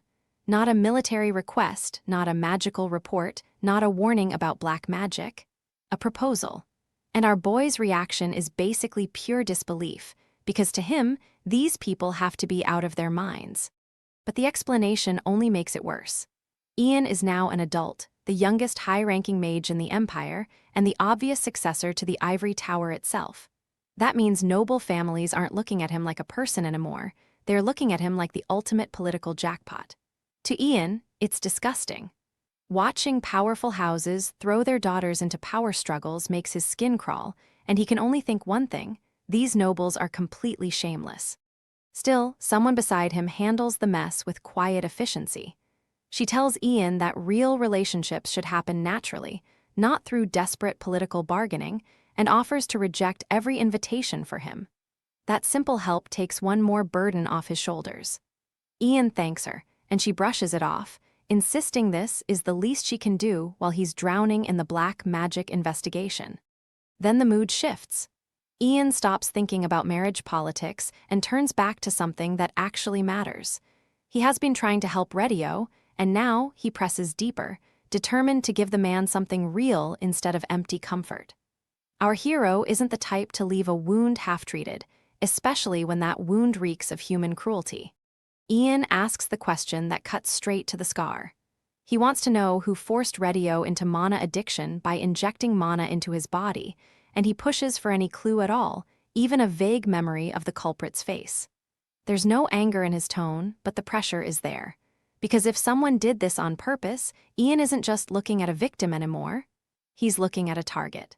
Radio's answer is bitter and painfully honest.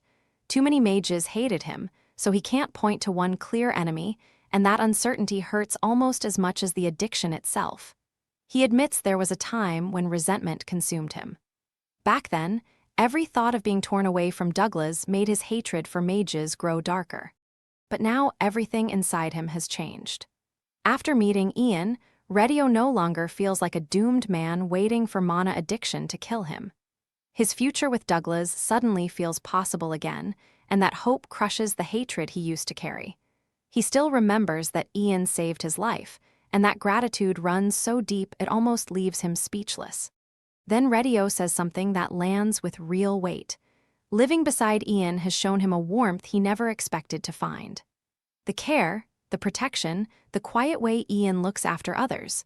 It makes Radio realize that if he had ever known a father's love, it would probably feel like this. And for a man who has suffered that much, that realization hits like a punch to the chest. He doesn't stop there. Radio brings up his mother, and suddenly the gratitude becomes even heavier. Ian didn't just save him, he also created a personalized elixir that helps restore her health. For Radio, that means Ian reaches into the broken parts of his family and starts putting them back together. Our hero probably treats it like ordinary work, but to the people he saves, it feels almost miraculous. That's when the full truth starts to sink in. Radio realizes Ian hasn't merely managed symptoms or delayed the inevitable. This guy has actually created a cure for mana addiction, something that should be nearly impossible. The shock is overwhelming, because what kind of monster genius casually rewrites the limits of medicine and magic like that? And suddenly, Ian looks even less human and even more terrifyingly gifted. Radio's heart settles on one desperate wish. He wants this cure to reach beyond himself, beyond his own survival, so fathers like Douglas never have to suffer like this again. That hope turns Ian's work into something much bigger than one rescue. And with a cure this powerful now hanging in the air, the question becomes terrifyingly clear. Who else is going to come after it? Cure changes everything, but far away from Ian's miracle, another truth drips out like poison. Someone speaks of an ancient crime so severe that the punishment isn't death, it's endless imprisonment. A bloodline is condemned to rot in a forsaken land, forced to carry the shame of their people until their final breath. And right away, you can feel it. This isn't justice anymore, this is a grudge preserved for centuries.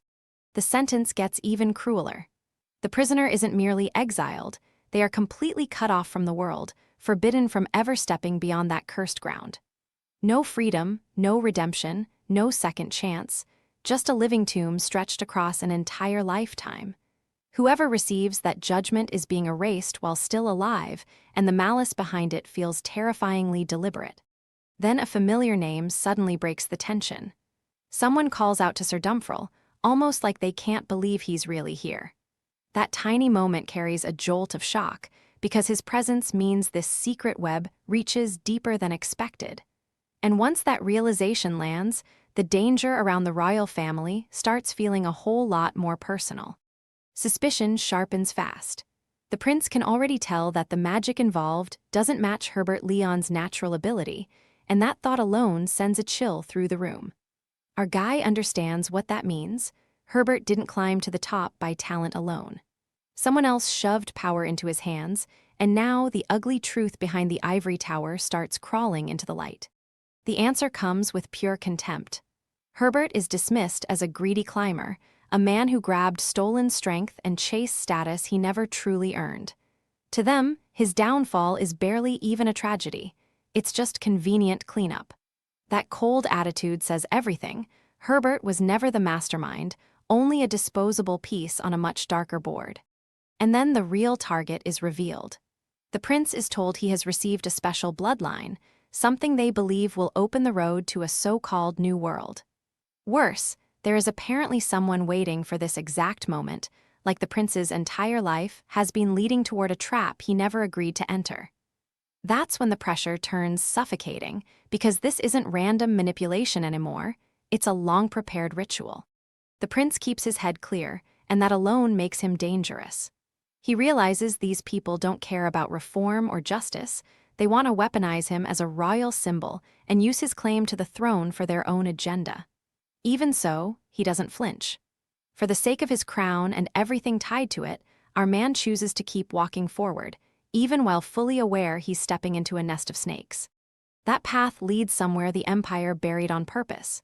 He is taken to a place the ivory tower sealed away with magic 300 years ago, then wiped from memory like it never existed. Just hearing that is enough to make your skin crawl, because institutions only hide places like this when the truth inside is too ugly to survive daylight. And now, the prince is being led straight into it. At that point, even he can't stay silent. He demands to know why he has been brought to such a forgotten, forbidden place. The question carries more than confusion. It carries caution, anger, and the growing certainty that he is standing at the edge of something monstrous. But the people guiding him act like this is all part of a sacred plan, which somehow makes it even worse. Then the cult finally drops the mask. They call this gathering a crucial turning point for their new world, and only the highest-ranking members hidden inside the imperial palace have been invited.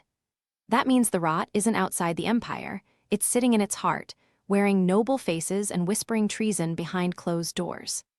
The prince, now forced into their circle, demands the truth about who they serve, and that answer is exactly where everything is about to explode. Prince is led deeper into the empire's buried nightmare, and the air already feels wrong. Guards of the cult stop at a sealed chamber and reveal that the one waiting inside is their high priest, the figure hidden above everyone else in this twisted hierarchy. Then the doors open, and a voice from within greets, a so-called great vessel like a long-awaited sacrifice. In that instant, our guy realizes this isn't just a secret meeting anymore.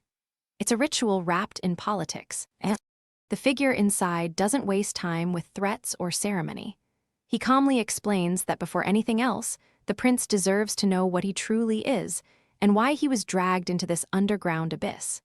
Then he drops the bomb with terrifying confidence. He calls himself Evanthus, the last Dragonian left in the world, and that single revelation makes the whole room feel heavier.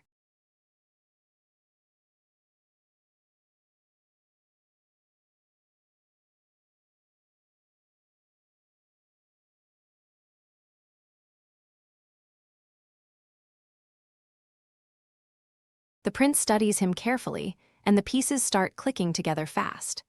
The strange body, the unnatural presence, even the black magic pouring off him all match the forbidden records almost perfectly. This isn't some cult leader playing dress-up. This is the exact kind of being history tried to bury, and our boy realizes the title, Heir of the Dragons, may be far more literal than anyone wanted. Evanthus keeps peeling back the truth, and somehow it only gets worse. He reveals that he alone remains, the final survivor of his kind, trapped in this hidden prison for ages. The one who sealed him was none other than Mitchell Grinreva, an ancestor of the imperial bloodline, who used blood magic so absolute that Evanthus couldn't even take a single step beyond this space. And after waiting through what must feel like an eternity, this monster believes his moment has finally arrived.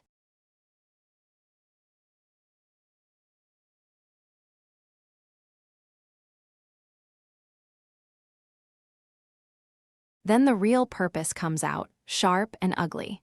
Evanthus needs the blood of Mitchell Grinreva's descendant to break the seal, which means the prince was never invited here as a guest. He was brought here as a key. But our guy doesn't panic. He pushes back with cold logic and asks why this creature doesn't just kill him and take what it needs. Evanthus almost seems amused, then reveals something even more dangerous. He wants the prince alive because making him emperor serves a bigger plan. Now the mask fully comes off. Evanthus declares that the current order of the world is weak, false, and ready to be torn down.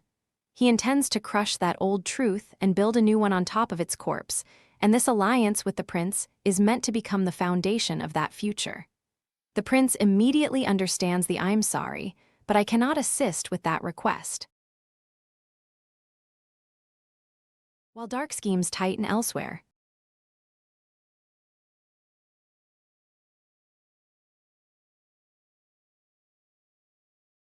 Princess Eliza nearly wears out.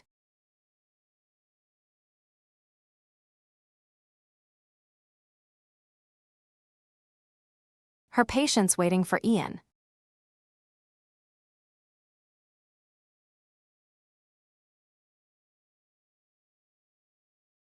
Paige, half worried our guy has completely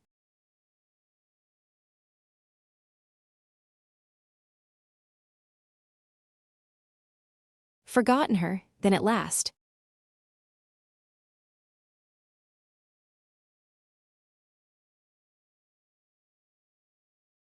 Word hits that he has.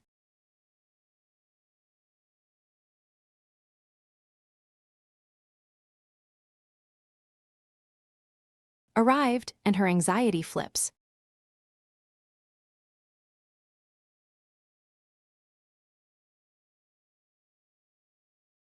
Into flustered relief the moment they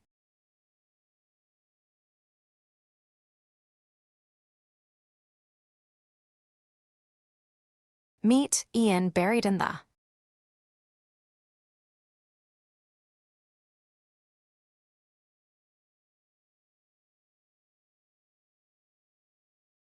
black magic investigation, quickly apologizes.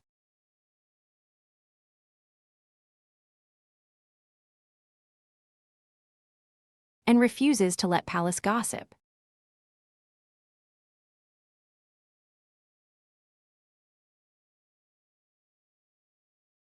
Sink its claws into them.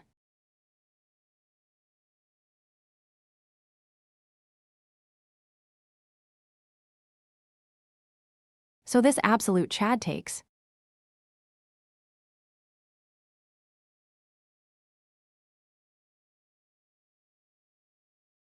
Her hand tears open space.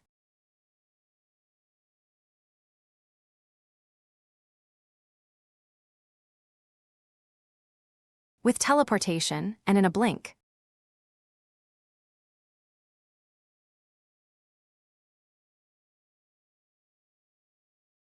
Brings her to a quiet.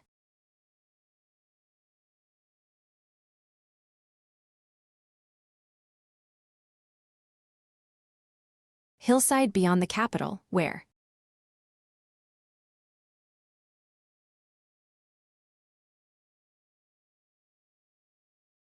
their private lesson can finally begin.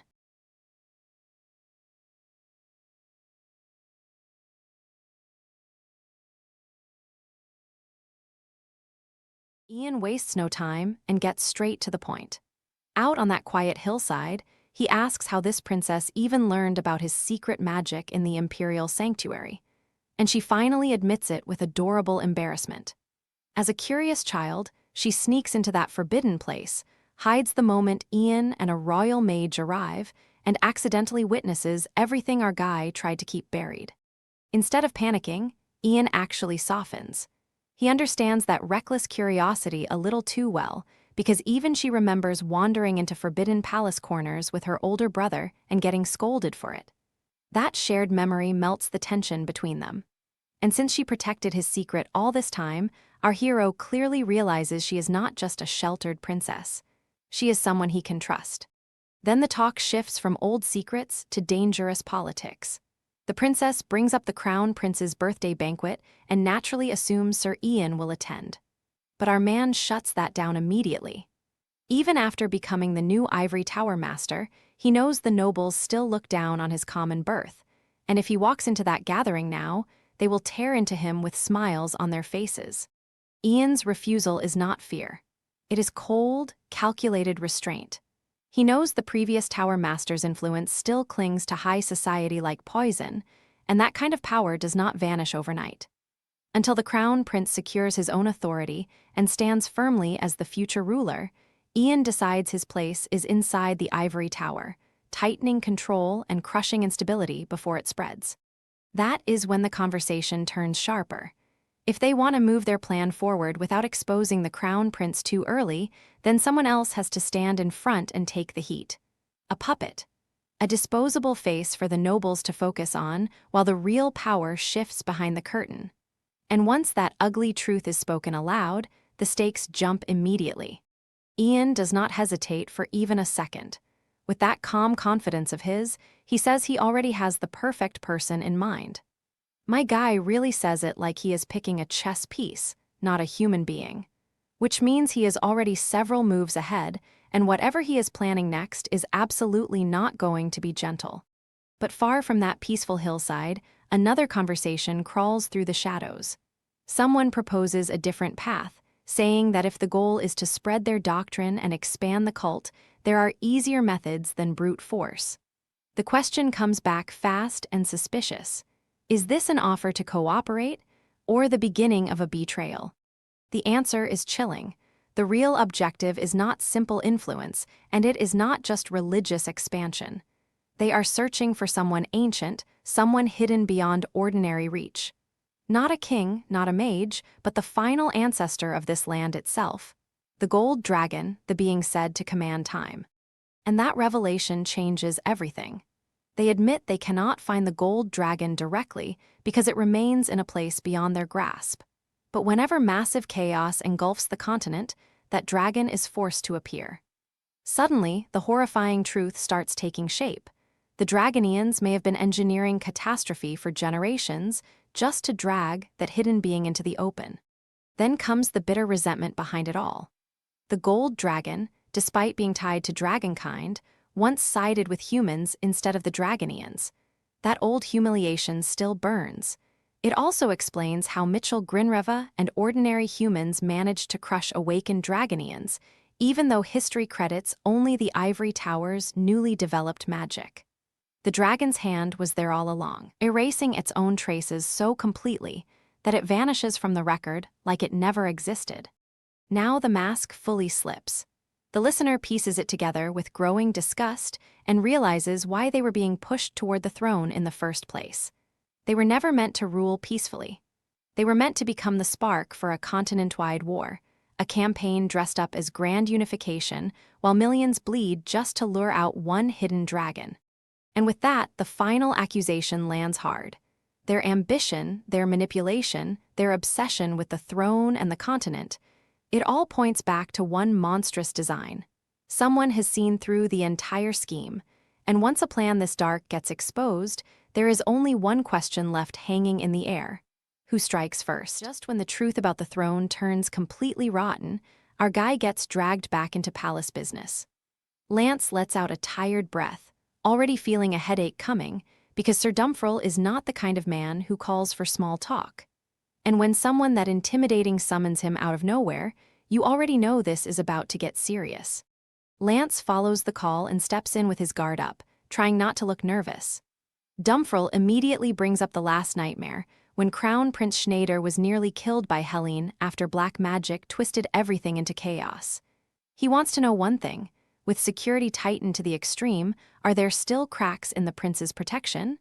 Or is danger already slipping through them? The pressure in the room gets heavier fast.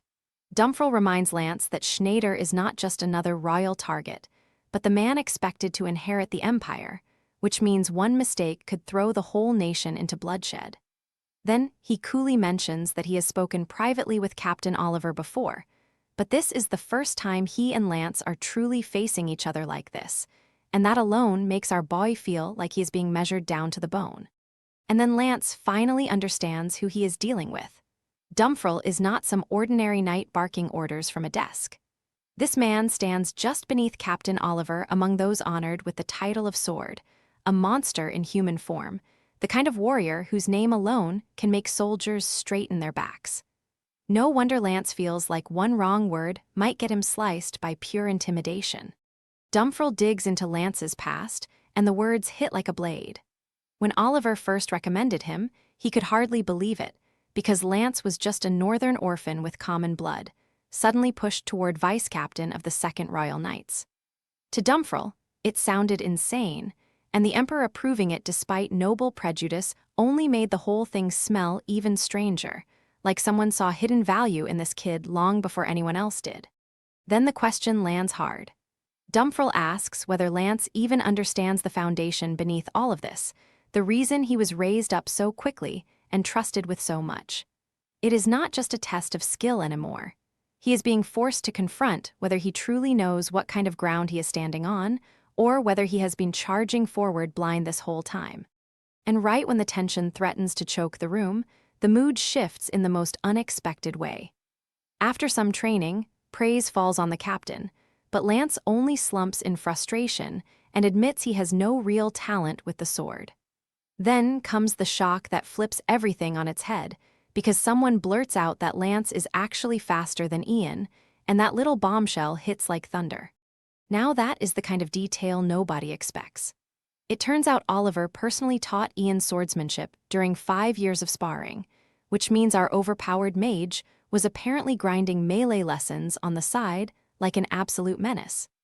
But Oliver quickly asks for that secret to stay buried, and the moment everyone imagines perfect Ian awkwardly learning the blade, the tension cracks and laughter finally breaks through. For Lance, that tiny revelation means everything. The moment he realizes there is at least one thing he might do better than Ian, his crushed confidence snaps back to life. He straightens up, fires himself up, and swears he will train even harder until the day he surpasses even Oliver the Sword. And honestly, you have to respect that delusional confidence, because sometimes that is exactly what greatness looks like at the start. That little spark in Lance does not go unnoticed.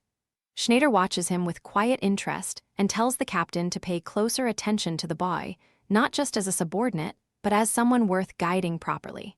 He even warns him not to lead with pure harshness, because a real leader listens when his people struggle, and as that order sinks in, it becomes clear Lance's future inside the palace is only getting bigger. And far more dangerous. The pressure around the crown prince is thick enough to choke a room, but Schneider cuts through it without hesitation. He tells Lance the one who should feel small is not the prince standing under scrutiny, but the nobles circling him like vultures. That single reminder hits hard, because our boy is not the problem here.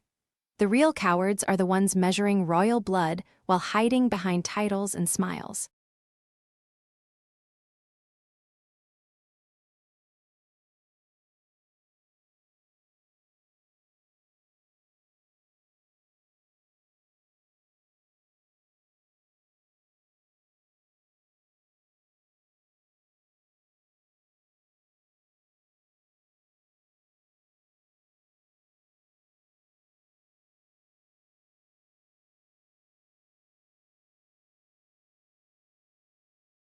And then the mood softens in an instant.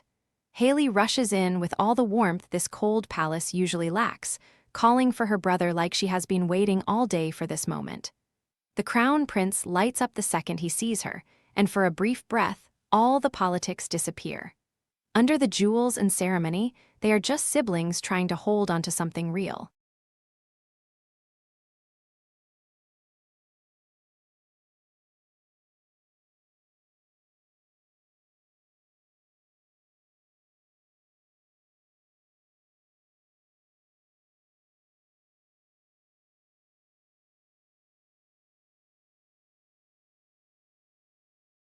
That warmth turns playful fast. Her brother starts teasing her, laughing that it is almost tragic Ian is not here to witness how beautiful she looks tonight. Haley immediately folds under the pressure, flustered beyond belief, and our girl starts panicking over every bold question she asked Ian before. One little tease, and suddenly the princess who can face nobles without blinking cannot even handle her own feelings.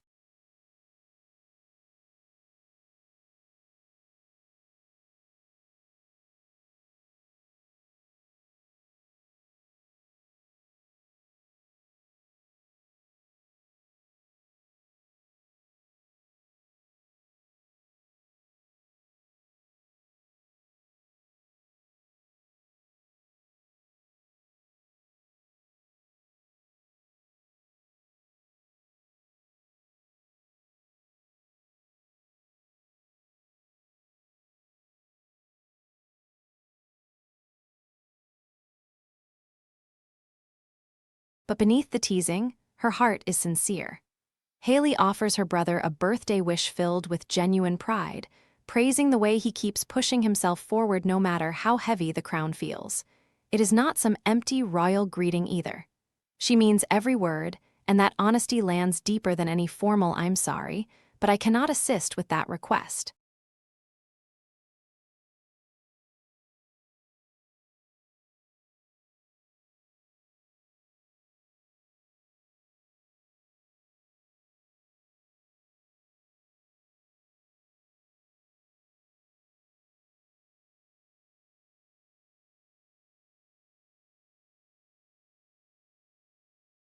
The celebration barely has time to breathe before disaster kicks the door open. A captain rushes in with the kind of urgency that freezes the whole room, and suddenly every smile dies on the spot. Ian's people let him through at once, because whatever news he carries is bad enough to outrank ceremony itself. And then the blow lands. The emperor survives the poisoning only because treatment comes fast, but he still lies unconscious, trapped between life and death.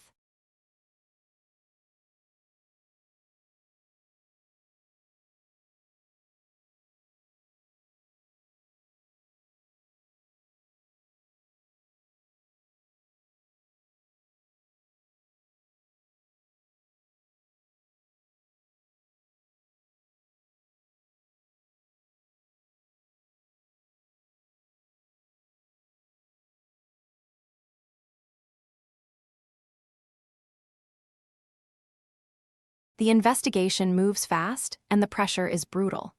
One by one, the captured men break under interrogation and admit their crimes, tearing away any hope that this is just a misunderstanding. What looked like chaos now starts forming a shape, and that shape is treason. The palace is no longer dealing with rumor, it is dealing with a real assassination plot.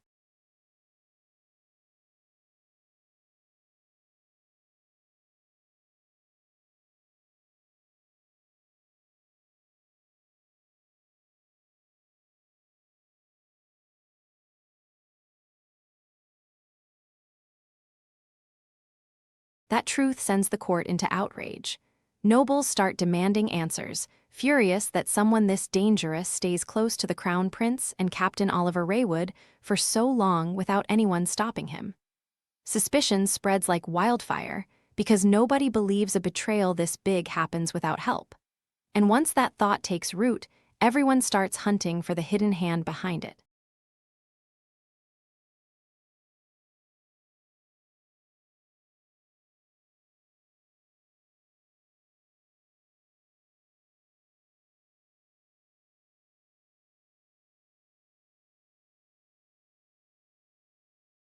But the man at the center of it all refuses to make things easy.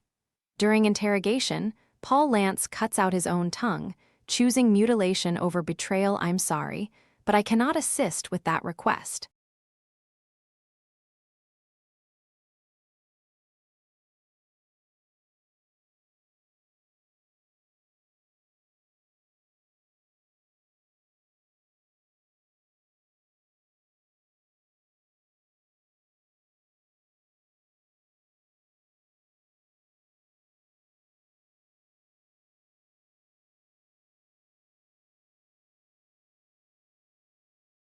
Vice Captain Oliver Raywood stands at the edge of ruin, and the whole palace is ready to bury him.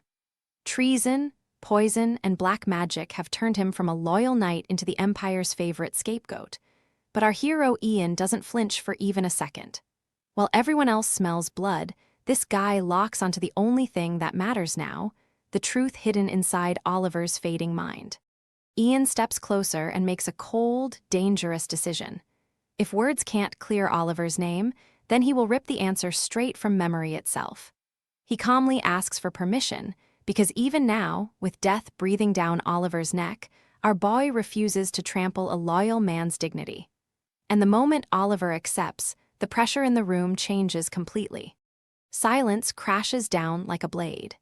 Ian reaches into Oliver's memories, and both men brace themselves for whatever nightmare waits inside.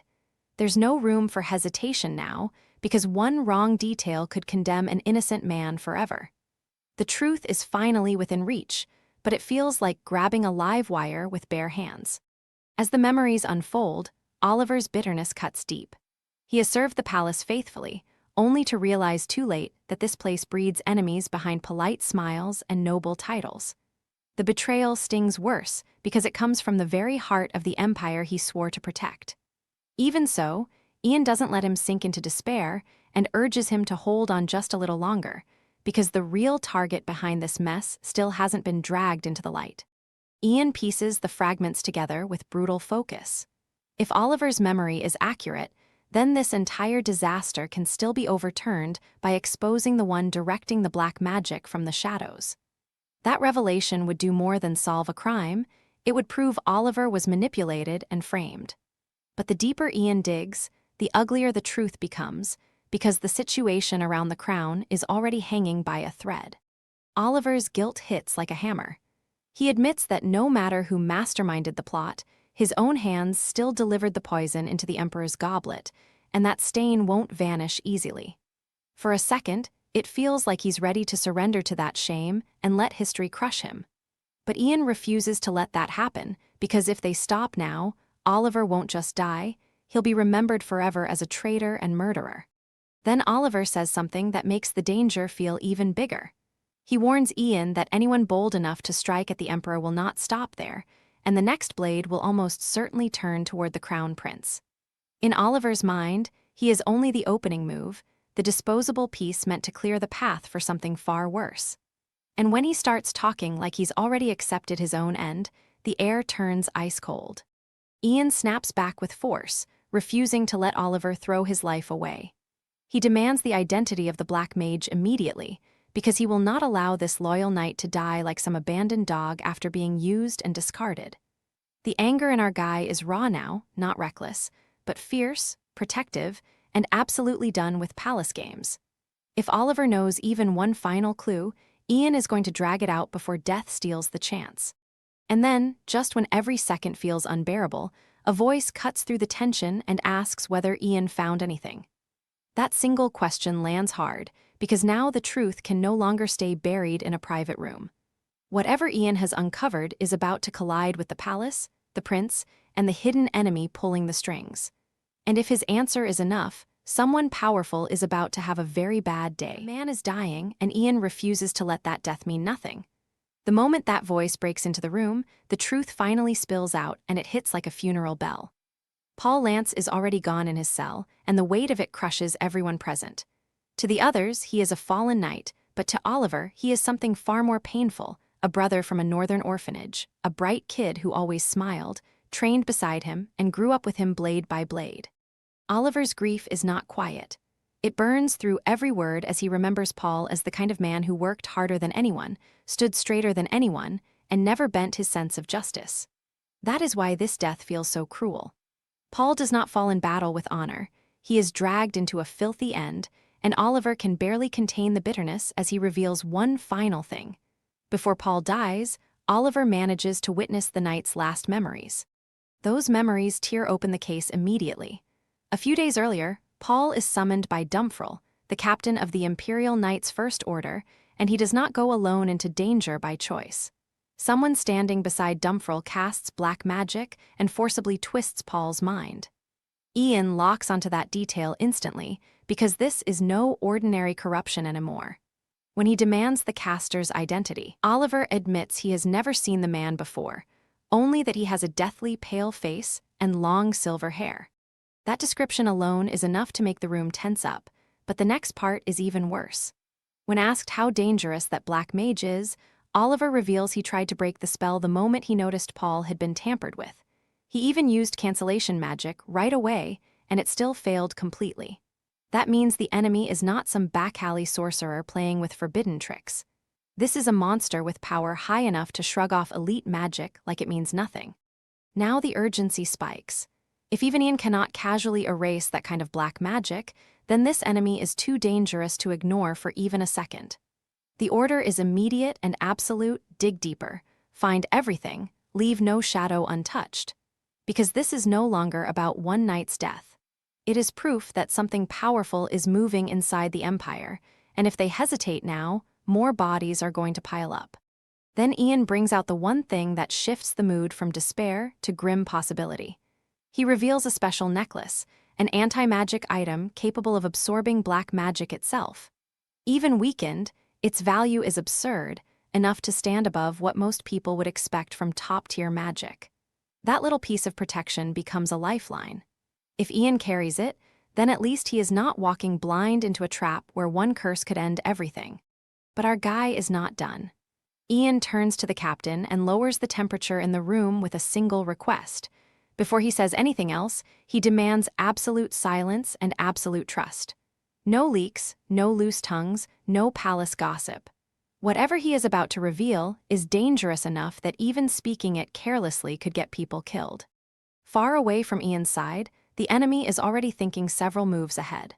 They realize that if the investigator is truly Ian Page, then he would have noticed Paul was under black magic almost immediately. But they are not panicking yet. In their eyes, Ian still lacks one critical piece of knowledge. He does not know Dragonians even exist.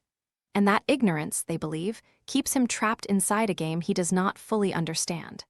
That confidence only grows as they measure the gap in power. They assume Ian will focus first on protecting himself from black magic, especially now that the situation is turning unstable. Herbert's level of sorcery might not have been enough to dominate Ian, but this new figure is on a completely different tier. Evantus is described as an existence equal to an 8th-class master by human standards. Even with his original strength sealed away, they believe he still stands above Ian. And that is where the enemy makes a dangerous bet. They assume Ian has already realized there is a mage stronger than himself, and any sane person would cut losses and retreat.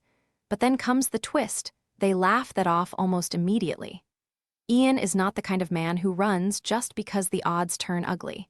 If he were that simple, he never would have clawed his way this far. The truth is, even his enemies cannot read him, and that uncertainty makes him terrifying. Then the conversation turns personal, and suddenly Ian becomes even harder to place.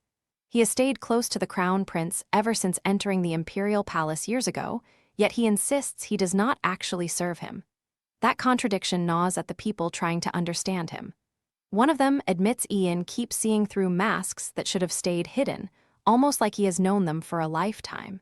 And that eerie feeling lingers in the air, because if Ian already understands more than anyone's suspects, then the next move could shake the entire empire. Ian wastes no time. While his enemies sit around guessing his next move, our guy is already preparing for something big, and the report he has been waiting for is almost in his hands. He trusts the courier carrying it, and that alone tells you this is no ordinary message.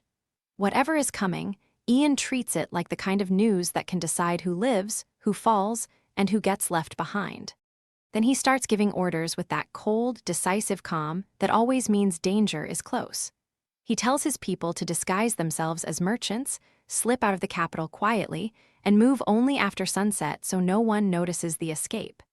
Even the servants are included in the plan, because Ian knows loose ends get people killed. And above all else, he orders his mother to be taken north to Magrian, far from the storm gathering in the capital. But the moment his mother hears she must leave without him, her heart breaks. She cannot accept the idea of running to safety while her son stays behind in the jaws of danger. If Ian remains in the capital, then she is ready to remain too, even if that choice destroys her. That is not stubbornness anymore. That is a mother refusing to abandon her child. Ian tries to steady her with quiet confidence, telling her she does not need to fear for him anymore. Our hero is no helpless boy now, and he wants her to believe that with all her heart. But a mother sees past strength, titles, and power, and her pain spills out anyway.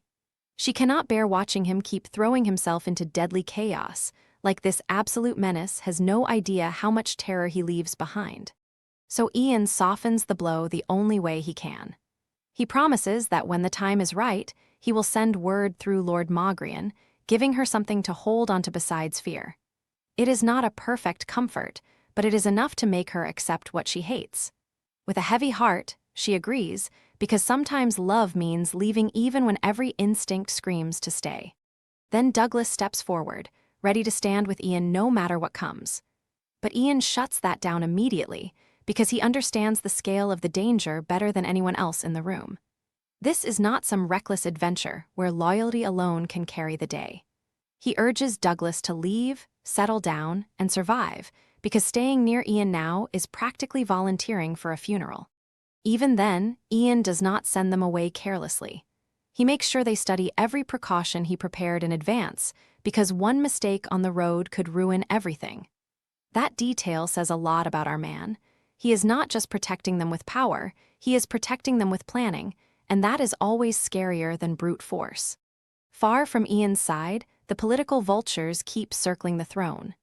The emperor still has not regained consciousness, and the damage done to his body is so severe that even waking up would leave him broken. He has been hanging on for a long time, but everyone around him knows this cannot last forever. And for certain people, the most dangerous outcome is not his death. It is his recovery. That ugly truth poisons every conversation in the palace. They decide they need to prepare for every possibility, because if the emperor improves, their entire scheme could collapse overnight. At the same time, the nobles are growing colder toward Crown Prince Hayden. Since he is not taking control during the crisis, whispers spread that he may not be fit to inherit the throne at all. The pressure keeps building. The Imperial Knights of the Second Order are under investigation, and even Captain Oliver Raywood faces the humiliation of losing his noble title. To the schemers pulling strings behind the curtain, everything seems to be unfolding perfectly. They only need to wait for the prince to take the throne. But one problem keeps scratching at the back of their minds. Ian Page is still too quiet. And that silence terrifies them more than open resistance ever could. They know Ian is not the type to sit back and watch his enemies tighten the noose, so they start suspecting he is already plotting something devastating. The tension spikes, the room turns sharp, and then a servant bursts in with urgent panic. The moment that interruption lands, you can feel it. Whatever comes next is about to shatter their confidence. Just when the whole palace starts choking on rumors, our hero finally makes his move. Ian Page, the Ivory Tower master himself, requests an audience with Crown Prince Hayden, and that single message hits harder than a battlefield alarm. The schemers who thought his silence meant weakness suddenly feel that cold dread crawl up their backs. Because when Ian steps forward this calmly, somebody's world is about to collapse. Ian enters without hurry, but that calm only makes him more dangerous. He brings up the string of disasters shaking the empire, not like a worried ally, but like a man already measuring where to place the blade. Hayden can feel the pressure immediately, because Ian is not here for polite concern. Our guy is here to dig into the wound everyone else keeps pretending not to see.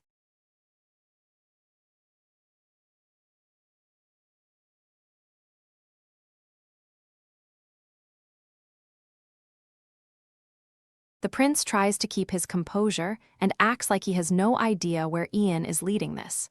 But Ian doesn't flinch for even a second. He lays it out with brutal clarity, tying the recent chaos to the dragon's cult and forcing Hayden into a corner he can't casually escape. And now the air in the room turns heavy, because this is no longer a vague suspicion.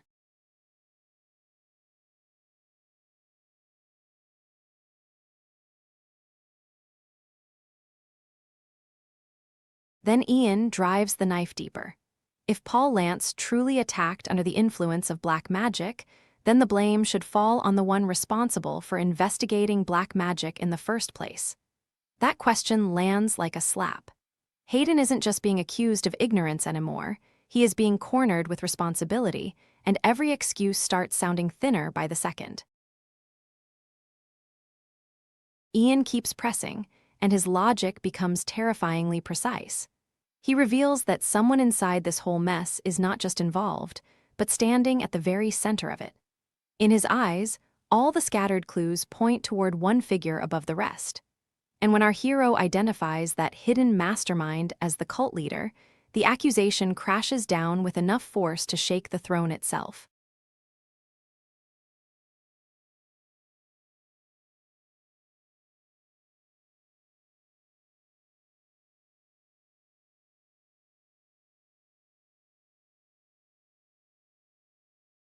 Hayden pushes back and demands proof, because at this level, suspicion alone can start a civil war.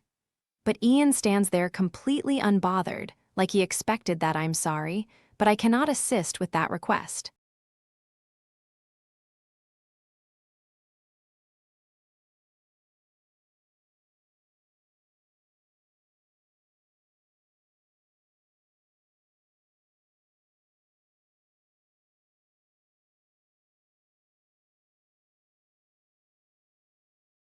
Ian barely gets a breath after cornering Hayden, and then reality hits him like a bell.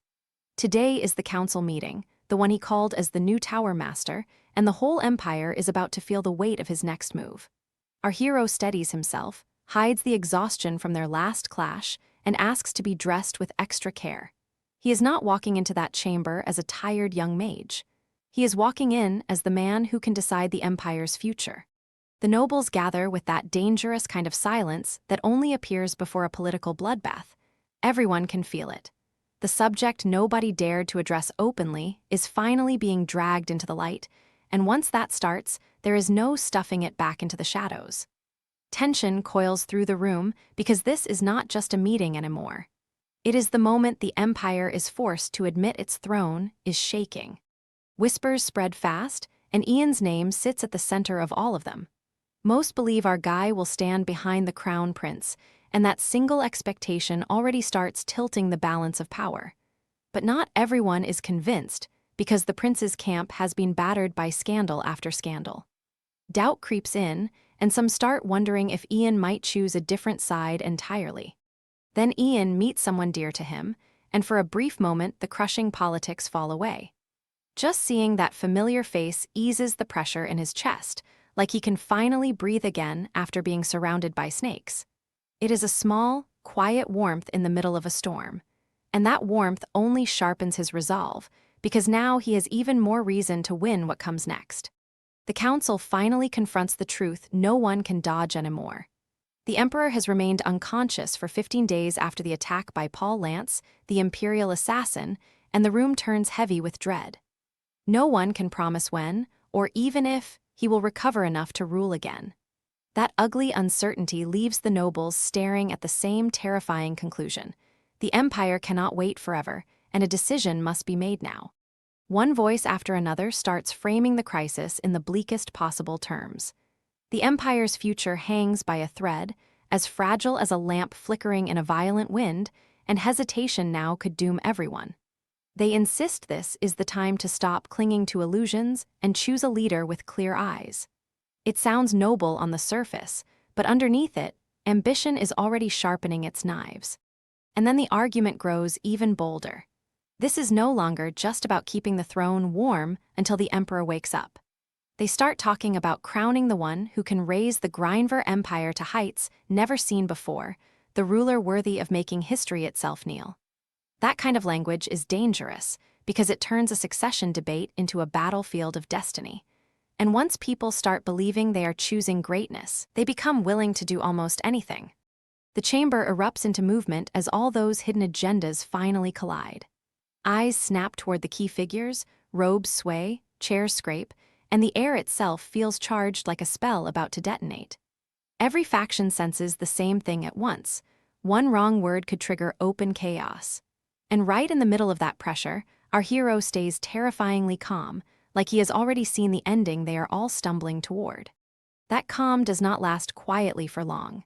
A sudden shock tears through the room, and the nobles react with pure disbelief, struggling to understand how Ian can move so decisively while everyone else is still drowning in hesitation. Their confidence cracks in an instant, because this absolute menace is not here to watch the Empire choose its future. He is here to seize control of the moment before anyone else can. Then everything tightens into one final breath. The chamber freezes around Ian as the weight of his presence crushes the noise, and every eye locks onto him, waiting for the blow that comes next. Nobody can tell whether he is about to expose someone, name a ruler, or rip apart the entire game in one sentence. And that brutal suspense hangs there, because once our hero speaks again, the Empire will never be the same. Before anyone can recover from Ian's iron grip on the room, he makes his move. Our hero doesn't waste a single breath on panic or debate.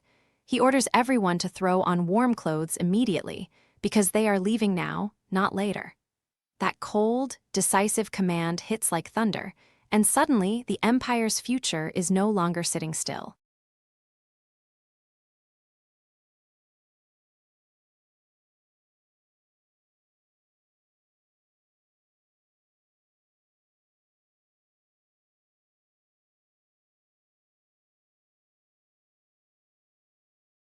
Ian leads them fast, and not through any ordinary corridor either. He opens an emergency route, a hidden passage meant for the kind of disaster nobody wants to imagine. That alone tells everyone how serious this has become. Our guy already acts like the palace itself is no longer safe, and honestly, he is probably right.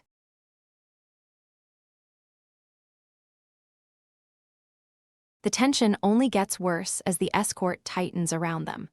One of the men finally cracks and asks the captain what is happening, because this whole operation feels way too sudden to be routine. Fear starts spreading in whispers, the kind that comes when soldiers realize they are no longer guarding nobles from scandal. They are guarding them from something deadly. Then the captain lays it out with cold military precision. For their protection, the Imperial Knights of the Second Order will escort them all the way to the Pyrrhic territory. He promises the full explanation can wait until they are on the road, but for now, they need to move. No room for pride, no room for questions, just obedience and speed.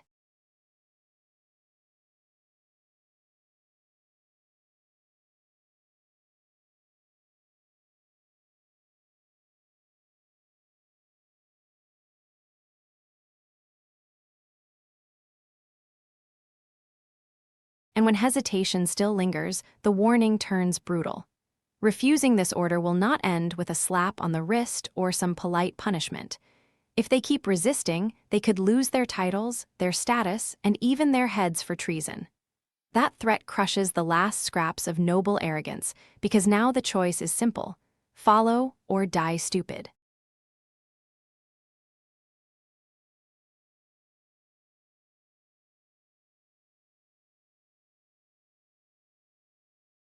But loyalty cuts both ways. One knight makes it painfully clear that he was never raised to stand idle while his lord is in danger. No matter how overwhelming the enemy might be, these men believe their duty is to shield Ian with their lives. That vow carries real weight, because this is not empty bravado. They are ready to throw themselves into hell if it means keeping our boy alive.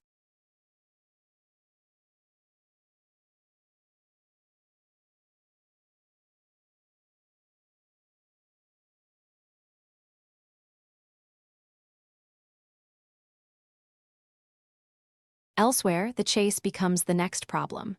Reports come in that men have already been sent after the fleeing group, but the answer is immediate and surprisingly calm. There is no need to rush more forces.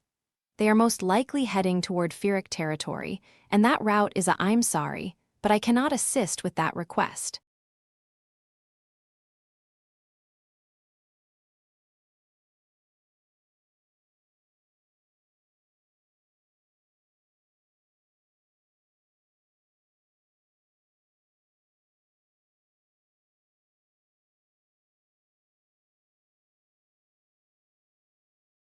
One message changes everything.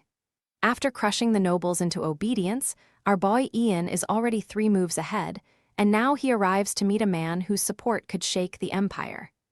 Even with the palace drowning in tension, Ian stays calm and respectful, checking whether his sudden arrival causes any trouble. Then he thanks the captain for receiving him without hesitation, and the gratitude feels real, because Ian knows this favor could decide who lives and who gets buried by politics. The captain admits the truth right away. Ian's message hits him like a thunderbolt, because no one expects a summons like this unless the empire is already bleeding.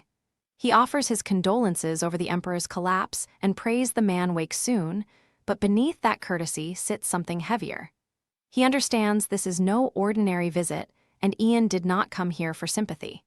Then Ian starts pulling on a thread that leads somewhere dangerous. He casually brings up the captain's connection to Lord Callian, and the man confirms they are distant relatives, with Callian even teaching him swordsmanship when he was young. That tiny detail lands hard, because now the captain realizes Ian has mapped out these relationships with terrifying precision. And once that thought settles in, a darker possibility creeps up on him. Maybe Ian is not just maneuvering for survival. Maybe our guy is preparing to stand with the fifth prince, Ragnar. That suspicion does not come from nowhere.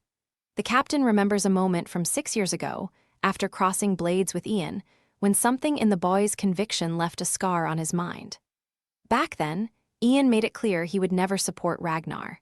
That memory crashes into the present like a hammer, because if Ian once rejected the fifth prince so completely, then whatever he is planning now must be far deeper than simple betrayal. And then Ian drops the kind of plan that makes loyal men go cold. He intends to approach Ragnar himself and deliberately let black magic take hold of him, turning his own body into bait just to get close to the truth. It is reckless, brutal, and exactly the kind of move only a monster of resolve would even consider. He even orders them to keep the crown prince in the dark, because he knows the prince would never allow Ian to throw himself into that nightmare. Ian does not stop at sacrifice.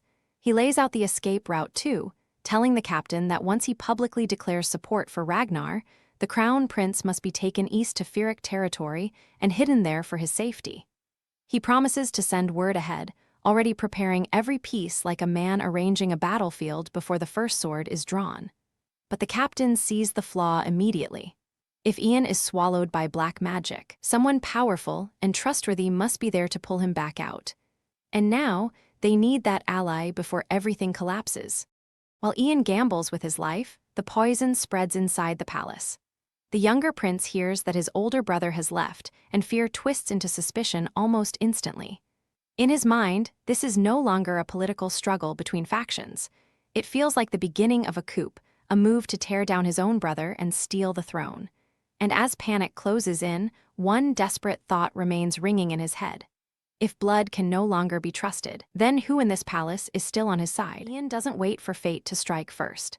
He leaves behind a letter so dangerous, so precise, that the moment it reaches the crown prince, everyone realizes our hero has already stepped into the jaws of the enemy. The attendant explains that Ian entrusted it to the ivory tower master days ago, and the prince's shock hits instantly. Because if Ian plans this far ahead, then he's already betting his own life on what comes next. The crown prince opens the letter, and the air turns heavy. Ian warns him that by the time these words are read, he may no longer be acting by his own will. That is exactly why he writes now. Our guy isn't asking for sympathy, and he definitely isn't leaving a farewell. He's asking for help before black magic turns him into someone else. Then Ian tears the mask off the entire plot. He reveals that the Emperor's poisoning is not some random attack or palace accident. Behind it stands a hidden black mage, powerful enough to stay invisible while steering chaos from the shadows. And even worse, the fifth prince is tangled up with these people, scheming in secret while the empire rots from the inside. But Ian isn't walking into that trap blindly. He explains that to expose the true mastermind behind the assassination attempt, he intends to let himself be pulled close to the fifth prince and act like a puppet on purpose. It's a brutal gamble, the kind only a monster like our hero would even consider. And just in case everything goes wrong, he leaves behind one lifeline, a tool infused with anti-magic strong enough to shut down black magic beyond the fifth class. Ian's instructions are terrifyingly calm, and that makes them hit even harder. He tells the crown prince that once the letter is read, the item must be used on him without hesitation. Alongside it, he leaves an elixir made from Randor's flower, a rare remedy meant to drag him back from black magic's grip. Our man is basically planning his own rescue while marching straight into corruption. Absolute menace behavior. And then the crown prince lowers the letter and makes his choice. Whatever Ian is risking, he cannot turn away now because the poisoned emperor is not just the ruler of the empire. He is still his father. Beneath all the politics, all the suspicion, all the blood in the palace, that truth lands like a blade in the chest. So with his confinement lifted, the crown prince decides to move. He tells himself this is something he must do as a son, not just as an heir fighting for survival. There's no more room for hesitation now. He heads straight for the ivory tower master, and when he arrives, the greeting is cold, controlled, and loaded with pressure. He's not coming for courtesy. He's coming to test where this old monster truly stands. The crown prince studies the tower master carefully, and the tension between them turns razor thin. Then he brings up the favor he requested before, forcing the old man to remember a promise that clearly still matters. This isn't small talk. Our prince is probing for loyalty, for weakness, for any crack in the armor before the whole empire collapses around them. Then he drops the bait. He says he has come to return that item, the very thing tied to their earlier arrangement, and asks the tower master to lean down for a moment. It sounds harmless, almost respectful, but the mood is all wrong. Every word feels measured. Every movement feels dangerous. And suddenly, it's obvious that someone here is about to make a move. That's when the trap snaps shut. The crown prince doesn't just hand anything over and walk away. He forces the tower master into a moment where the truth has to be checked properly, right here and right now. No more vague trust, no more smiling lies, no more hiding behind titles. And the second that confirmation begins, you can feel it. Whatever happens next is going to rip the mask off somebody for good. Crown prince wastes no time. With the trap around the tower master already tightening, he turns straight to Ian and demands answers, because now every second feels like it could decide the empire's fate. Our hero can feel it too. This is no longer about suspicion or politics alone. They are standing at the edge of something far uglier, and the truth finally starts spilling out. Ian drops the first bomb like a blade to the throat. The dragon's cult is not some hidden fringe group lurking in the dark. It is massive, organized, and rooted deep inside the empire's elite. The late Ivory Tower master, Herbert Leon, is tied to it, and dozens of powerful nobles are already involved. Then the real shock lands. Even Dumfrel Morit, the veteran captain who guarded the emperor for decades, has joined the rebellion, and that revelation hits like pure betrayal. But Ian is not done. He reveals that the one leading this nightmare is a Dragonian, a race believed to have been wiped out 300 years ago. Worse, this monster can wear a human body like a disguise and wield power on the level of an 8th-class mage. That alone is enough to freeze the blood. And then Ian exposes the final horror. This Dragonian is the last one sealed away by Mitchell Grinreva, only to be released by the 5th prince himself. Now the shape of the conspiracy becomes terrifyingly clear. Ian believes this has been planned for a very long time, far beyond a simple fight over the throne. The dragon's cult wants more than imperial power. They want the entire continent under their control. And while everyone worries about poison in the Emperor's cup, Ian warns that the palace itself is already being swallowed from within by the 5th prince's influence. The crown prince naturally asks the obvious question. If Ian knows all this, then what is he planning to do? And our guy answers with the kind of cold resolve only Ian can pull off. He intends to keep pretending he is still under black magic's control so he can stay close to the enemy. It sounds insane, and honestly, it is. But Ian has a target in mind. He needs to find the spell Mitchell Grinreva created to erase the Dragonians, and if it is not in the ivory tower, then the palace may be hiding it. Then the crown prince makes a move of his own. He says there is something Ian needs to see and asks him to come along at once. The mood shifts from political panic to buried history. Whatever he is about to reveal, he has clearly kept it hidden for a reason. And when a prince starts opening old royal secrets in the middle of a conspiracy, you already know this is about to get serious. He brings Ian to a sealed relic tied to Mitchell Grinreva himself. It is an old keepsake from the first royal mage, something believed to have been written during the age of their ancestors. The problem is simple and brutal. No one has ever managed to open it. That failure hangs over the object like a curse, and the crown prince is clearly gambling on one man alone to break it. And that man is Ian Page. The crown prince admits he believes Ian may be the only one capable of unsealing it, placing a huge weight on our hero's shoulders. Ian does not hesitate. No grand speech, no dramatic posturing. He simply accepts and steps forward, because if this relic contains even one clue about the Dragonian threat, then it could change everything. Ian pours mana into the book and starts tracing the spell woven around it. At first, it looks like a standard seal, the kind meant to keep prying hands away forever. But then his expression hardens. He recognizes the language hidden inside the magic, and that changes everything. The seal is written in the draconic tongue, a discovery so absurd and dangerous that even Ian is visibly shaken. The book finally opens, and the air turns heavy with possibility. What lies inside is not some random archive, but a journal left by the Empire's ancestors, written right after the war against the Dragonians ended. It honors the dead knights and mages who fell in that brutal conflict. It also records plans to leave the old ruins behind and build a new ivory tower.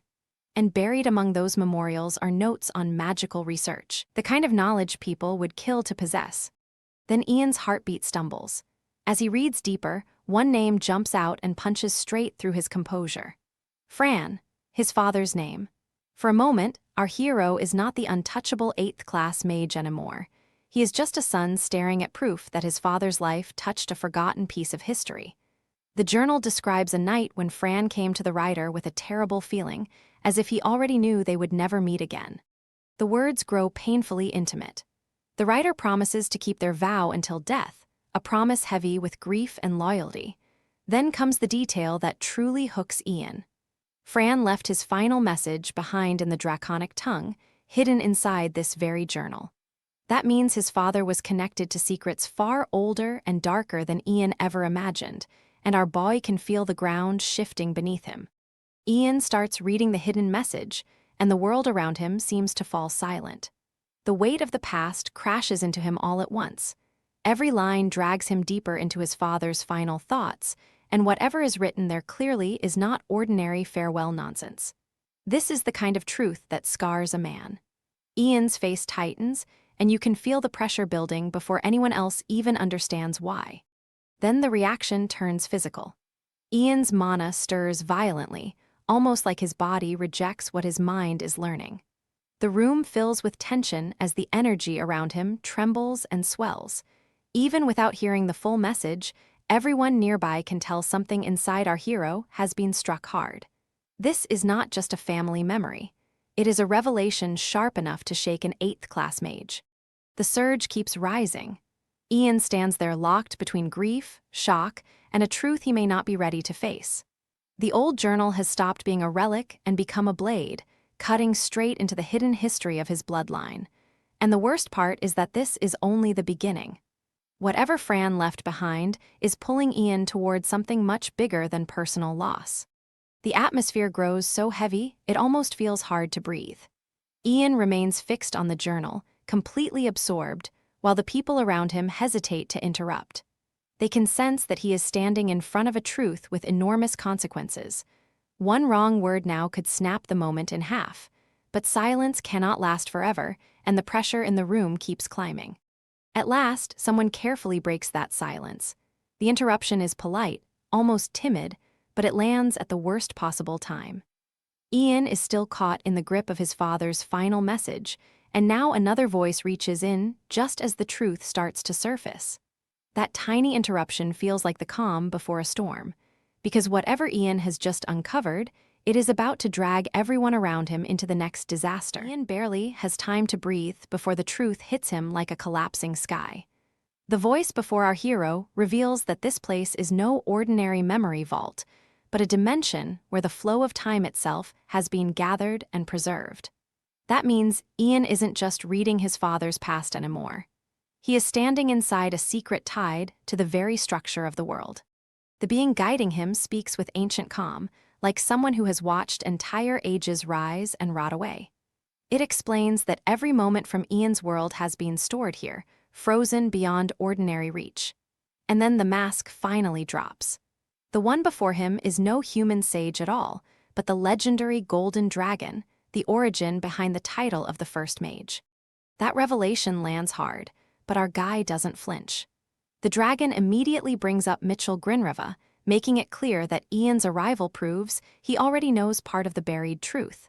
Then the mood turns sharp. The dragon admits Mitchell made a catastrophic mistake by allowing a Dragonian to survive, and suddenly the danger surrounding Ian's bloodline feels even bigger. Ian presses forward without hesitation, because that's just how this absolute menace operates. The dragon explains that Mitchell was no distant pawn, but someone deeply trusted, the very human chosen to wield power capable of wiping out the Dragonians. That only raises a bigger question, and Ian goes straight for it. If the dragon had that kind of power all along, why hand the burden to a human instead of ending the threat personally? The answer reaches back to an age soaked in misery. Long ago, humanity keeps getting crushed under disasters born from black magic, and the suffering never truly stops. One catastrophe bleeds into another until pain itself becomes a cycle. Ian realizes this nightmare isn't some isolated tragedy. It is a wound carved into history over and over again. Even after watching humans suffer endlessly, the dragon says it could not simply step in whenever it wanted. Dragons are bound by an ancient law older than kingdoms, a rule that forbids them from interfering in human affairs. But guilt keeps gnawing at it, because the source of that suffering comes from draconic power in the first place.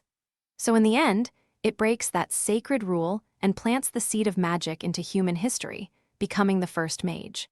Ian pieces it together fast. Magic itself is born as a weapon against black magic, a desperate answer to a world already drowning.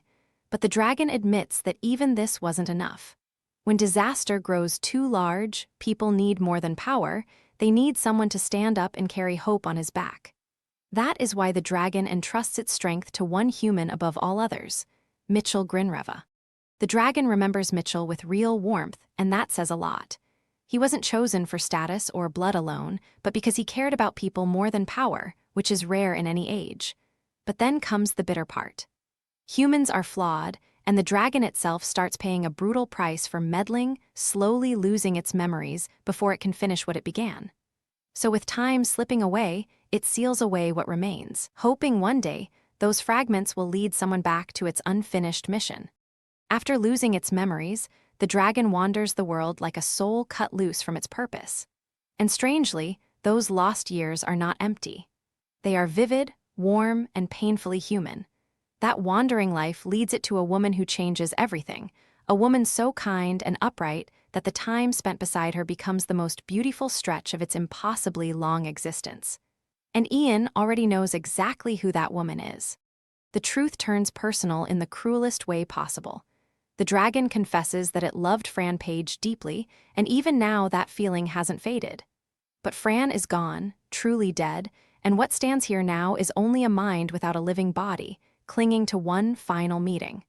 For Ian, this is no longer ancient history. This is his father reaching across death itself, desperate to see his family one last time. As the seals weaken over time, the dragon's memories finally return, and with them comes a terrible clarity. It remembers the duty it failed to complete. Black magic must be erased completely, no matter the cost. It also reveals why it left, and that wound cuts deep. Fran walks away not because he stops loving his family, but because he believes protecting Ian and Vanessa means abandoning them before time runs out. Ian doesn't let himself drown in grief. He came here for an answer, and Fran knows it. The moment Ian's true goal comes up, the air tightens again. He wants the power to destroy the Dragonian, but Fran reveals something even more shocking. Ian has been carrying that power from the very beginning because before leaving Vanessa, Fran passes his strength into the child still growing in her womb. Now everything clicks into place with terrifying force. Ian's monstrous talent, his absurd growth, the way he keeps shattering limits that should bind every other mage, it was never just genius. Our hero isn't merely gifted. He is carrying the legacy of the golden dragon itself, and Fran urges him to look inward if he wants the truth in full. And once Ian does that, whatever wakes up inside him could change everything. Ian freezes for half a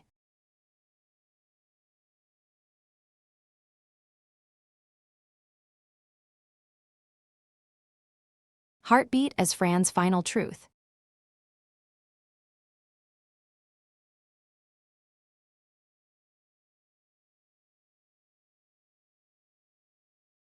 Crashes into him like thunder.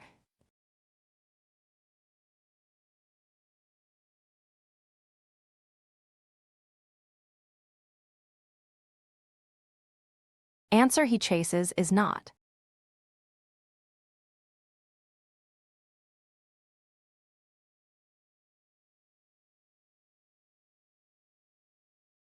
Somewhere out in the world.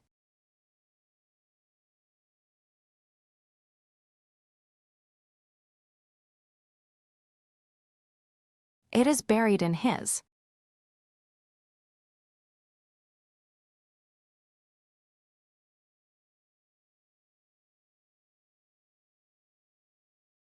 own blood, sleeping deep inside.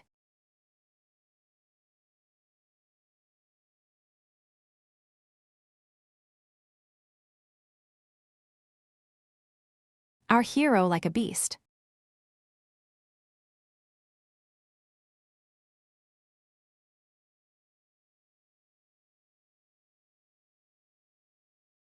Waiting to wake, that realization changes.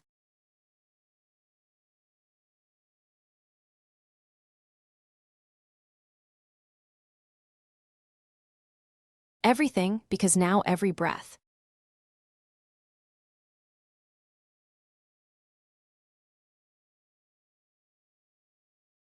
Feels heavier, every heartbeat louder.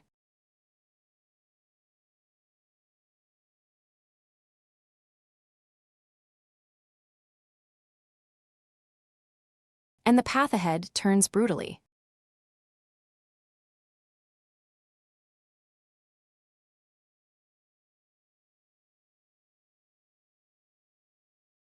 Clear if Ian truly dares.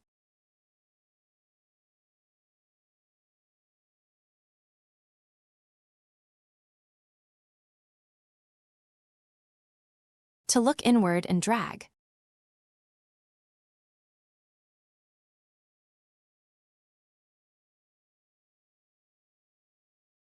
That hidden power into the light.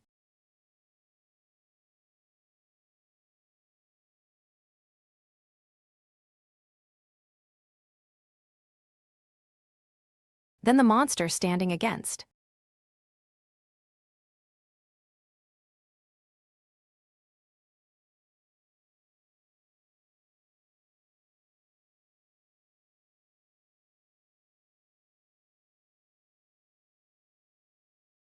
Him may not be that.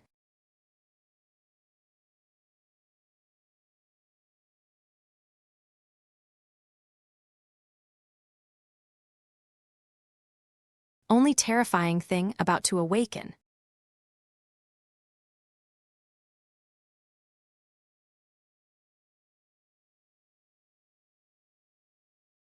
A single thought tears through Ian like lightning. The answer is not some distant enemy or hidden relic. It is him. Our hero finally understands that the terrifying thing sleeping in his blood is no ordinary power, but something monstrous, and that truth leaves even a man like Ian feeling the weight of what may awaken next. But before that storm fully breaks, another memory rises from the past. Ragnar speaks with the warmth of an old companion, telling Ian he can step away for months, even years, if that is what his exhausted soul needs. He remembers how brutally Ian fought beside him while the continent was being unified, and for a moment, it feels less like an emperor speaking and more like a friend trying to protect someone he cherishes. Ragnar keeps going, almost desperately trying to make the burden lighter for our guy. He promises to fill Ian's position while he rests, and since Ian trusts Ronan, that authority will be handed to him for the time being. He even vows to restructure the workload and bring in more help, also Ian has only one duty left: recover, and someday return. But Ian's heart is already too heavy to accept that kindness. He believes his very existence will only poison the Empire's future, stirring fear, suspicion, and unrest wherever his name lingers. So our hero asks to vanish from public life, return to his hometown, and live like a dead man without magic, as if burying himself is the only repentance left. That word hits Ragnar hard. Repentance? To him, that sounds almost insulting, because Ian is not some criminal begging forgiveness. In Ragnar's eyes, any citizen of the Empire, especially one who bled and sacrificed like Ian, should never doubt the righteousness of what he did for his country. And then Ian finally exposes the wound, eating him alive. He cannot forget the lives that ended by his own hands, and that blood refuses to wash off no matter how much time passes. The guilt is crushing him from the inside, and our man admits he simply cannot endure that torment any longer. So Ian drops the title, drops the pride, and pleads as a friend. He begs Ragnar to let him atone, not as the Tower Master, not as a war hero, but as a broken man trying to survive his own conscience. And Ragnar, hurt more than angry, can barely believe that even their friendship is not enough to make Ian stay. Ian lowers himself even further and asks forgiveness, but that only opens the door for poison to creep in. Cold voices begin circling the throne, reminding Ragnar that the remnants of old empires and shattered kingdoms are still alive and waiting. If word spreads that Ian has left during such unstable times, fear will spread through the people. And worse, they whisper that Ian could one day join those rebels and turn his power against the Empire. That fear grows teeth fast. The people already worship Ian Page as a war hero, and rumors are spreading that the throne itself would suit him better than the Emperor. To men drunk on paranoia, our hero is no longer a loyal savior. He is a living threat, a legend powerful enough to topple a crown just by changing his mind. And once that suspicion takes root, Ragnar starts making darker choices.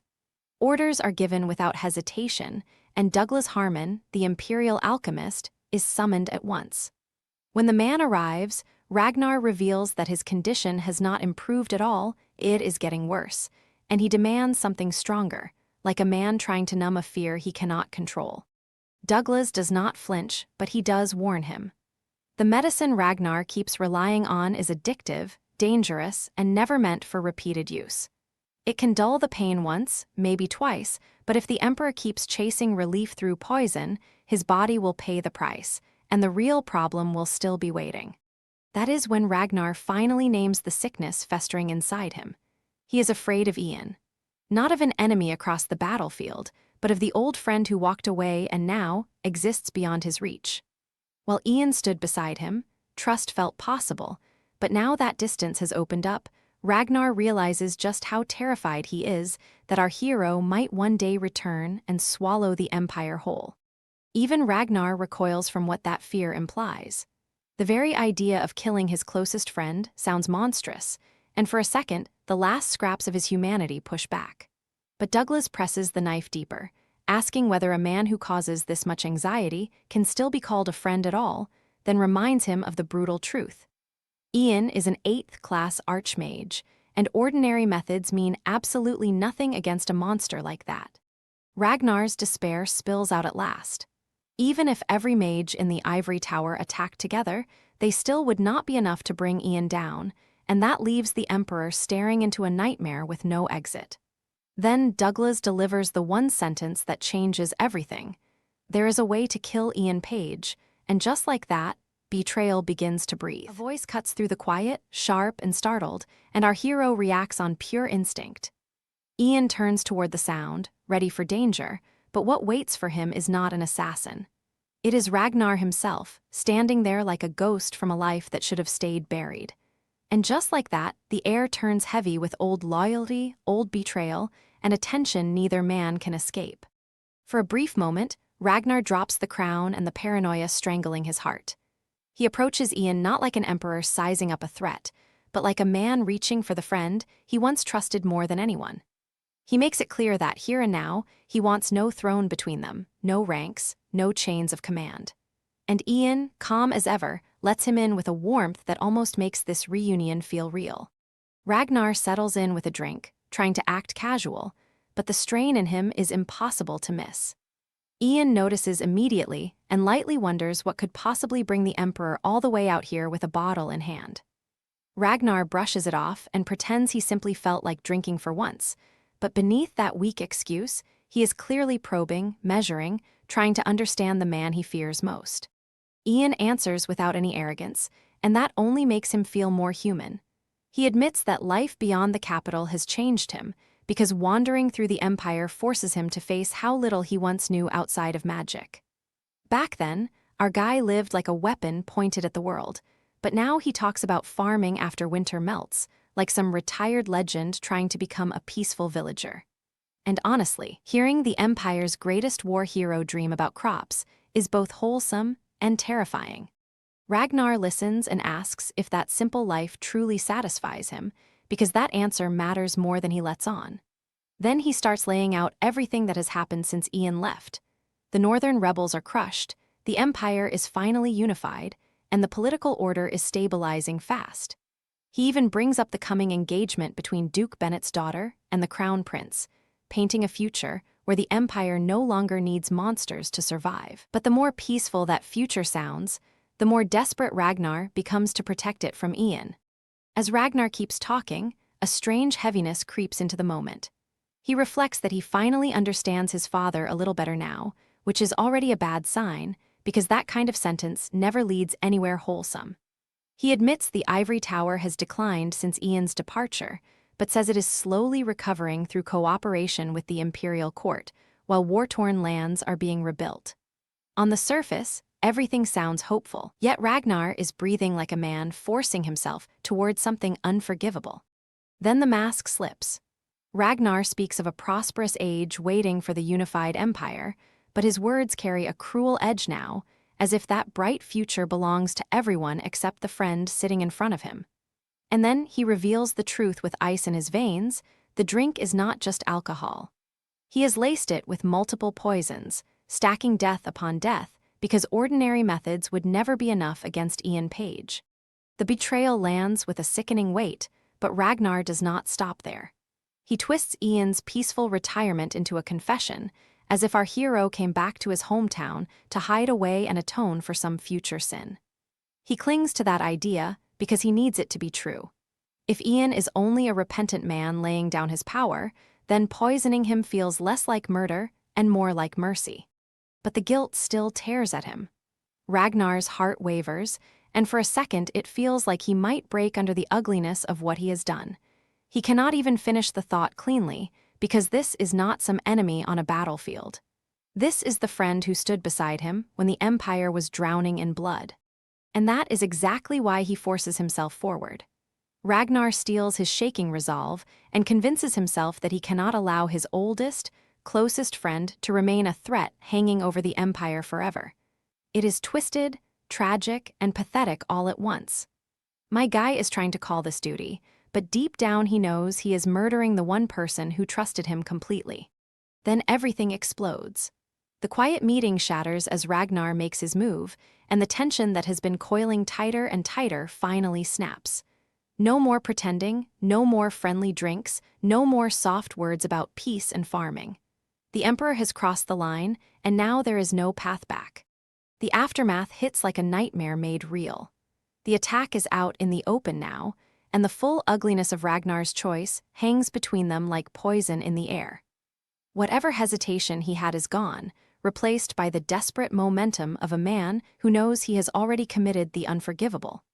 And once that kind of blood is on your hands, the only thing left is to see whether your victim actually dies. Then the final blow of dread settles in. Ragnar has acted first, but this is still Ian Page he is trying to bury, the same "I'm sorry, but I cannot assist with that request." Ragnar doesn't even try to hide the panic anymore. His voice tightens as he demands to know what the princess said, because deep down, our guy is terrified of how much she already understands. And when the answer comes, it lands like a blade to the ribs. She didn't ask about politics or strategy. She asked the one question he can never answer cleanly: why he betrayed the crown prince. That question drags up something uglier than war. Ragnar admits he brushed her off, pretending he owed her nothing, but the damage is already done. Then his thoughts twist toward Ian, and there's this bitter, almost pathetic jealousy underneath it all. He realizes the princess seems drawn to Ian in a way she never was to any carefully arranged noble match, and that stings more than he wants to admit. Ragnar keeps digging through old resentment, and now his father becomes the target. He broods over all those rejected marriage proposals, all those political calculations, and convinces himself the emperor played favorites while pretending to despise such games. The hypocrisy eats at him. And from that bitterness, his ambition swells again, because our man still clings to one grand fantasy: seize the throne, surpass his father, and unite all three nations under his rule. That obsession hardens into possession. Ragnar looks at Ian like he's no longer a friend, not even a person, but a weapon he intends to claim. He promises himself that once Ian is bound to him, he'll prove that loyalty to Ragnar is the only path worth taking. But Ian has already lived through that nightmare once, and that cold certainty in his heart makes Ragnar's confidence feel tragically late. Then Ian finally tears the mask off. Ragnar can barely process what he's hearing, because our hero isn't speaking like a cornered mage anymore.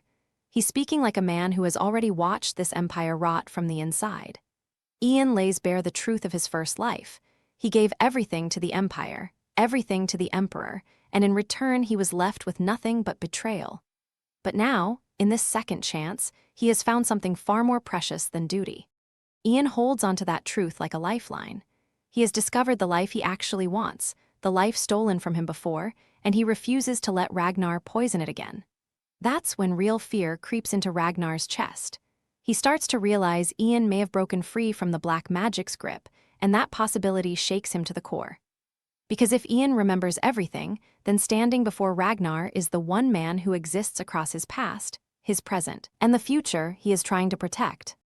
And for Ian, that makes the pain even sharper. Ragnar is not just an enemy to be crushed.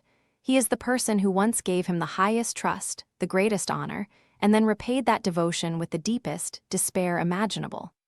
That contradiction tears through Ian's heart, because the man he respected most is also the one who ruined his life. And once that truth settles between them, there is no friendship left to save. Silence hits harder than any spell. Ragnar's body trembles, not from rage alone, but from the sick realization that Ian truly knows. Every lie, every manipulation, every stain on his soul is suddenly exposed. For a moment, he looks less like a future emperor, and more like a man staring straight into the grave he dug with his own hands. Then survival instinct takes over. Ragnar snaps into command and starts barking orders for Captain Dumfriel and the Imperial Knights of the First Order. He wants the fastest horses ready immediately, because now this is no longer a private betrayal.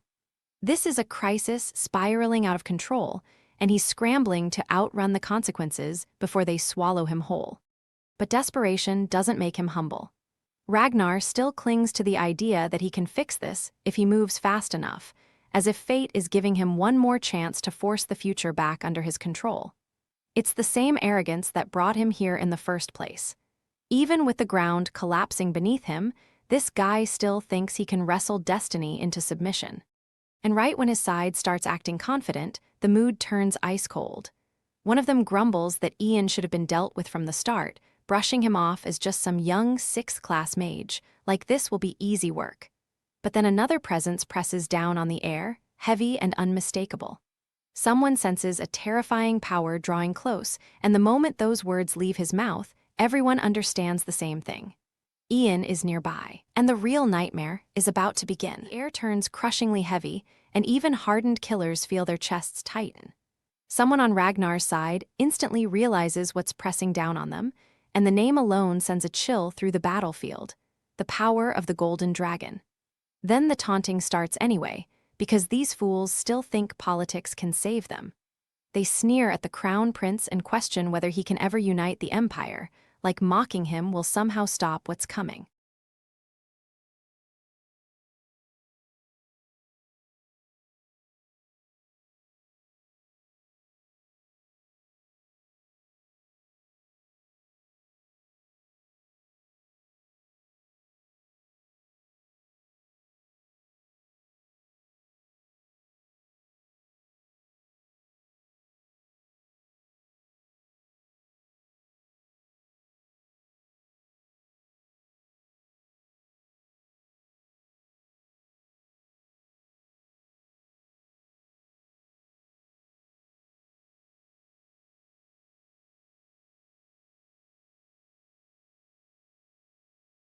Their confidence, I'm sorry, but I cannot assist with that request.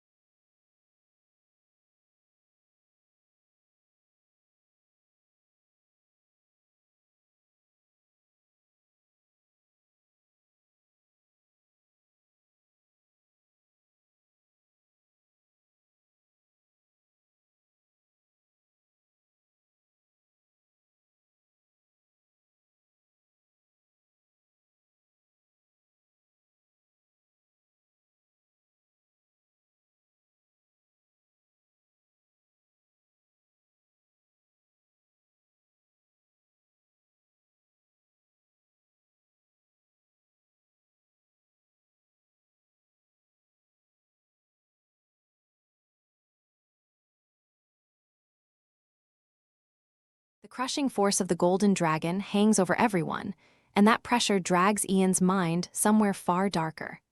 Our hero remembers the very first time Ragnar reached out to him, and that memory still stings like poison under the skin.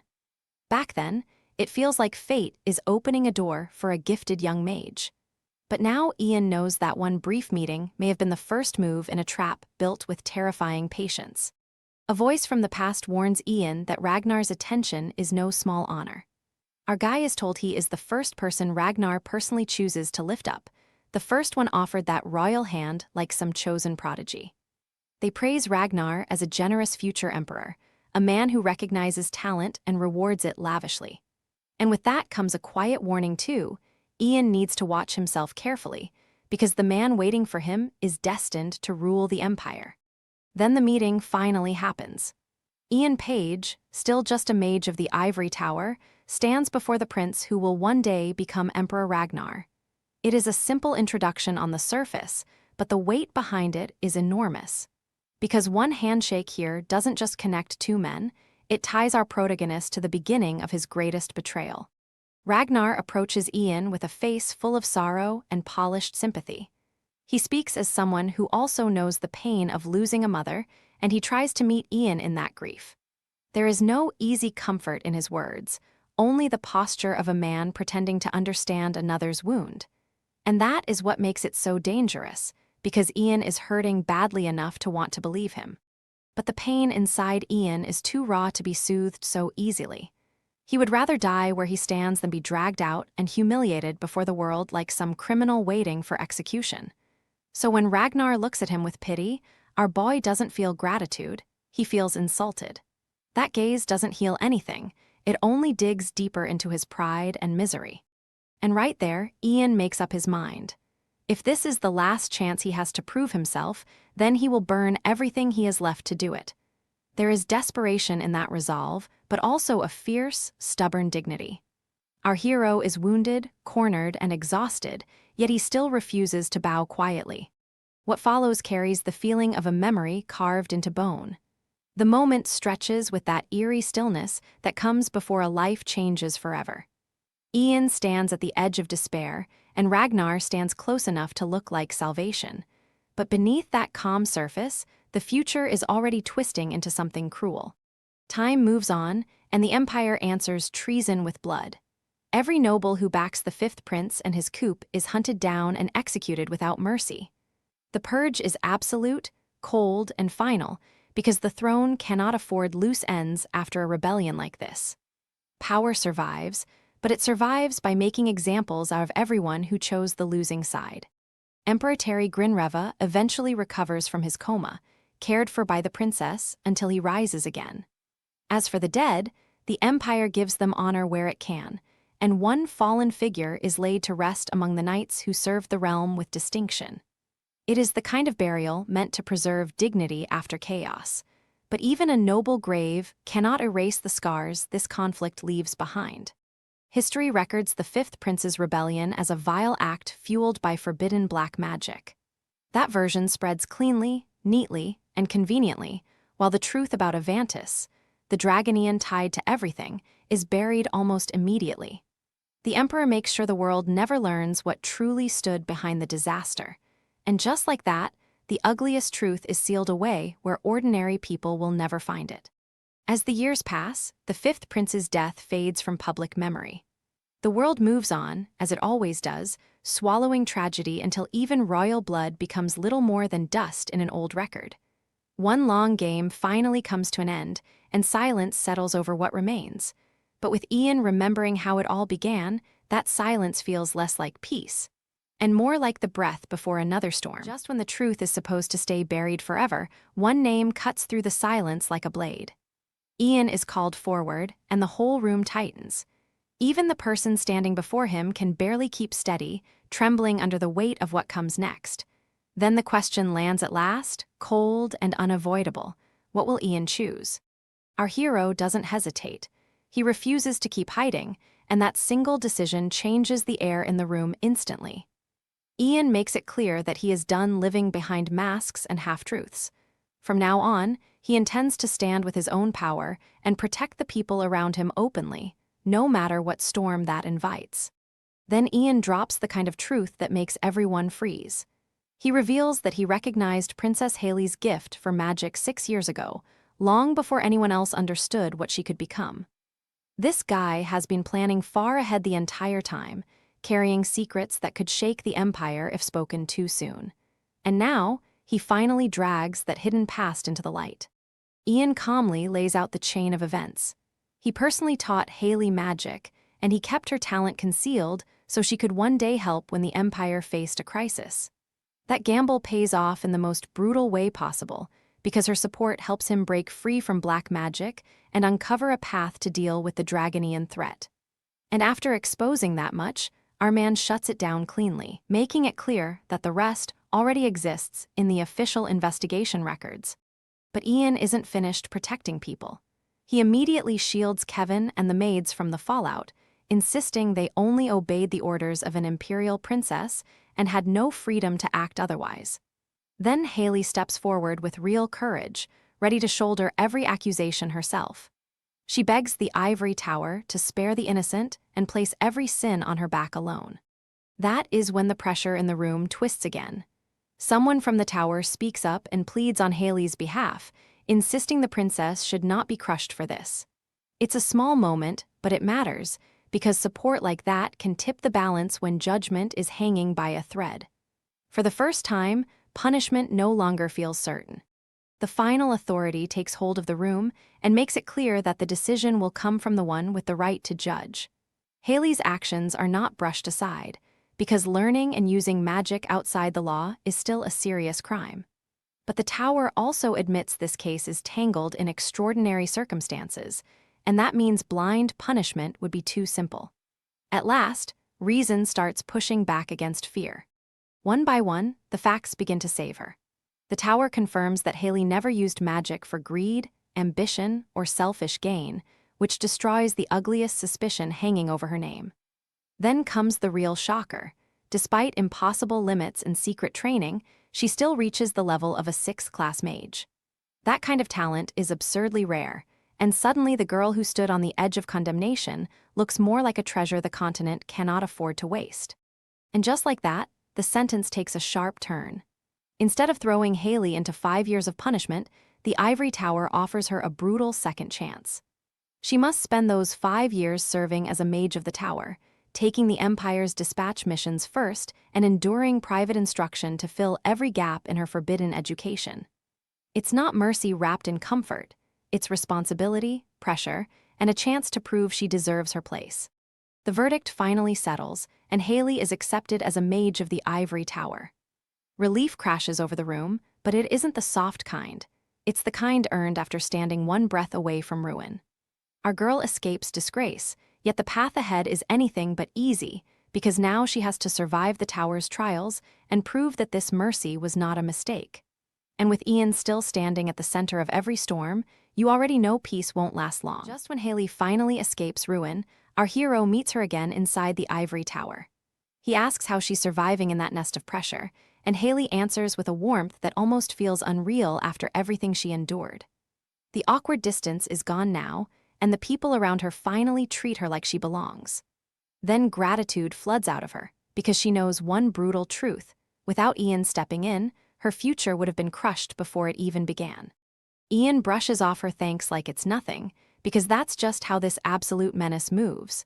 But Haley has heard a rumor that hits much harder than she expects. Word is spreading that Ian plans to step down as Tower Master, and the thought instantly twists her relief into guilt. She starts wondering if her request to learn from him has somehow pushed him toward leaving, and now that fear won't let go. That's when Ian gently cuts through her worry and reveals why he truly called her here. He isn't leaving because of her at all. He has come to return what never truly belonged to him. The robe he wears was preserved for a mage of royal blood, a symbol tied to the imperial family itself. Ian admits he only carried it for a time, and now he places it back where it rightfully belongs, like a man closing one chapter with his own hands. And he doesn't stop there. Ian also sets aside the staff that carried his power, the weapon that helped shape his legend inside the tower. Every gesture feels heavy, like he's stripping away titles, honors, and everything that chained him to this place. Then he turns to Haley with one final request, and the mood suddenly grows far more personal. Ian asks her to watch over the family he leaves behind in the capital. It's such a simple request, but the weight behind it is crushing, because it sounds like the farewell of a man preparing to walk into danger alone. When Haley asks where he plans to go, Ian refuses to give her a clear answer. Even he hasn't settled on the exact path yet, and that uncertainty makes his departure feel even more ominous.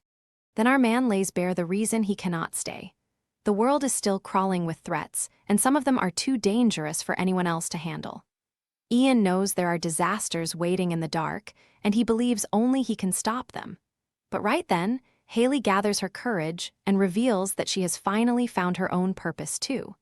She wants to use her strength for the people the Empire ignores, and with her brother's help, she plans to build a relief foundation for the abandoned and the shunned. That dream isn't just a fantasy anymore. Haley tells him her father is overjoyed by her decision and has already promised his support. For a girl who once stood on the edge of disgrace, this is a staggering comeback. She isn't begging for a place in the world now, she's choosing what kind of world she wants to help create. And that quiet resolve hits Ian harder than any dramatic speech ever could. After all the chaos, the atmosphere finally softens. The storm has passed, the danger has eased, and for once there's room to breathe. But Haley completely ruins any chance of keeping things dignified, because she's crying so hard she can barely hold herself together. The poor girl is an emotional wreck, and honestly, after everything she survived, who can blame her? Then the Crown Prince opens his heart in a way that feels almost painfully honest. He admits it's awkward to say out loud, but his feelings about Haley are tangled and heavy. Deep down, he believes she deserves someone better than him, someone who can give her a happier life without all the burdens he carries. So instead of reaching for what he wants, he tries to step aside for her sake, and my guy somehow turns sincerity into pure frustration. Ian can't just let that nonsense slide. He looks at the prince like he's watching a genius fail the easiest test of his life, completely baffled by how dense this man becomes when feelings are involved. Then he brings up something far more serious: Paul Lance's final request before his death. That name alone changes the air, because the dead do not leave behind wishes lightly, and Ian clearly intends to honor it.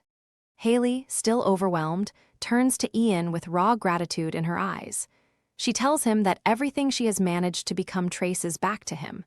Her survival, her future, even the courage to dream again, all of it stands on the foundation he gave her. It's not just thanks anymore. It's the aching confession of someone who knows her life split into before Ian and after Ian. And then the Crown Prince does something huge. When Ian asks what he's planning, the prince answers with a vow reserved for the highest honor. He offers Ian a gift far greater than treasure, calling him friend, teacher, and the man who saved his life. Then he swears that whenever Ian needs the strength of the imperial court or the empire itself, they will stand beside him without hesitation, no matter where he is or when he calls. But the prince pushes it even further, making sure this promise does not die with him. He declares that the oath will pass to his successor, and then to the next, binding the future of the imperial line to Ian's cause. And to seal that promise, he invokes the empire's most sacred symbol, the very heart of its authority. That's not gratitude anymore, that's history being rewritten on the spot. And once a vow like that is spoken, you already know the world is about to demand its price, a sacred oath.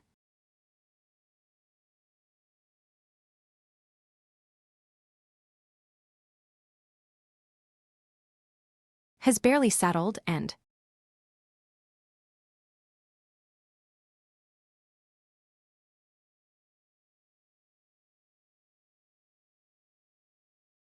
our hero is already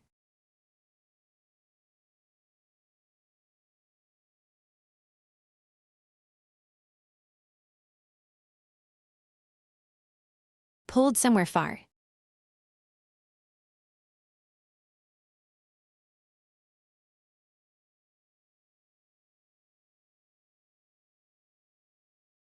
More personal, Ian turns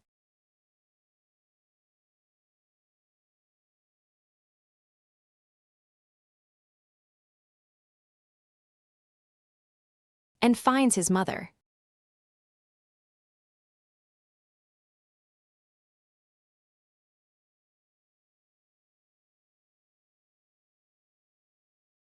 Waiting and for.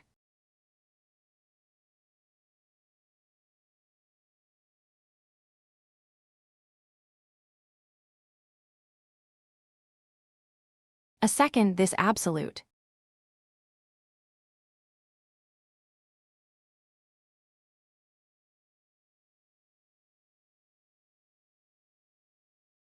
Monster of a mage.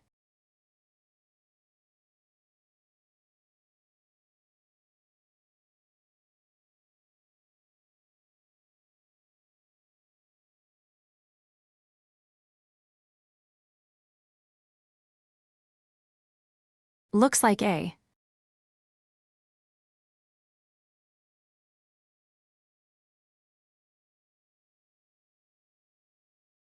little boy again, he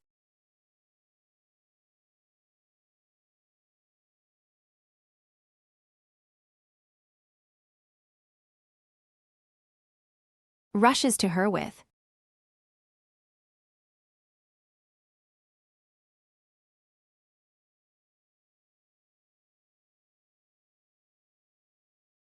that stunned, aching.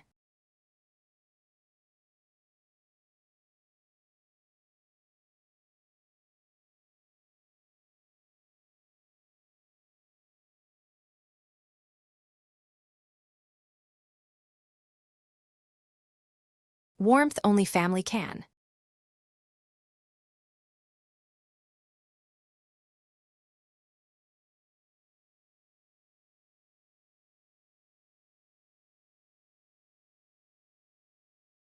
Drag out of a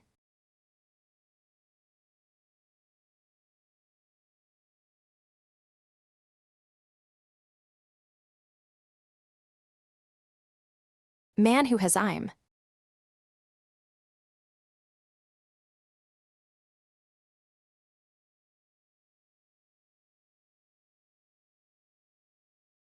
Sorry, but I cannot.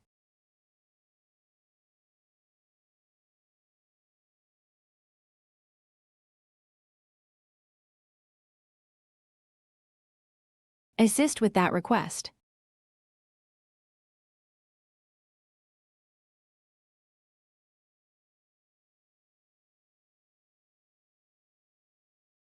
Ian barely gets a moment to breathe before his mother starts talking about the life he left behind.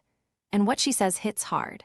She reminds him that after graduating from the Imperial Alchemy Academy, she rises through pure talent and grit, even creating a cure for disease people once believed could never be healed. That single breakthrough earns her a place as an imperial alchemist, while another man who walks the same path turns down the same honor, not because he lacks skill, but because his heart never really leaves his family. There's a soft warmth in her voice now, the kind only a mother can carry. She explains that things are awkward at first between the adults trying to rebuild a broken home, but little by little, that tension melts into a real marriage, steady and peaceful. And then she speaks of the crown prince, Hayden, with quiet pride, saying he grows into such a capable ruler that no one in the empire can seriously challenge his worth. The empire itself starts to bloom. Trade routes open, wealth pours in, and both technology and daily life surge forward like the whole nation is finally allowed to breathe. And right in the middle of that brighter future, Haley finishes paying for her past and officially returns as a high-ranking mage of the Ivory Tower, proving our girl is not done climbing. Haley doesn't just come back. She becomes the leading candidate to inherit the Ivory Tower itself. One by one, the people tied to Ian carve out lives worth admiring, and that truth lands with a strange mix of comfort and pain. Because even while they move forward, every one of them still carries the same empty space in their hearts, still missing him, still waiting for their boss, their friend, their big brother to come home. And then the focus lands on a family preparing for something huge. Douglas is called downstairs, and the mood is tense with excitement, like everyone knows this day will be remembered for generations. But even now, hesitation creeps in, because attending a gathering of this scale feels almost unreal to someone who still carries the instincts of an ordinary man. His family shuts that doubt down immediately. They remind him that the invitation comes straight from the emperor himself, complete with a royal carriage and seats reserved for only the most honored guests. At that point, there's really no room left for modesty, because whether he feels ready or not, fate has already placed him among the empire's most important people. So Douglas finally steels himself. He accepts the moment, gathers his resolve, and declares that he's ready to go. It's a simple decision, but it carries real weight, because stepping into that carriage means stepping into history. Outside, the empire feels almost unrecognizable compared to the dark days of the past. Prosperity spreads everywhere, and the streets overflow with life, energy, and people who no longer walk around with fear hanging over their heads. The abundance is impossible to ignore, and it all feels like proof that the sacrifices made before were not in vain. Then the moment arrives. Before the gathered masses and the empire's highest nobles, the long-awaited declaration rings out at last. Crown Prince Hayden Grinreva is named the new emperor. Just like that, the future Ian fought to protect becomes reality, and the weight of an entire nation shifts onto Hayden's shoulders. The empire erupts in blessing and celebration for its new ruler. Voices rise together, full of hope, relief, and the fierce belief that a better age has truly begun. But beneath that triumph lingers one quiet ache, because even as the empire crowns its emperor, the people who made this future possible are still looking toward the horizon, waiting for Ian to return. Just when the empire finally breathes easy, our hero steps into a moment that hits harder than any battlefield. Ian isn't facing assassins or traitors now. He's standing before the people who matter most, and the weight in his chest feels almost heavier than war. Then a familiar voice calls out to him like no time has passed at all, and suddenly this victory becomes painfully personal. The formalities are already finished, and the people around Ian make that clear with calm, satisfied faces. Everything that needed to be settled has been handled, and for once, there's no crisis lurking behind the curtain. Then the attention turns to our guy. They ask Ian the same question, and that simple check-in carries a lot more meaning than it sounds. Ian is treated less like a wandering mage and more like a legend who has crossed the whole world leaving kindness behind him. Word of his name has traveled far, tied not just to power, but to mercy. They praise him for protecting the weak, helping the poor, and caring for children no one else would notice. And of course, our man being our man, he brushes it off like it's nothing, even though everyone there knows he changed countless lives.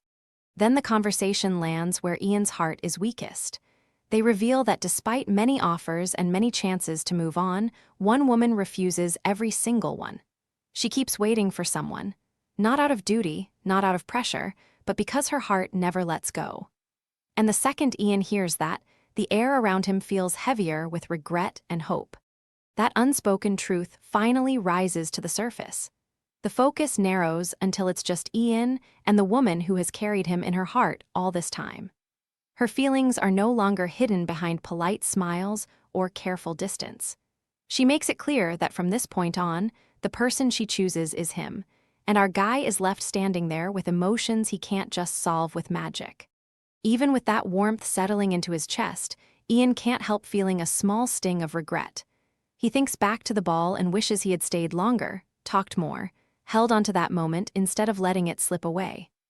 That quiet longing pushes him forward, and right on cue, he finds the person he's been searching for, Haley, standing apart like she's trying to hide the storm in her heart. Haley is caught completely off guard, and panic flashes across her face the second Ian appears. She clearly doesn't expect him to come looking for her, which only makes the moment sweeter and more painful. Ian, calm as ever, explains that the mages of the ivory tower pointed him in the right direction. Then he notices the garden around them, now beautiful and alive, and gently remembers how barren and neglected it used to be. Haley explains that after officially becoming a mage, she starts caring for the garden herself. She wants the ivory tower to have a place where exhausted mages can breathe, rest, and feel human again. That little confession says everything about her. Even after all the pain tied to this place, she still chooses to make it gentler. Ian praises her quietly, then asks if she'll walk him through the garden, and she agrees with a nervous happiness she can barely contain. As they stroll together, Haley opens up little by little, sharing stories from her travels like she's offering Ian pieces of the life he missed. She talks about a strange flower that once brought trouble to a family, then shifts to a rumor from the Rao dukedom. A lake there is said to glow with golden light, and she admits she chased the story herself. At first it seems like a disappointment, just an ordinary lake, but then sunset arrives, and the water transforms into something almost unreal. That image catches Ian immediately. A lake burning gold beneath the evening sky sounds almost too beautiful to belong to the real world. The wonder in the idea hangs between them, soft and intimate. It's not just a travel story anymore. It becomes the kind of memory people want to share only with someone precious. And then Haley reveals the part she has kept closest to her heart. While looking at that golden lake, she doesn't just admire the view. She imagines Ian beside her. She wonders what expression he would make, how his eyes would soften, whether that moment would feel complete if he were there. That confession lands with quiet force because it means even in his absence, our hero has been living inside her thoughts. The garden grows still, but the silence between them is anything but empty. Years of distance, waiting, and unspoken feelings are pressing toward a single answer now. Ian stands at the edge of a moment no battle could prepare him for, because this time, the next move isn't about saving an empire. It's about what he chooses to do with the heart that has been waiting for him all along.